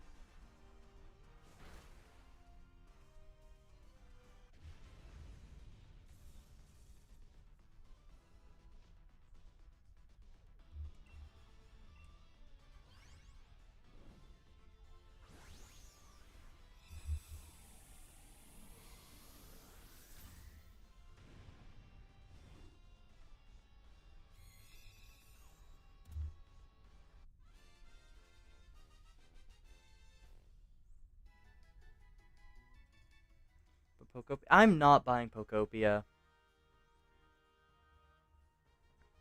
I'm just not. It's not happening.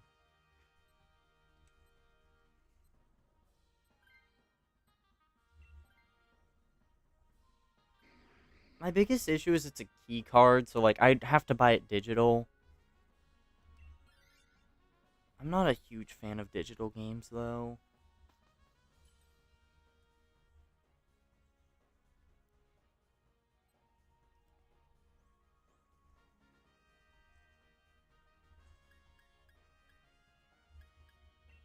Like I'm not saying I won't buy digital. Like these two Sword and Shield, they are both running digital copies. Because that's just what I have right now. But like I would rather get a physical that's actually physical. I don't do key cards. Mm-mm.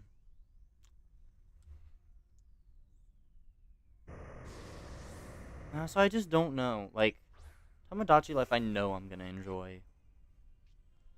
Pokopia, I don't know. Financially, I cannot justify buying both. So if I had to pick, it's going to be Tomodachi Life. I would much rather stick to something I know is safe.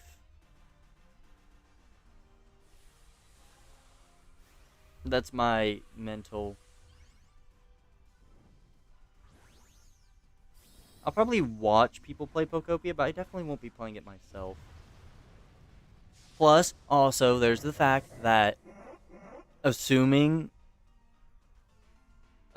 things, Generation 10, I don't know if that's actually happening this year, but I've heard that's happening this year. And if it is, that's my number one priority for Pokemon. Like, I'm planning to go all out if physically possible. It is going to take a lot of saving up. Yeah, that's true. Yeah, I'm going to be doing so much saving up in preparation for Gen 10.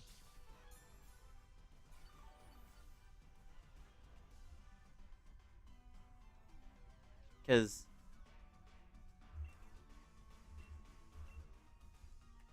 let's just say my purchase purchases for Generation 10, uh, let's just say I'd put them around the high 500 ish range.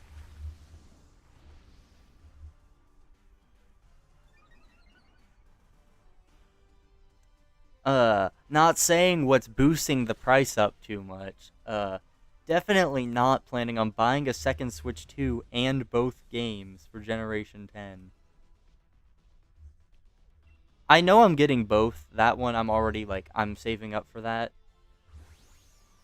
But the second Switch, that's a side thing. If I can save up enough to where it's not going to hurt me to make that purchase, then I'll do it. But that's is that actually going to be a thing? I mean, I'd be chill with that. I don't need it. I've mostly heard that Gen 10 is happening this year. I'm playing on Switch. The left is a Switch 2, the right is a Switch OLED.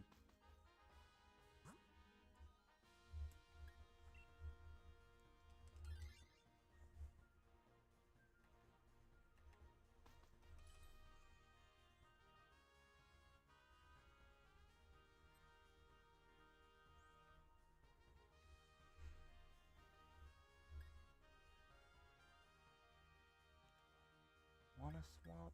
I guess I'll swap because I'm gonna take this next Pokemon anyways.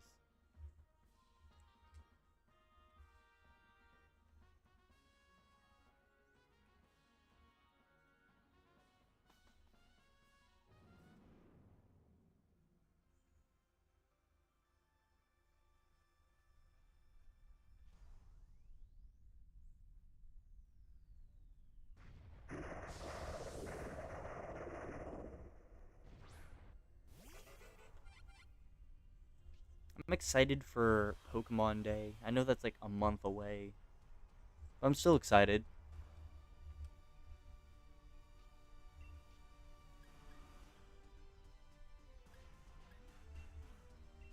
I'm sure they have some fun things to reveal.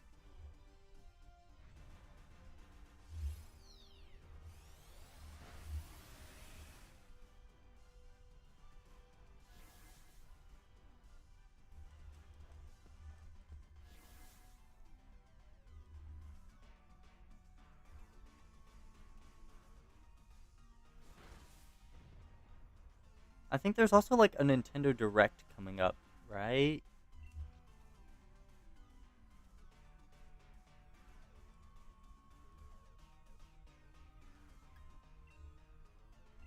That'll be interesting because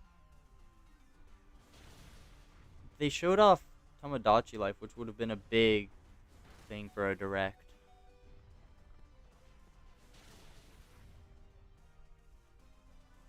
So I'm hoping that means they're trying to free up, like, they're giving their biggest things out there just naturally.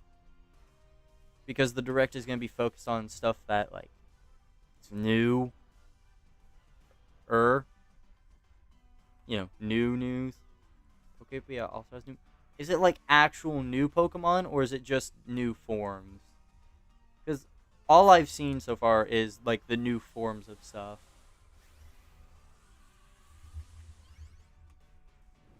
Like Iron Deficiency Pikachu.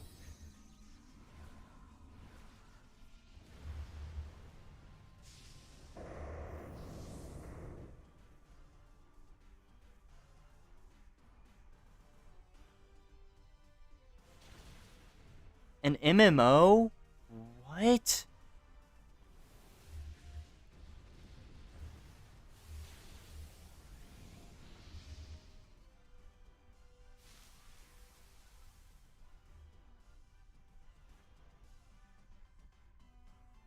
I don't know. I don't know how I feel about a Pokemon MMO.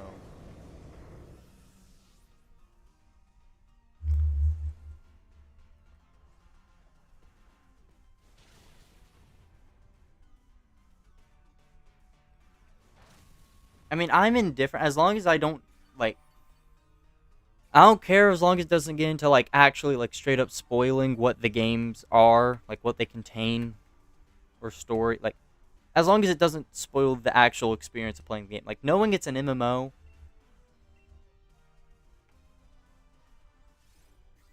I don't know how I feel about that though. I'm not gonna lie, a Pokemon MMO in my head is going in the same mental category as Final Fantasy 11 and 14. Like, yeah, I guess. I'm not gonna play it. MMOs are not my thing. And it gets even more not my thing when you have two that are actively supported at the same time. Like, I can't play both Final Fantasy 11 and 14. Whenever I get to trying those, I'm picking one. I'm assuming Galar. That's my hope, at least, because I saw something about Project Ringo, and that tells me enough to assume it's probably something Galar related. And if I had to guess, if it's gonna be something Galar related, it's probably just Legends. It's probably just straight up a Legends game. It's like the only thing I can think they'd be doing with Galar at this point. Because it's not the active gen anymore. I've heard 14's good. I've been getting ads for it too. And it also has like, it's completely free to play for as long as you want.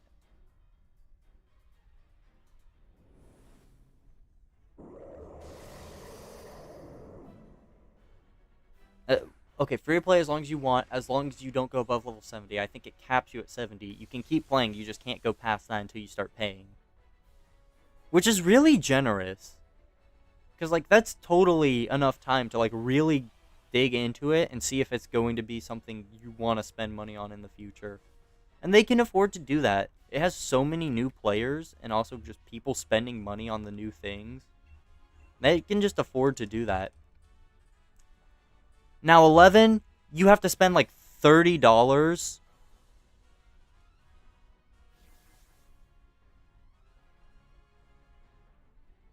And on top of spending $30 to buy 11, you also have to spend like a ridiculous amount per month, it feels like. So 14 just seems like a better deal.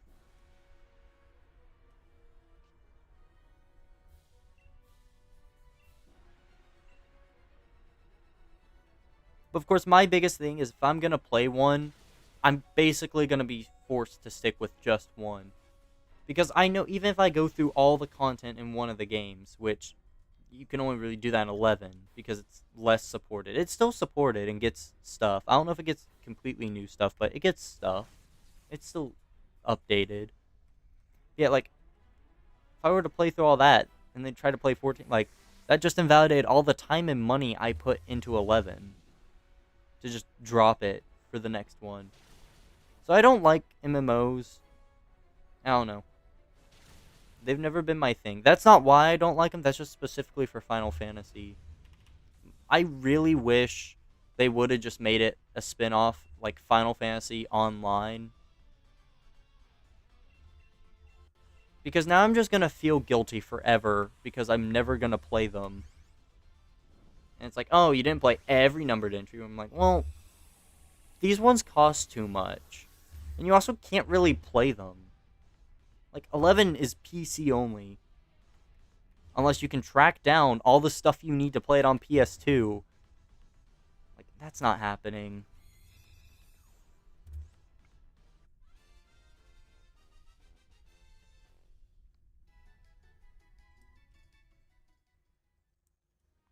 Alright, Cradilly, no. Weezing, no. Executor, no. Tapu Koko, no. Tapu Koko should be the new MMO. Yeah! Tapu Koko MMO! Oh, yes. Game Freak, call me up. I think people are going to buy. Tapu Koko MMO would fly off the shelves so fast. You would have another Black 2 White 2 situation of it's gonna cost like $20, not 20, $200 for just the game alone because no one's gonna want to sell it, but everyone's gonna be buying it. Tapu Koko MMO, $1 million idea, $1 billion idea actually. I've actually never played Elder Scrolls, and I feel like every day I don't play it is a day too late to start. I know Skyrim is like stupidly accessible. Like it's on everything I own at this point. So I have no excuse to not play Skyrim. I don't know. I've watched Skyrim, but I don't know if I would play Skyrim. It doesn't seem like it's fun to watch. I just don't know if it's going to be fun to play. That's my biggest thing. Of course, I'm so backed up on so many other games I want to play. But it's in the same boat as a lot of other games. If you want to play Skyrim, don't worry. You can wait as long as you want. It's not like the sixth game is going to come out.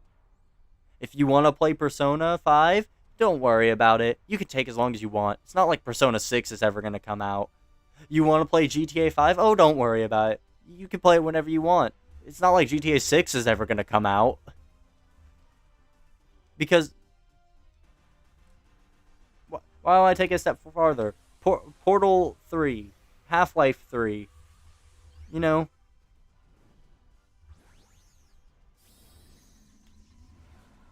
it's like some games are just doomed to get stuck on a certain entry and never progress past that.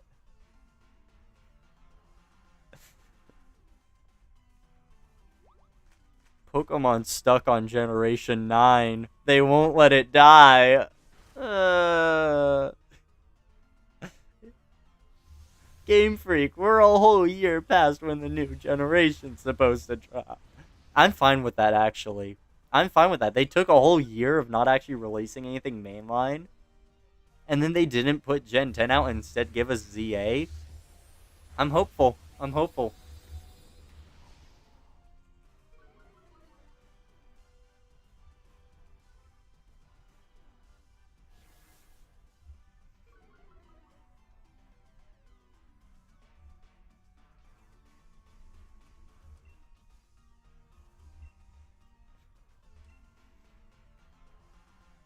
Honestly, though, I will say as well, I'm actually glad Generation 9 hasn't died yet. I know, hate me for saying that, I don't care. I'm glad it hasn't died yet, because if you think about it, they were in a weird state where, like, a lot of people just straight up said they're unplayable. Me personally, they were unplayable. Not because they were, like, bad unplayable, but because I, like, physically got motion sickness after playing them for, like, 15 minutes. Like, I could not play them. But the Switch 2 and the Switch 2 update for them, that's been out for like about a year, I think, getting close to a year. And that's about when Gen 9 actually started really feeling like decent games because they're playable and run better, run as they should. So I'm fine if they want to keep Gen 9 alive a bit because like it's basically a new game. Like that's literally how everyone described it, and that's true. It's literally like new games with the Switch 2. So I'm fine with Gen 9 being the main gen for a little longer, especially if that means more time to cook Gen 10.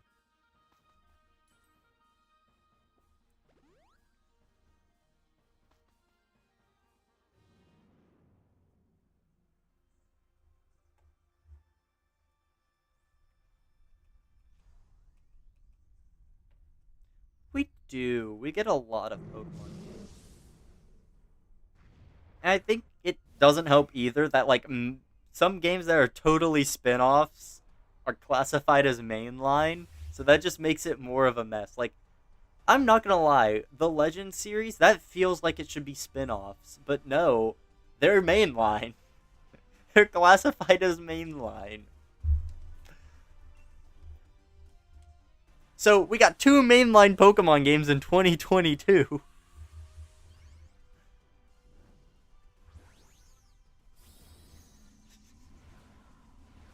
In fact, one of those just turned 4.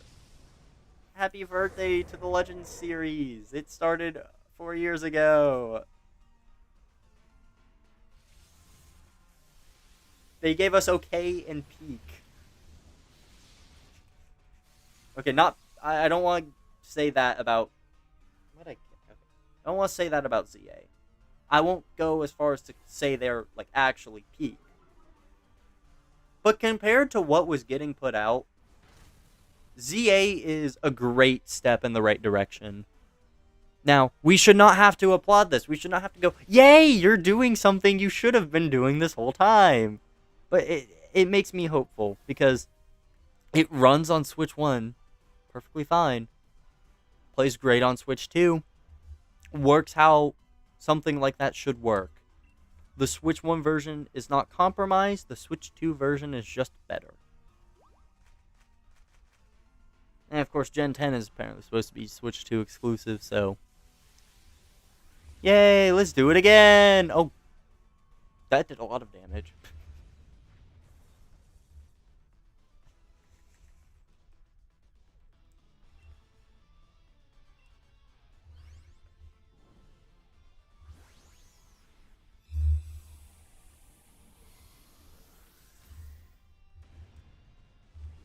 Where's my stylus? There's the stylus.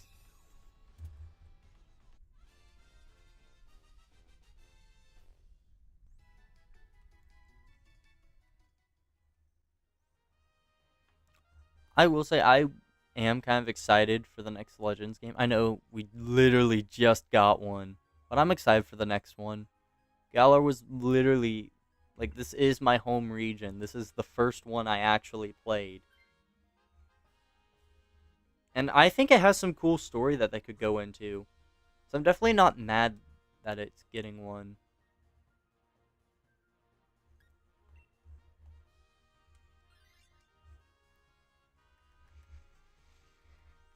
Wonder what starters they'd pick for it. That'll be fun. Watch them pull another ZA. They'll be like, hey, you guys like these Legends games? Here, we're making another one. It's gonna be in Galar. And then 2 years later, hey, remember that Galar game? We're gonna tell you more about it now. Yeah. Take your time. Don't tell me anything about the game.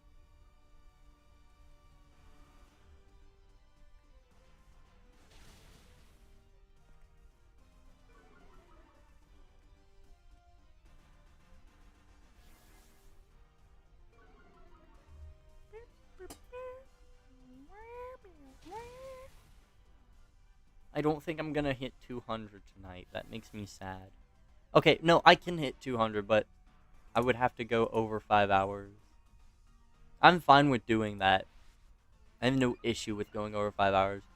It's just, I don't want to go, like, insanely over.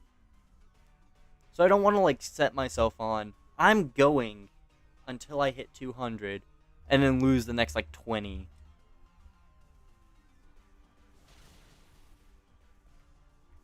I might have said 500 there. I'm slowly losing brain functionality.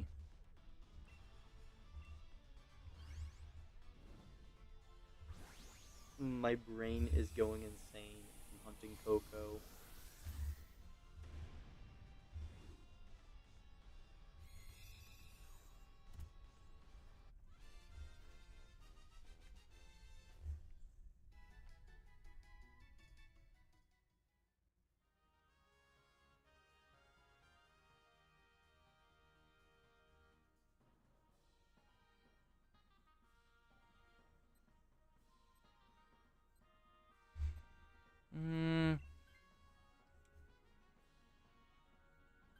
I love leaving the NPCs to do whatever they want.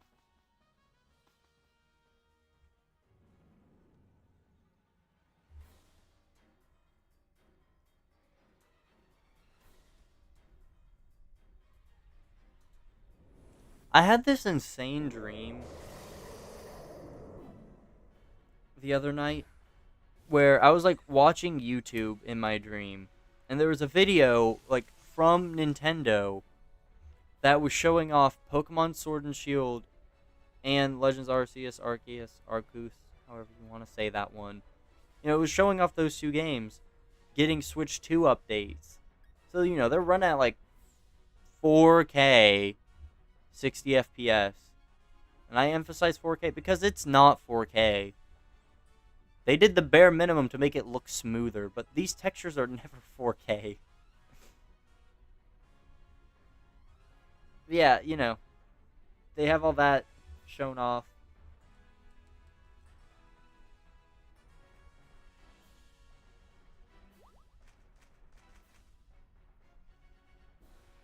And then they also showed off like Xenoblade Chronicles 1, 2, 3, and X, all getting Switch 2 updates.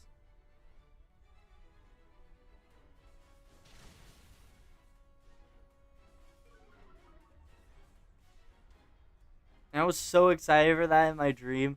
But then I went to play because they're like, these are all launching today. Yay! And then I go to play and it's not happening. I'm like, what? Then I went back to it and it turns out it wasn't actually posted by Nintendo. It was one of those channels that are like not Tendo, non-Tendo, you know, like their name is very close to Nintendo, but like they change it to be like obviously this isn't actually Nintendo, you know, it's one of those. And it was supposed to be like a joke trailer. But I saw it and it looked real. So I was so excited to play Sword and Shield in 60 FPS.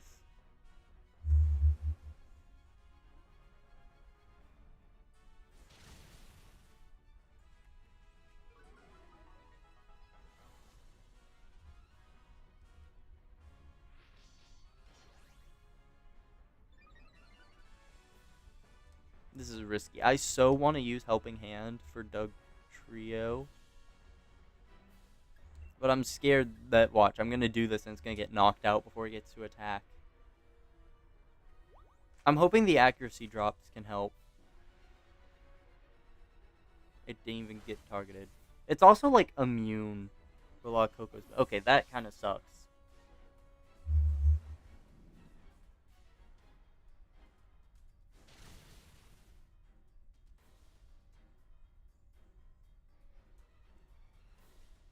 That works perfectly. That does nothing.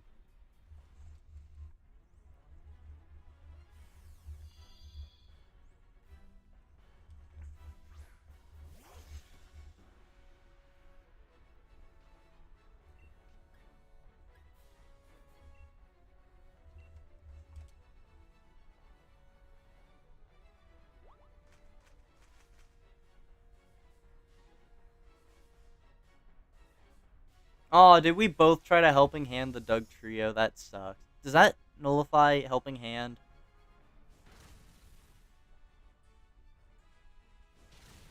I'm gonna say no.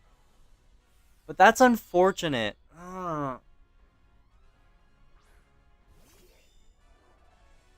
It almost did us good. Hear me out. I don't care how crazy this is. I'm using Max Guard because knowing my luck, it's gonna do some stupid targeting.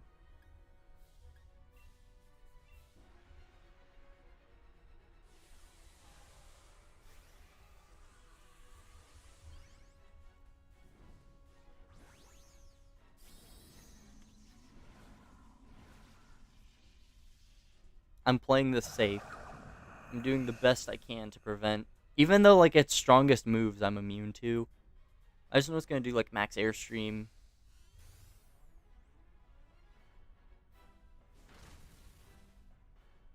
Boom! Koko's down.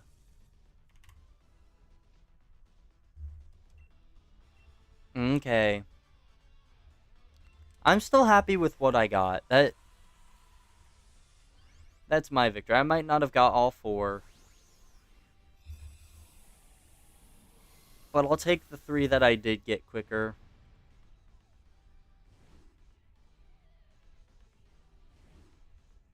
Because, I don't know. I was gonna say something like poetic and have like a really nice moral to that story, but I'm dumb, so editor, can we get ChatGPT to write something poetic and pass it off as real? Thanks. There's no editor. There is. The editor is me. Absol!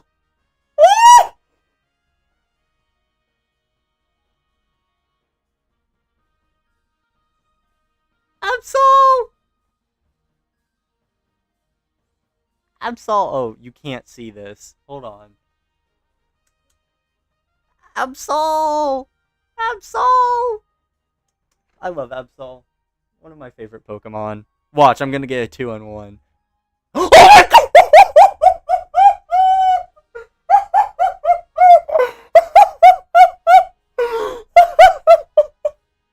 What the heck?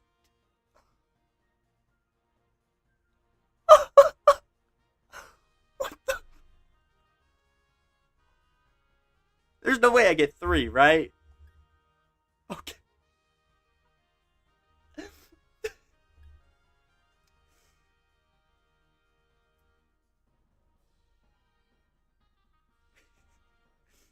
I'm fine with that. I'm fine with that. I know that means I go over the Dialga.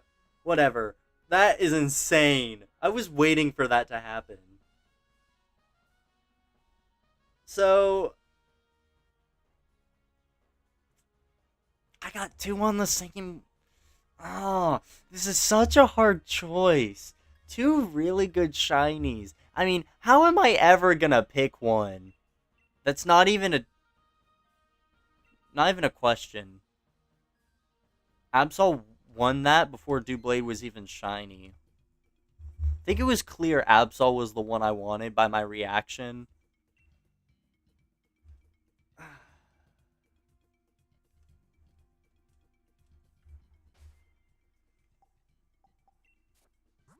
Where'd it go? There it is.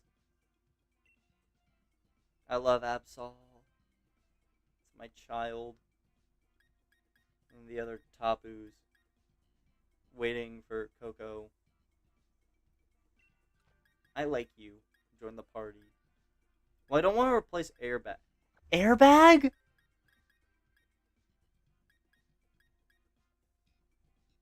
Is that the Airbag? Hold on.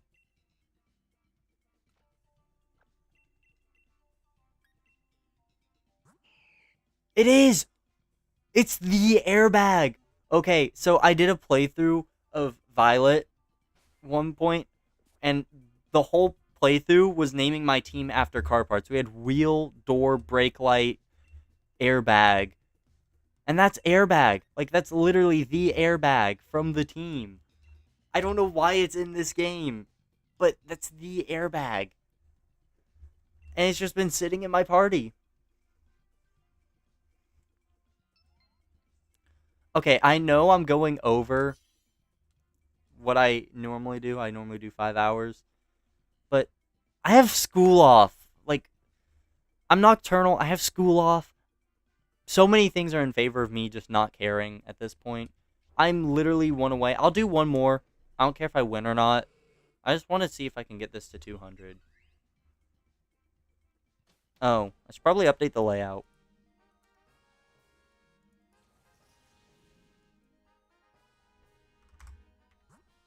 198.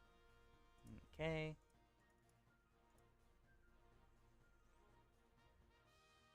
Getting a worse snowstorm. I'm sure it's gonna hit me soon. Because I heard we're supposed to be getting a second wave or whatever come through today. Not today. It's not Friday yet. On Friday, which is in like 45 minutes. Somewhere between that. Okay, I know I just got 2 shinies, and I should technically be putting both on there. But I'm putting Absol on because that's the one I took. And I don't want people to question why I don't have one of the shinies.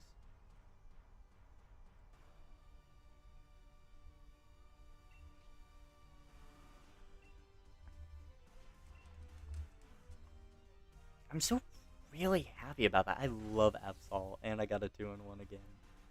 It's been a minute. On Saturday it hits you, but get 4 inches. Dang. Where I live, we got like no snow. They're all like, we're getting 28 inches. We're getting 15 inches. We got like half an inch. I'm not kidding.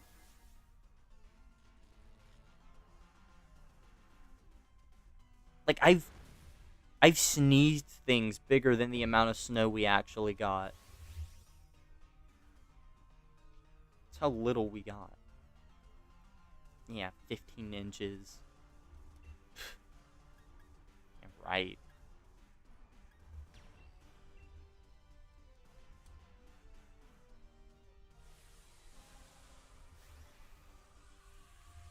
My praise goes to the secondary roads and all that.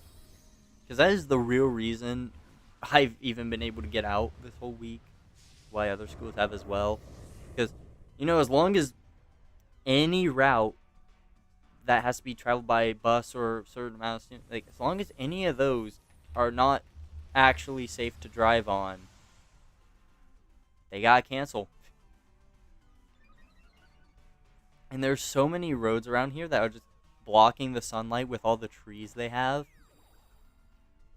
Like, nothing is able to actually melt enough to get clear. And also, like, the ice is, like, stuck to the road as well. Like, even with scraping and stuff, you can only do so much for it. Like, our only hope is melting it.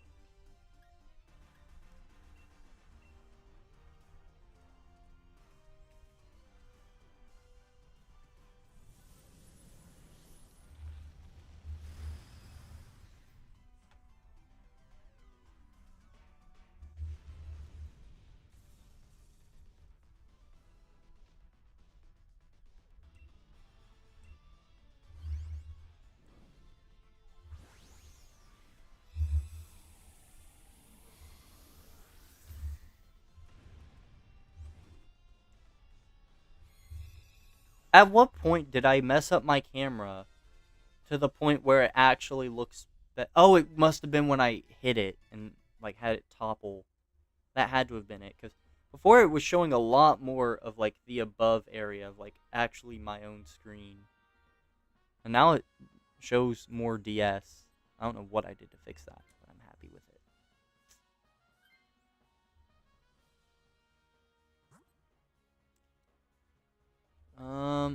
Ivysaur. Even though grass is bad for Tapu Koko,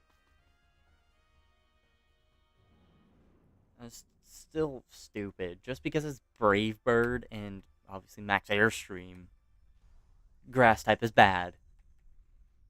Even though you would think grass poison is like a dream combo. You got poison for the fairy type, and then grass resist electric. Oh, that'd be so great. But they gave it Brave Bird. It's like they knew.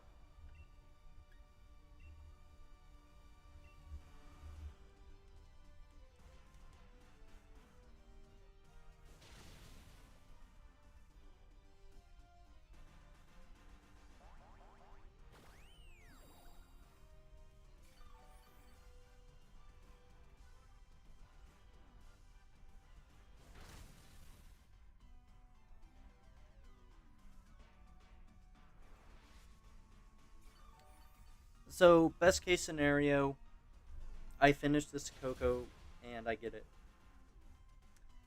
Middle case scenario, I don't know what you'd really say for that. I beat this one and it's not shiny. Whatever. Worst case scenario, I don't even beat this one. This is the last one I'm doing tonight, regardless of the outcome. I just wanted to see if I can hit 200.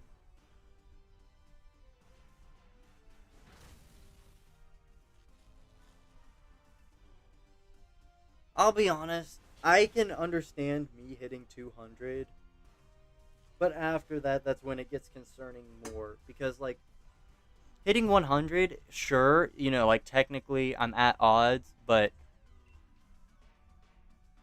you know, I also technically each game is only at 50 at that point. So, like, once you hit 200, like, you're over odds by a lot.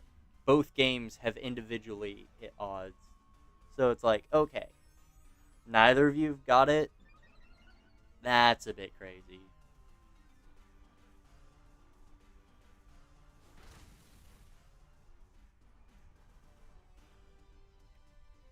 But there is some good wiggle room because to get everything at odds, I just have to get it before 230. 228 and under.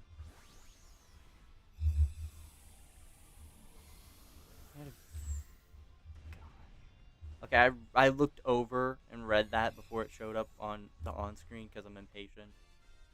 So, no, I was just looking at the clock.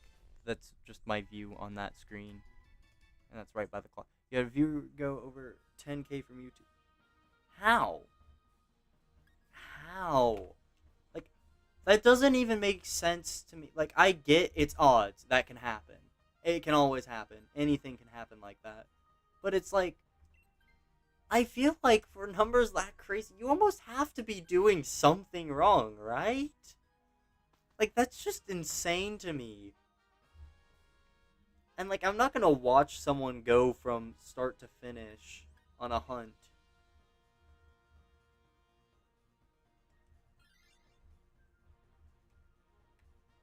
Well, doesn't Jade also, like, switch every, like, 5 Dynamax adventures or whatever? So then, like, that, obviously, yeah, Cartana's never gonna pay out if you don't stick with it.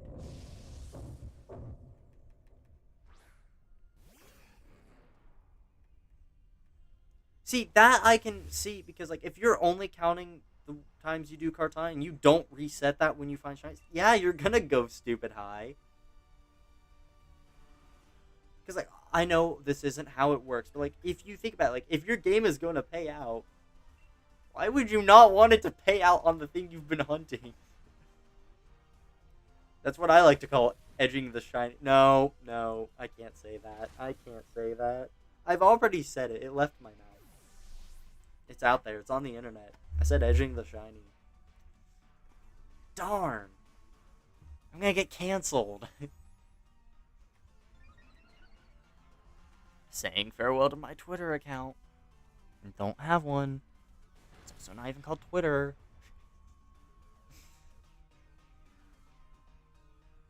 Ooh, it happened. I got four little ice creams.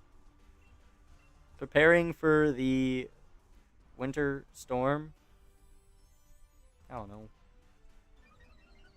I think we have like a big tub of vanilla ice cream. And as crazy as it sounds, I kind of want some. Like, that's been something I've been holding off on for like literally 3 years.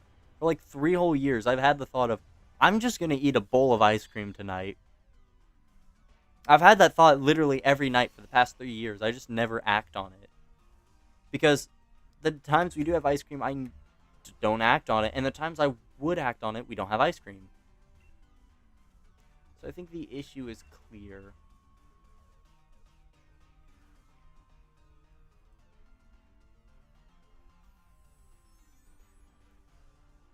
I know A Drive went to like, what was it, 823, 825, something like that for Sogaleo. That's crazy. Like, how unlucky do you have to get hunts like that?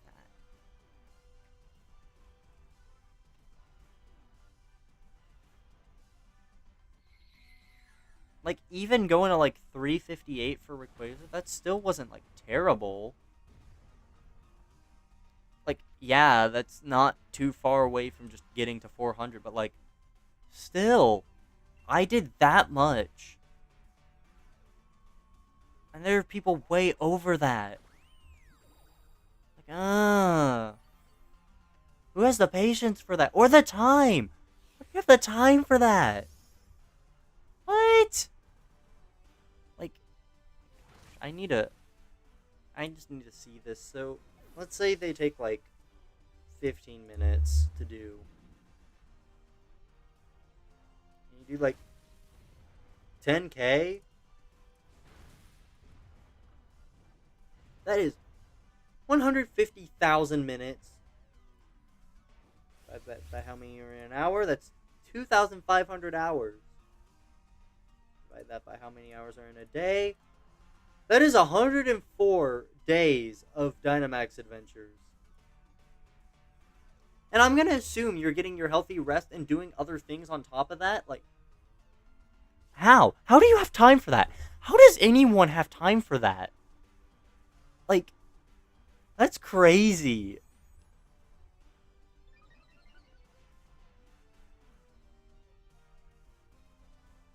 I was gonna cry during like the entire time Rayquaza was over like 200, I want to say. I was like, yep, this is my life.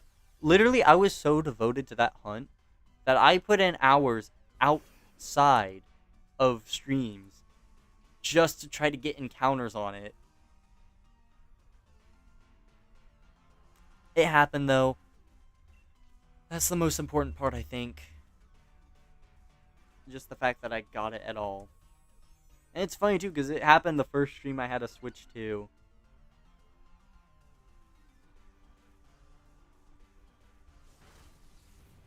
I was actually confused because I had to rewatch that for something. And I was like, that's weird, because that was my first stream on the Switch too. And I had already migrated my Switch Lite, which I was using at the time for my second player. I had already migrated that to my OLED. So I was like, why did I not have both on screen? And then I remembered I didn't get my second capture card. Literally, like, I didn't get it until the last couple of streams. Like, literally, there were 2 streams of my Violet Badge Quest, which were the Final Hunt Part 2. Actually, no, Final Hunt Part 2 was the only stream that had it. That was the only time I think I used it during that, because that's when I got it. So, like, that's why there weren't 2 screens displayed. I just straight up didn't have my second capture card at the time. I don't know why I thought I had it sooner.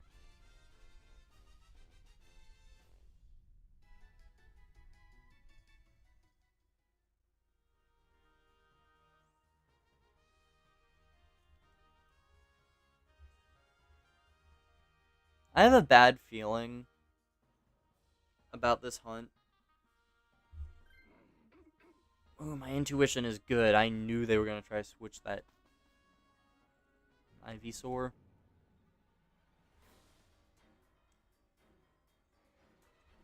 Yeah, I have a bad feeling this hunt's going to go, like, way over 200. Because, like, think about it. If my overall, like, to get all the Tapus plus the Rayquaza I already did, required me to get Tapu Koko in negative 36.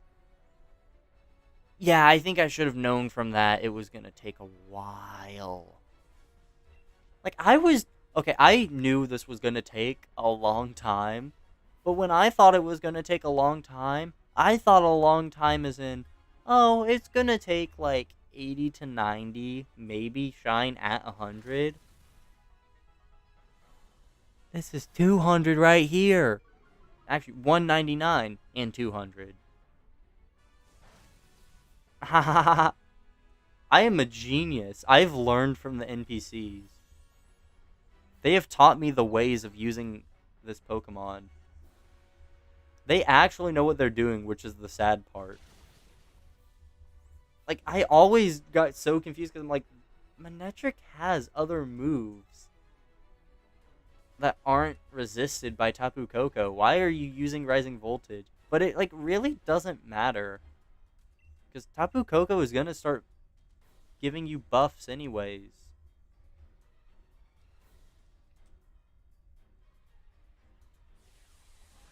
It's like, the damage output isn't actually that bad.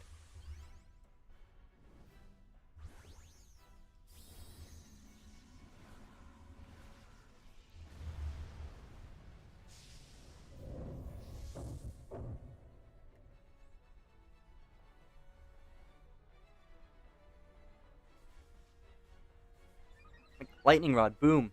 It just made me stronger. It's Quiver Dancing. It's up to something. It's up to no good.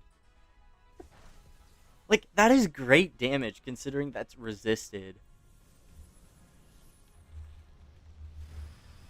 But I guess that makes sense. It probably has pretty strong base power plus stab. And I guess it's just enough to start offsetting it.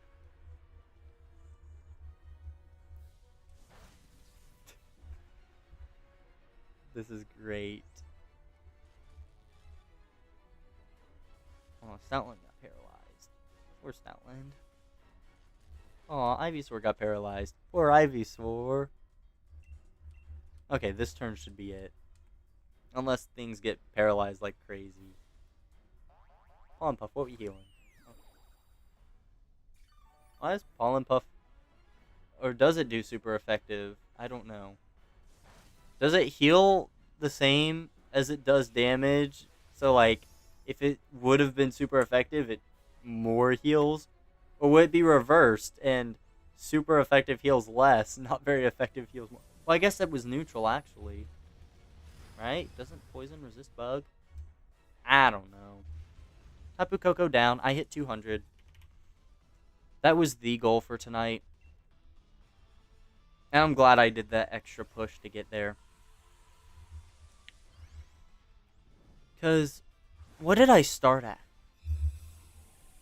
I started at 166. So, like, that's a little over 30, 34 in one stream, right?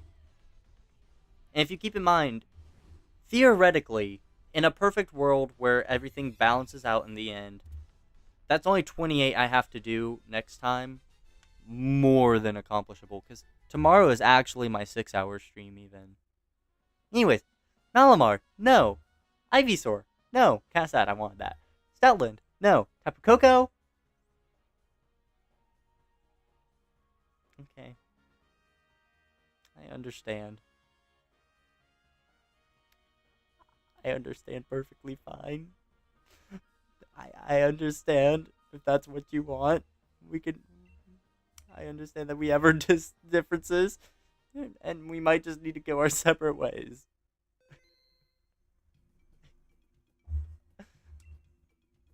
I'm getting a divorce.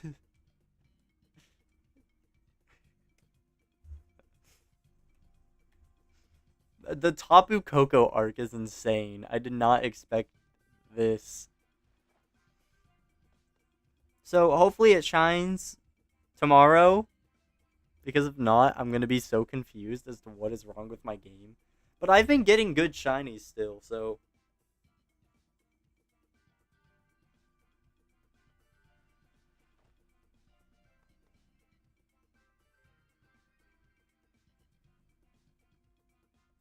No.